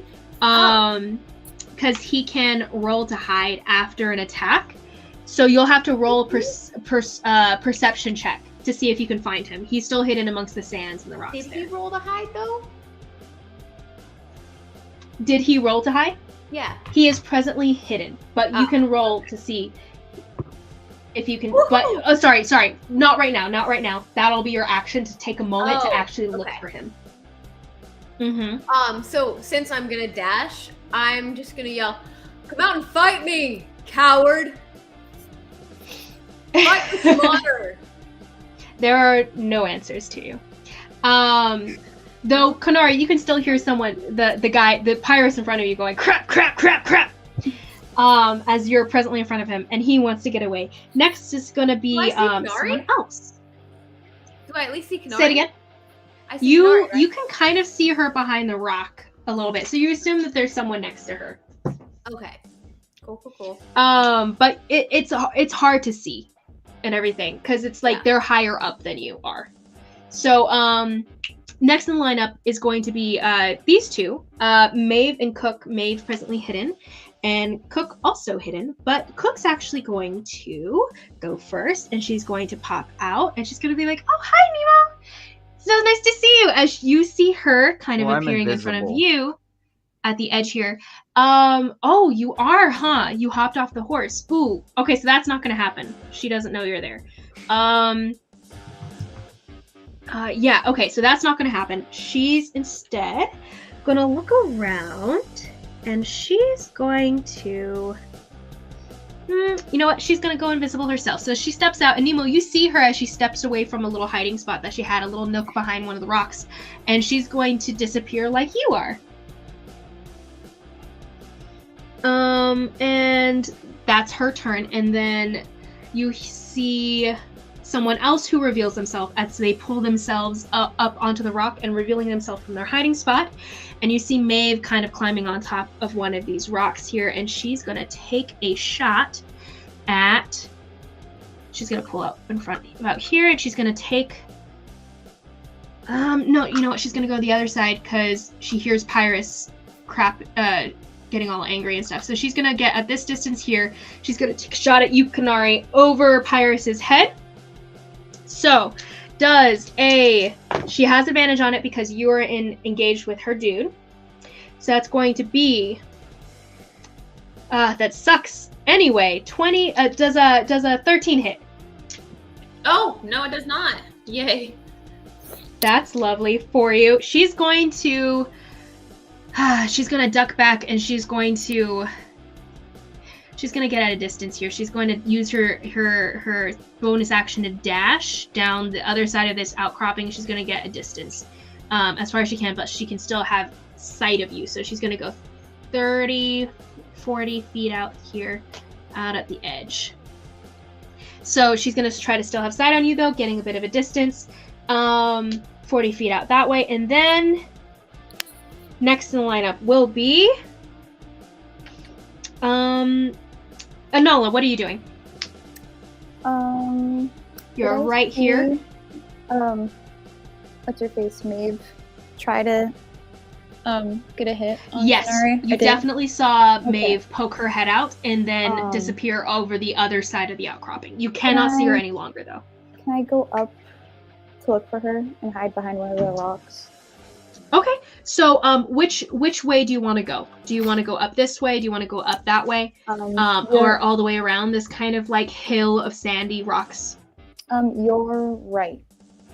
My right. So over here? Yeah, So you're going to run... behind, like, in front of that rock.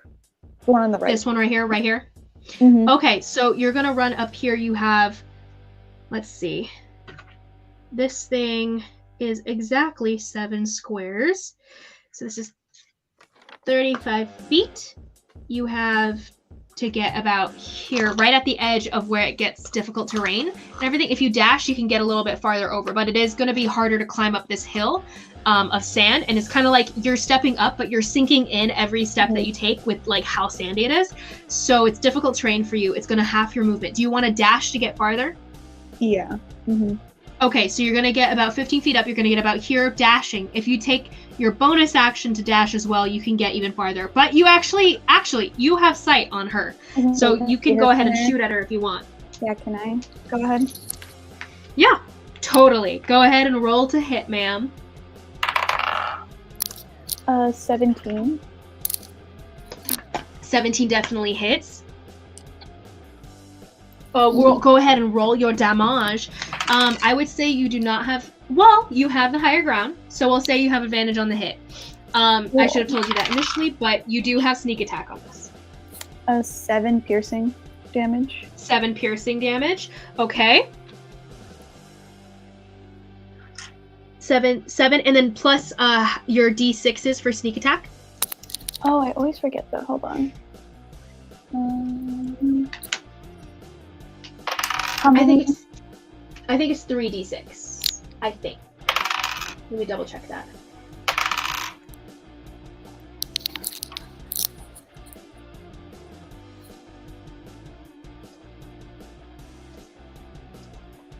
If it's I'm pretty sure it's 3d6. so 11. 11 points. Hold on. Mhm. Double check that. It should say in your thing, but Okay, it says 3d6, but then it says once per turn. You can deal an extra 2d6 damage. oh, that doesn't make any sense. Wait, why 2d6 versus 3d6? Well, next to sneak attack, it says 3d6, and then under where it has the description, it says once per turn you can deal an extra 2d6 damage to one creature you hit. 6th Well- level, you do have 3d6, so we'll go with 3d6 for now. That might be an older listing of what it was. Oh, yeah. Okay, so then I got 11. Okay, 11 points of extra piercing damage there. Nice. Okay, so then next in the lineup will be Pyrus. So Pyrus, right next to you, Konari, he's going to bonus action disengage because he's afraid of you, and he's gonna run because you killed him once. So he's gonna run. Actually, you know what? He's gonna hit you first before he runs because that makes more sense. So he's going to make 2 little short sword attacks against you. Oh no, wait. No, he's not. No, he's not. Because he has a potion. He's going to pull out a little vial, and he's going to pop the cork down it, and you're going to see him kind of like get a little bit of a spark in his eyes, and his feet a little bit quicker as he turns to you, and he has now downed a potion Is of he haste. shooting sharpshooter right now? No, this one is actually haste. So let me look up that spell really quick. But in essence, it gives him 2 turns. His bonus to AC is +2. He has advantage to dexterity saving throws and an additional action on each of his turns. The action he can use only to take attack, dash, disengage, or hide, or use an option action. When the spell ends, the target can't move or take actions until after its next turn. So he has 6 rounds of extra turns. As he turns to you, he's going to attack you with 2 attacks right off the bat. So one's a natural 20, and one is a 17. So does 17 hit? Yeah. Sorry, 16. No. 16 does not hit, and then the natural 20 definitely does. So that's going to be double damage for that one. So that's going to be for 12 plus 3. So that's 15 points of piercing damage from the little short sword, slashing damage. Okay. And I apologize about that. That's actually D6s, not D8s. So that's going to be instead 7 points plus 3, so 10 points of piercing damage for the short sword. And then the target must go ahead and make another Constitution saving throw.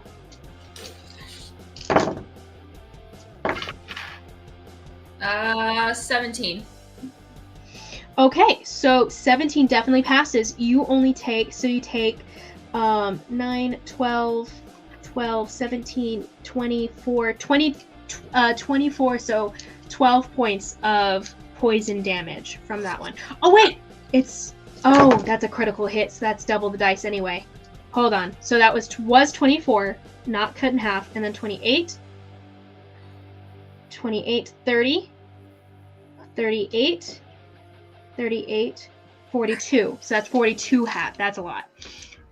42 halved, that's 21 points of poison damage on top. That's a lot.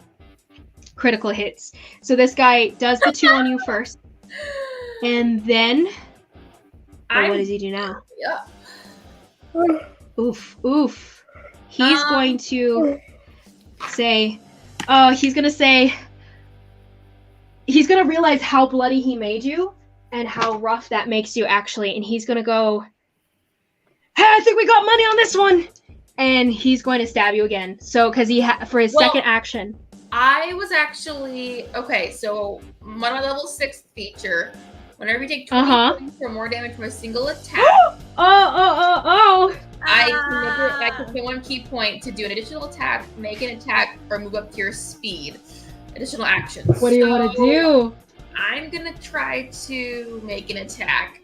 Woo-woo. Okay, make an attack, ma'am, as he's gearing up to attack you one more time, and you feel that pain like rising up in you, and it hurts so much, and it makes you react. Go ahead and take your hit. Monkey Roll to hit, one. ma'am. To hit. What was that? 21 to hit. 21 definitely hits, even with his upped AC. Okay. And you go in with a little side elbow to cross his face to break his nose, and it snaps, and you can hear the little crack. 8 points of psychic damage, yeah, 8 points of damage, and then I'm using Stunning Strike. Hopefully. Okay.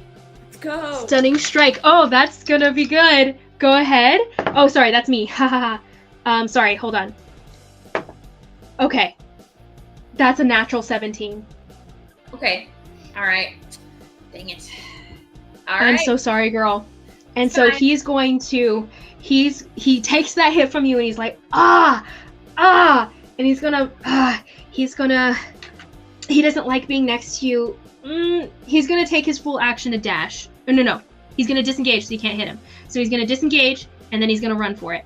Because he's a little pansy. So he's going to run to, no, he's gonna run this way. He's gonna run farther out this way, and take 60 feet for his full movement to get out here. So it's gonna get about all the way at the end here, and he'll just stick over here, and he's gonna take shots at you from a distance with his arrow, with his crossbow. Do we have any But that's gonna be, whatsoever? you can heal yourself. 3 points.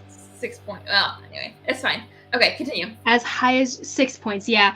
And then next in the lineup will be Nemo. Nemo, what are you doing? So I saw a cook disappear in front of me. Yes, you did. Okay. And does Nemo know which is the one that got into our room that night? I think I thought it was Which Pirate. one got into your room? Yeah, he knows. He was there. It was when Pyrus. Canary killed him. Well, but they Yeah, were it was close- Pyrus. It was Pyrus. Okay. Yeah, he's the one that came back to life, and you remember that whole situation. All right. How will I be able to get? Get where? Hello. Hi. So Pyrus is the one in the middle, right? Pyrus is the one. Well, he's now all the way over on the other side because he ran away from Canary. Okay. So he's gonna be, you're right here, and he's all the way over here. All right. How close can I get to the female who's farther away? If you go into the area that's rough terrain, you'll sorry, if you don't go into there, then you'll have, this is 35 feet right here, so it'll get you within 40 feet of her. If you Okay. take the dash action, you can get farther, I guess.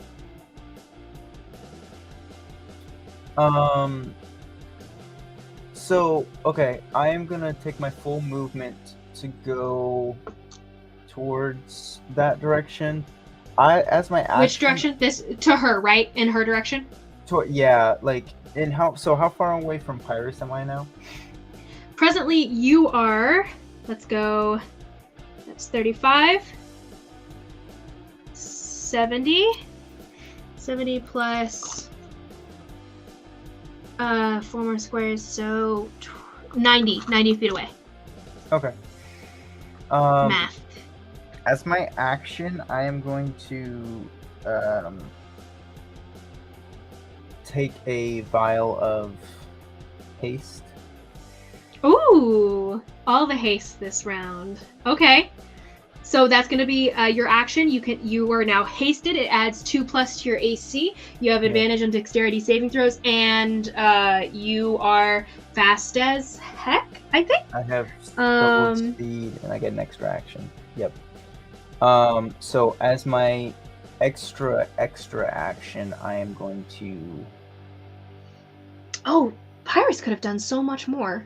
I'm gonna dash towards Pyrus for 60 feet. Okay.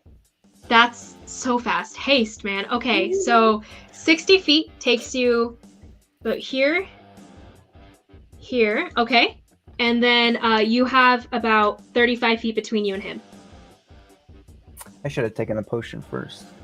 All right, that's my turn. That will be your turn then. And then next in the lineup will be sorry. Next in the lineup, Kanari, that's you. And Karhala, you're gonna be on deck after Bat. So I did a fresh batch of healing draughts, right? Because I have in my inventory that I have 4 more. I'll assume that you do. I would have distributed those. I would have, like, I made 4. I would have given everybody 1. I would say that since you never mention it and no one has it written in their inventory, that they don't have these. Okay, that's fine. This is fine. But I know that Anala also has a healer kit, and I'm pretty sure people have some great healing potions somewhere. Okay. Because you guys have collected them over time. Yeah, I think Kanari has one. I don't know if Nemo does. I don't. But you have cure wounds, so like if you're close to dying, you can cast it on yourself. Yeah, if I need to. What's happening then now, Kanari? Kanari, still Kanari. I thought you said I was on deck. Sorry, I was thinking about what I was gonna do. Oh, sorry. Nemo is done. Oh. You're it. Karhala is on deck. Sorry. Okay, if I said that wrong, that was my bad. You're good. So okay, so there's no one close to me at the moment.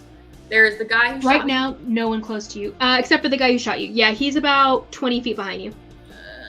I am not doing well though. And then where Pyrus ran off towards that piece of paper back there. Yeah, he's about right here.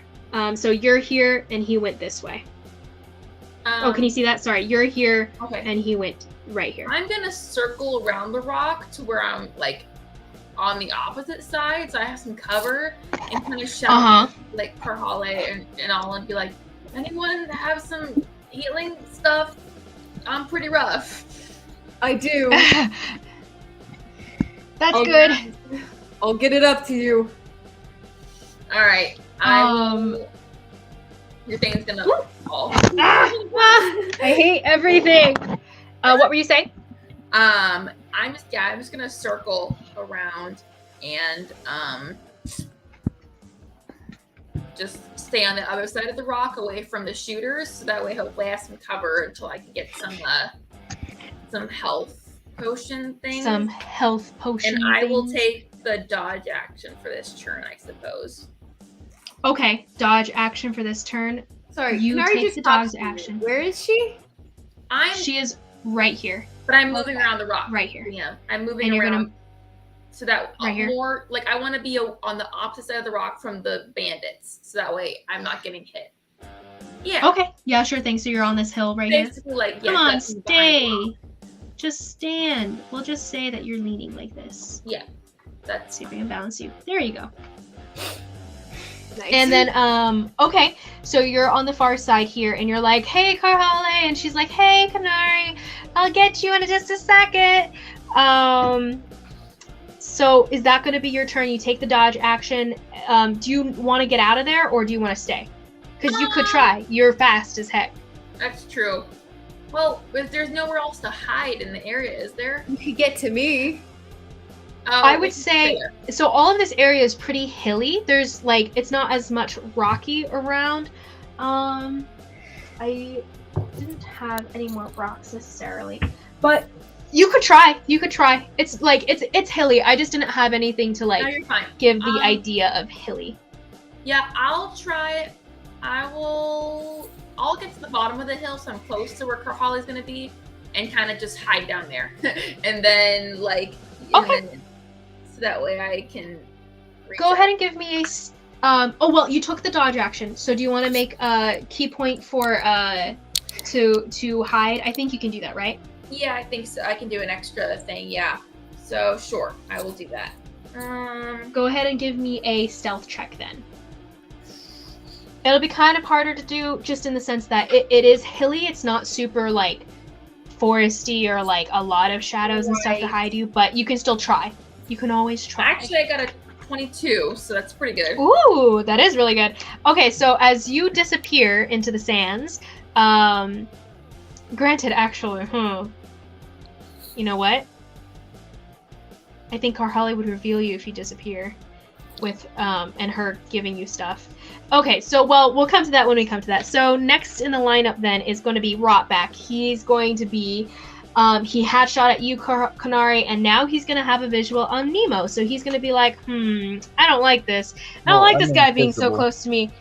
You're invisible. You're right. I forgot. Ugh. I keep on forgetting you're invisible. Hold on. Let me put a thing. Invisible ring, yeah. There's a thing. I have the stunned out just in case. Oh, there we are. Invisible. And then I'll do invisible for someone else. Just remind me. It doesn't matter. I don't want you guys to see where she's at. Okay, so the next in the lineup then is going to be yeah, him. So he's going to turn and he sees Maeve, he sees Pyrus. This is a little bit rougher than they expected things to be. What's he gonna do? He's gonna be like, nah, we gotta get rid of the powerful, strong one first. So he's going to reveal himself to shoot at you, Carholly. So that's going to be... I can see him now. You can see him now. He reveals himself to shoot at you. That's going to be a nat 1 and a 2 for both attacks. What do you... that's a sad thing. So that's... Both are not going to hit, most definitely. As he shoots the arrows at you and you dodge, like, you're kind of like eyeing him down at this point as he shoots the arrows at you, and you make direct eye contact as you just turn your body just a little bit to the side to dodge one as it whips past you, and then dodge the other one in the same fashion, pushing the other shoulder back. And he, like, twitches and he curses, and then he ducks back behind the rock, and he's going to try to hide again. So that's going to be... Okay. So he disappears from your view. You're not really sure where he went exactly. Anala, you see where he went though, so you know where he is, because he can't really hide from you since he was visible to you, but since he ducked out of the way for Carholly, he's hidden to Carholly and no one else. Next in the lineup then is going to be... Me. Yes, you, ma'am. What are you doing? Can I see the chick that's up in between those two rocks there? That's Anala. Oh, dang it! I thought that was the other girl that they had. Okay. Sorry, Maeve is like all the way over the hill on the far side. I'm gonna run over to where I saw that guy go. Okay. So, as you run up, what is your base insight? Insight? Sorry, perception. Your passive perception. Passive perception. 10. Oh wait. So you get up to here, and you don't have your speed halved because you are Earth made, and the Earth answers to you. So you get up behind Anala. Your passive perception does not see him right off the bat, so you will have to take an action to look for him. Okay. That is a 18. Which is 18? insane for me. That is really insane for you. He got a natural blah, blah, blah, plus. Okay, you still can't find him actually. As you pull up behind Anala, you look around and you're like, "Where is this freaking dude?" I take it was you. Don't worry, I'll kill you the slowest. Still no answer. But next. So that was your action. And did you want to go any farther, or well, no, actually, this is where you can get, and you already used your action. So bonus action, anything. For the Does rage fall away if you're attacked? Or like, do you keep your rage only if you're attacked, or only if you take damage? I think it's if I'm attacked. Okay, good. Just double checking. For rage, I think it's damage. Is it damage? I'm pretty sure. Okay, go ahead and double check for me, because if not, your rage ends. Yeah. Can I... So you guys, Anala, you see Karhale sweep, like bounding up behind you, and she's fast as heck. And it's very unnerving actually when she comes up behind you. But you see her, and she's her rage and the fire in her eyes kind of dims a little bit as she just starts seething again. Could I use my bonus action to just slam my fist against a rock in frustration? I would say it will not keep your rage. No. Well. Huh. I hit hard.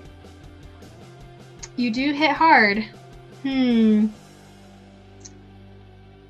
Okay, sure. You slam your fist against the rock. Go ahead and roll me your normal like punching, like if you're punching someone else with your D4 rolls and everything plus your strength modifier, and then go ahead and roll an additional 6 because you just slammed your fist into stone. I don't need to roll to attack, right? No, you definitely hit it. Yeah, you just slam your fist into the rock, and it sends a jarring feeling up your arm and pain that helps you stay angry. 7. Plus a D6 or plus 6? D6. Okay. Oh, I've never been so happy to roll 2 ones in my life. So that's only 6. 6 points of damage, and you'll keep your rage. I would say this is not halved because you're not like shaking it off. This is just you hurting yourself, I feel like. Okay. So you'll just take this full damage to hold on to your rage. It's kind of like taking the full damage as part of you just holding on to the rage. That is fine. I'll take. And then next in the lineup will be Anala. So not you yet, but after you're on deck. So Maeve and Cook. So Cook is going to. What's she gonna do? What does she want right now? She's like, doesn't want you to get hurt, Nemo, but she doesn't know where you are. You know, I've got 3 rages. I probably shouldn't have done that. I've got 3 rages, and it's a bonus action. I don't do anything else with my bonus action, but you know, it's fine. It happens. I was gonna say, but yeah. I've got 3. I didn't really think about it. What else am I going to be doing today that requires my rages? I probably should just let it die and then redo it the next turn, but it's fine. You know what? She's going to... Okay. You guys, what you guys see happen as something comes about. Kanari, you're still hidden in the dirt, hidden in the sand, but what you feel is heat enveloping kind of near you, not what you are exactly, but someone sends a little fireball at trying to encase both of these. Because she's a little nasty, so that's a 20-foot radius, so that's not quite in. So she sends a fireball right here, and it's gonna hit the horse, and it's gonna kill the horse. So you guys see a landing explosion of fire just land right here, and all it hits is this horse. And all it hits is this horse, and then... Actually, you see it hit the horse, and then, no. Yeah, it's just the horse. And then, so that's going to be her turn, and then Maeve is going to take a shot at you, Karhale, from so far away. So she's going to... Where is Cook at? She's not hidden, so she doesn't have advantage on this. Cook is presently hidden. She is invisible. Well, when she casts the spell, she becomes invisible. She has greater invisibility, not your lame old invisibility dude. Okay. She's a little cooler than that, dude. But yes, yeah, so that's does a 19 hit? Me? Yes. Yes. Okay. So an arrow streaks at you, and you get slammed into with, that's going to be only 4 points of measly piercing damage. But go ahead and roll me a Constitution saving throw.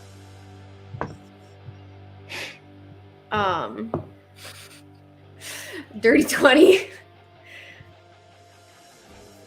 Nice.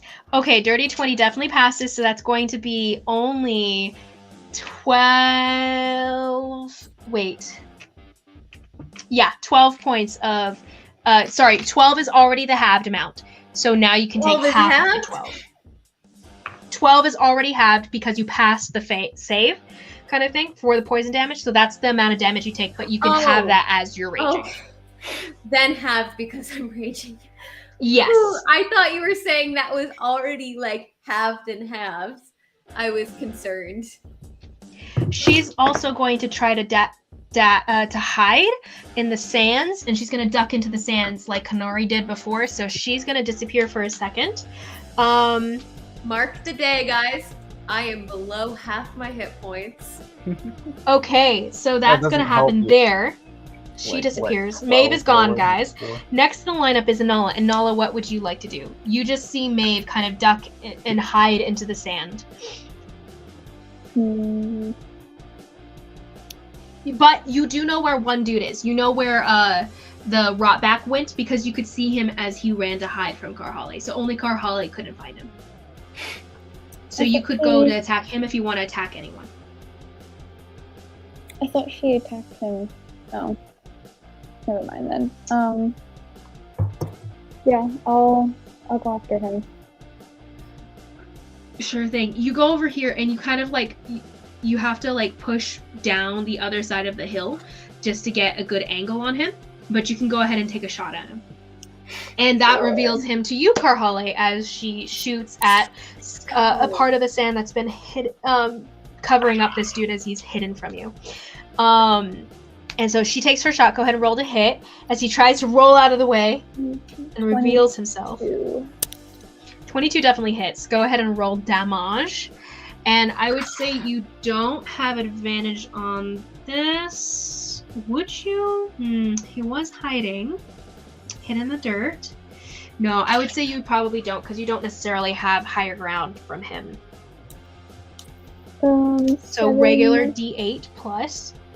Did you want to use any of your cool new arrows, by the way? Because you have cool new arrows.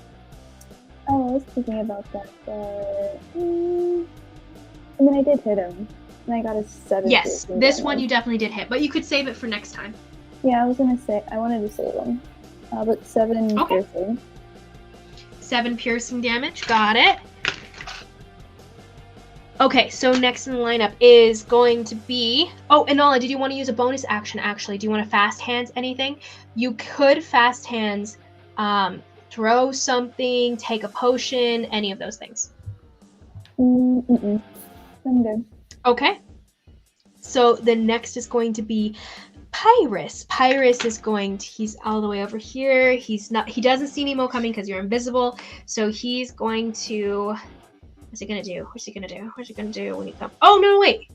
He really wants to kill you, though, Nemo, because you killed him. And the magic in him is drawing him toward trying to find you. So he's going to whisper into his earring. And, Nemo, you're at a distance where you can probably overhear him. Just barely. But you hear, cook, cook. And it, like, the rest of it is mumbled because he's whispering, but you hear him shouting for cook in his earring, and he's gonna go, he's gonna run over here to where he's a little higher up so that he's hasted, so he's gonna run up here. He's gonna look around and perception check to try to find you, but you're invisible, so it'll have to be something really good, and he doesn't roll very good. So he's gonna do that, and he's just gonna keep on looking for you, and he's gonna shout out,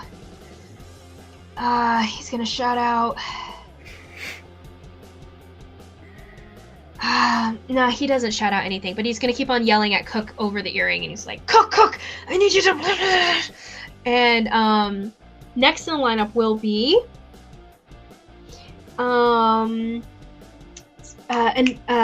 Nemo, that's you. So, both of those two are, like, one guy's right next to me and the other guy's above, right? You, so Pyrus is right here, and you're down here. There's another guy behind you that you can see. He was just revealed by Anala. And Maeve is presently hidden somewhere behind you in the distance. Are they within 20 feet of each other? Pyrus and him? No. And neither is Maeve. And you don't know where Cook is. So Pyrus is like behind the little rock outcrop thing? Pyrus is like right here, and you are right here. Oh, sorry, the other guy. The other guy is behind the rock thing. Yeah, he's over here, right below where there. Carhalling and all are. Okay.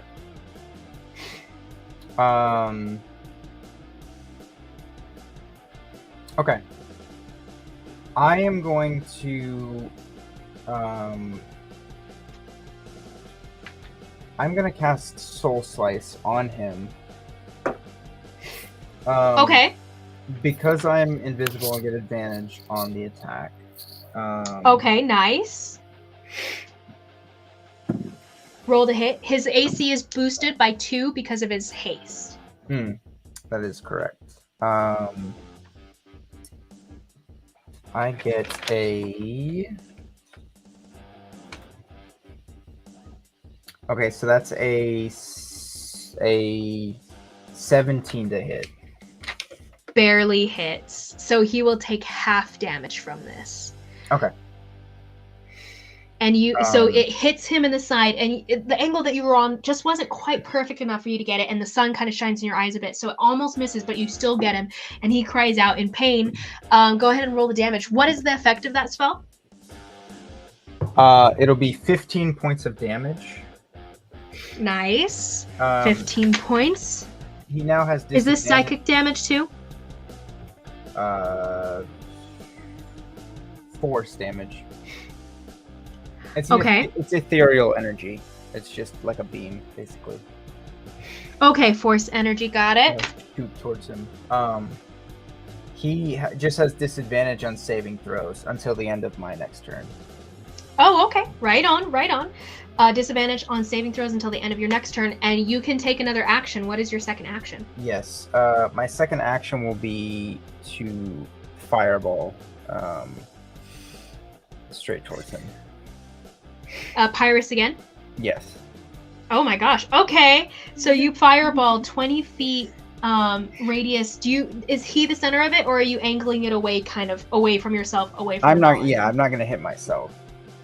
Okay, so kind of like hitting another fireball. So Kanari, you felt the first one encase this horse, and you feel a second wave of heat happening kind of from the same direction, just not as close to you this time.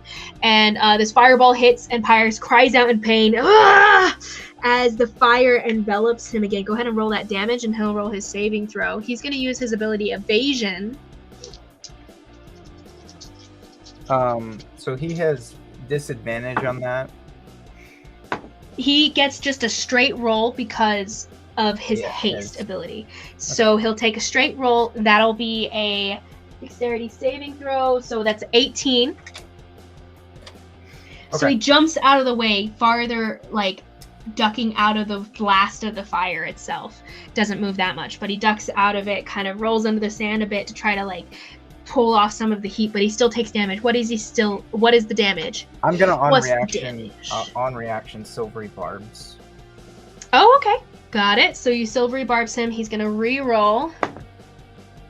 17, that's higher. That's higher. No, that's not the natural 17 plus a lot. Oh, okay.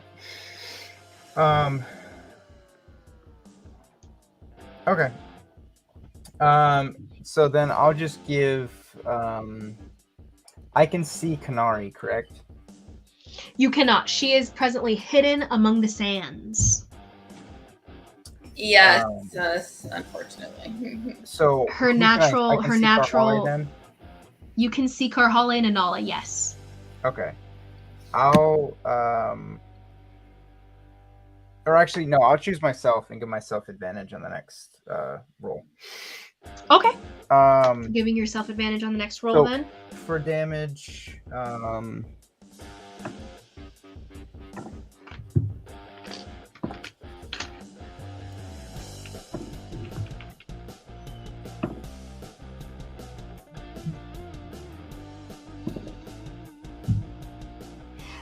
so you do reveal yourself, and you are no longer invisible, by the way. I forgot to mention that. Karhale and all, you guys see Nemo appear next to you guys as he shoots a fireball right next to you guys, and you guys can feel the wave of heat, but it's not quite damaging you, which is nice. Very considerate of him. It'll be 26 points of damage, halved. 26 points of damage, halved. Okay. Okay. And then I will... He's looking very rough, by the way, like real rough. I will run to where I have as much cover as possible. Okay, so you can definitely run over here to where 30 feet of movement here and get kind of like behind this to where you're no longer in the direct line of sight of anyone. Okay, then next in the lineup is Kanari. Kanari, what would you like to do? You hidden in the sands. Oh boy, okay. Kanari is going to get up, I guess. Not really get up. She's gonna move towards.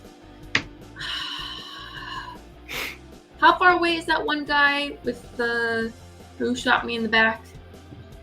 Oh, he's on the far side of here. No, the guy. Oh, is that Nemo? Just kidding, that's Nemo. This is Nemo. Yeah, this is Nemo, and then Pyrus is right here. He's not quite in your range of sense, but you could hear him when he cried out in pain, so you know he's in that general direction. Okay. I'm going to... He's calling out to his buddies actually over the thing, and he's not being quiet about it. He's just like, "Get me out of here! We need to get out of here! I don't want a repeat of what just happened!" And there's like answering whispers that you guys can't hear. Yeah. I'm going to run up to the rock that's like... Mm-hmm. Okay. And So you run up here. So you have half of your movement here. You can get about here with your regular movement. Okay, that's fine. And then Oh, now you balance.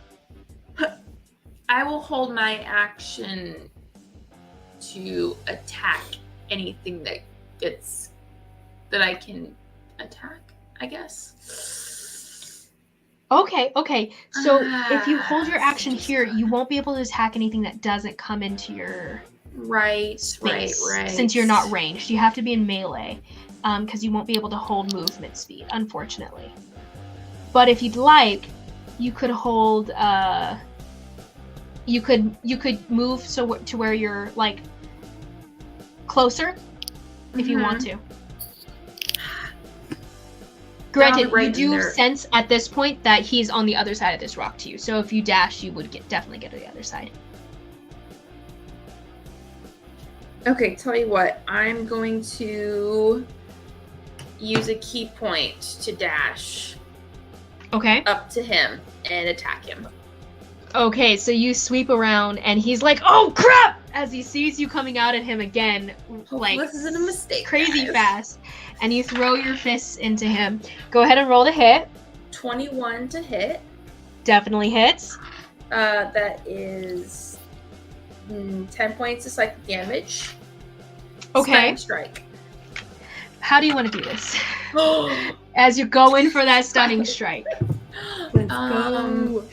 So Kanari is gonna run up to him and she's just gonna be like, "I told you you're gonna die for real this time," as she takes her staff and rams it right through his throat, like the soft part of his throat. Just like through it. And you, as it rams straight through his throat, and you can feel the resistance, and then no more resistance as you break through the skin and shove it through his esophagus all the way through the back of his neck, and you hear him choking on the rod of your staff as you send pain and suffering into his mind, just direct pain infusing him as he regrets all the choices he's ever made in his life. Fair enough. Did I use all of my movement to get there? Because I know I dashed from around the corner. Nah, you had more. You had way more. As you shove him off of the end of your rod, and he slams down into the dirt on the top of this mound of sand. And there's two people right there that are enemies? And Anala and Karhale. Beyond that, you don't have. You can sense one dude on the far side because you can hear him breathing. He's right at the edge of your awareness. And if you'd like, you can run there, but I don't think you have enough movement actually in this difficult terrain. That's fine. Mhm. I'm just gonna I'll just kind of stay where I am, as long if I'm kind of like duck. I can't hide, but like duck behind the rock. You know what I mean? Kind of like just back up a hair, just so I'm ducked behind. Yeah. There you go. Right just here. So I'm not. Yeah, it's fine. Yeah, no worries. I understand. Cool. Okay, so do you guys want to keep on going for here? Or do we want to take a break and then start this up next time we play next week? It's already after 11. Let's pause. I know. See, Time like to flies. it's right finish, before but- my turn, and I really want to go, but I'm also real tired. Do you want to go really quick and we can make you we can just take your turn and end it there? Yes. It's up to you. Okay. Go for it. Do your turn. Okay, go ahead. Okay, can I still see that guy? The tall guy? Tall guy, you can still see him. Yes, he has been revealed by Nala's shot. Thank you, Nala. I would like to Good hit job, him in the Enola. face with my hammer, do it, specifically in. Okay, so as you jump down to the side of this hill and you slam your hammer down on top of him, and he's like, he turns up to you and he goes, nah, he's gonna take the hit and then he's gonna see about moving later. So go ahead,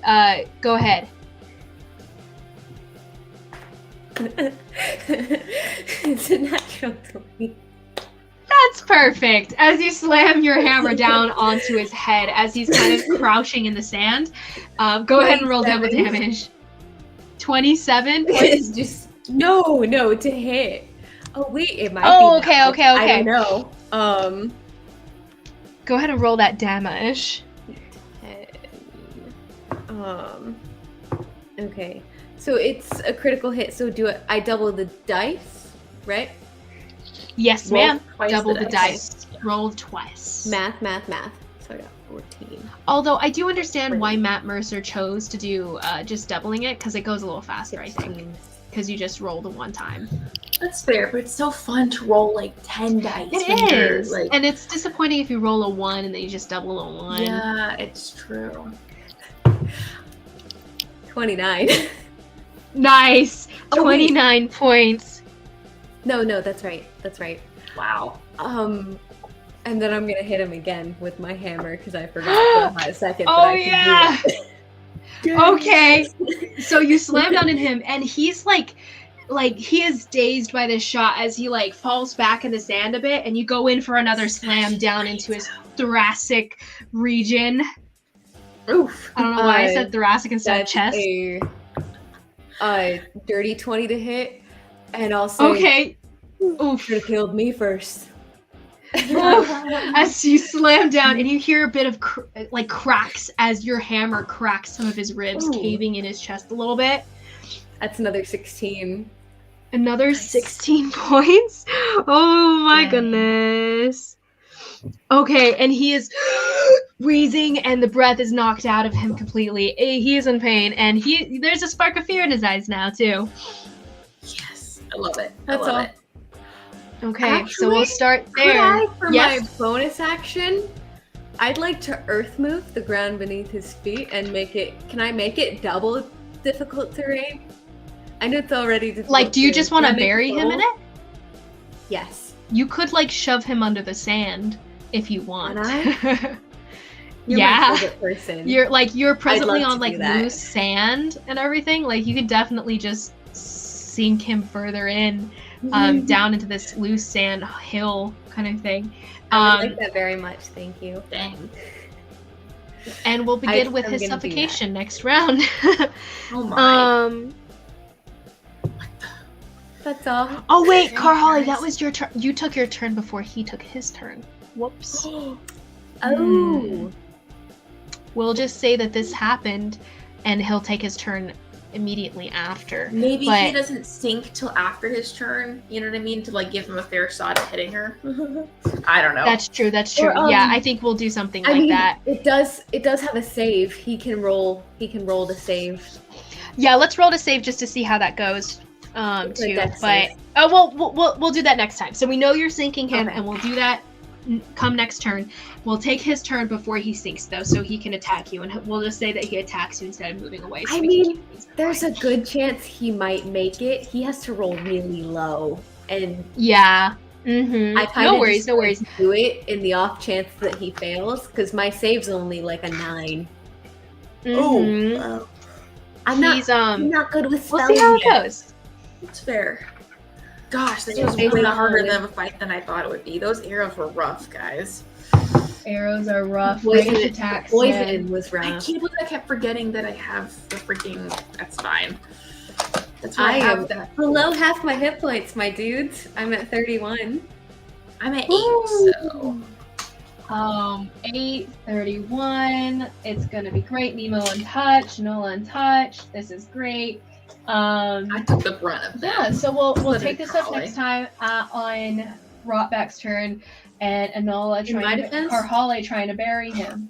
So I this will be took a great. lot more damage than you. Mine is just halved and then halved again because It's true. I always save from the poison That because my con damage- save is high. I saved from the poison too, actually, but I did take the full damage of everything else. I will say I completely forgot about the poison damage stuff last time I ran these guys, and I was like, oh, that's why they're so powerful. They are supposed to be more powerful than this. That's supposed So to be a little Nathan, differently. it was in fact worth it to do damage on myself to keep me raging because my rage would have dropped after the end of my turn and I would have taken all of their hits at full damage. Mm-hmm. I am curious though for future reference. I'll look it up just to make sure that you can do that, but we'll see what happens. I did look it up and you can. I nice. was looking into like alchemist fire that does a d4 per round that it's touching your skin. So if I like slap some alchemist fire on my arm and I don't That's ever kinda wipe it cool. off, it'll do a d4 of damage every round to ensure that that my rage stays. And it's not that much damage because it's at max 2 because it's halved because I'm raging. So it's max Alchemist 2 Fire damage. 2 for you, just because you have the thing that you have that lets you not take that kind of damage or any damage kind of thing. That's good because I think for any other subclass, It'd be that 4, is yeah. great. Mhm. But For me, it's we'll worth it. end there. I'll turn it off. Oh, cool. Guys,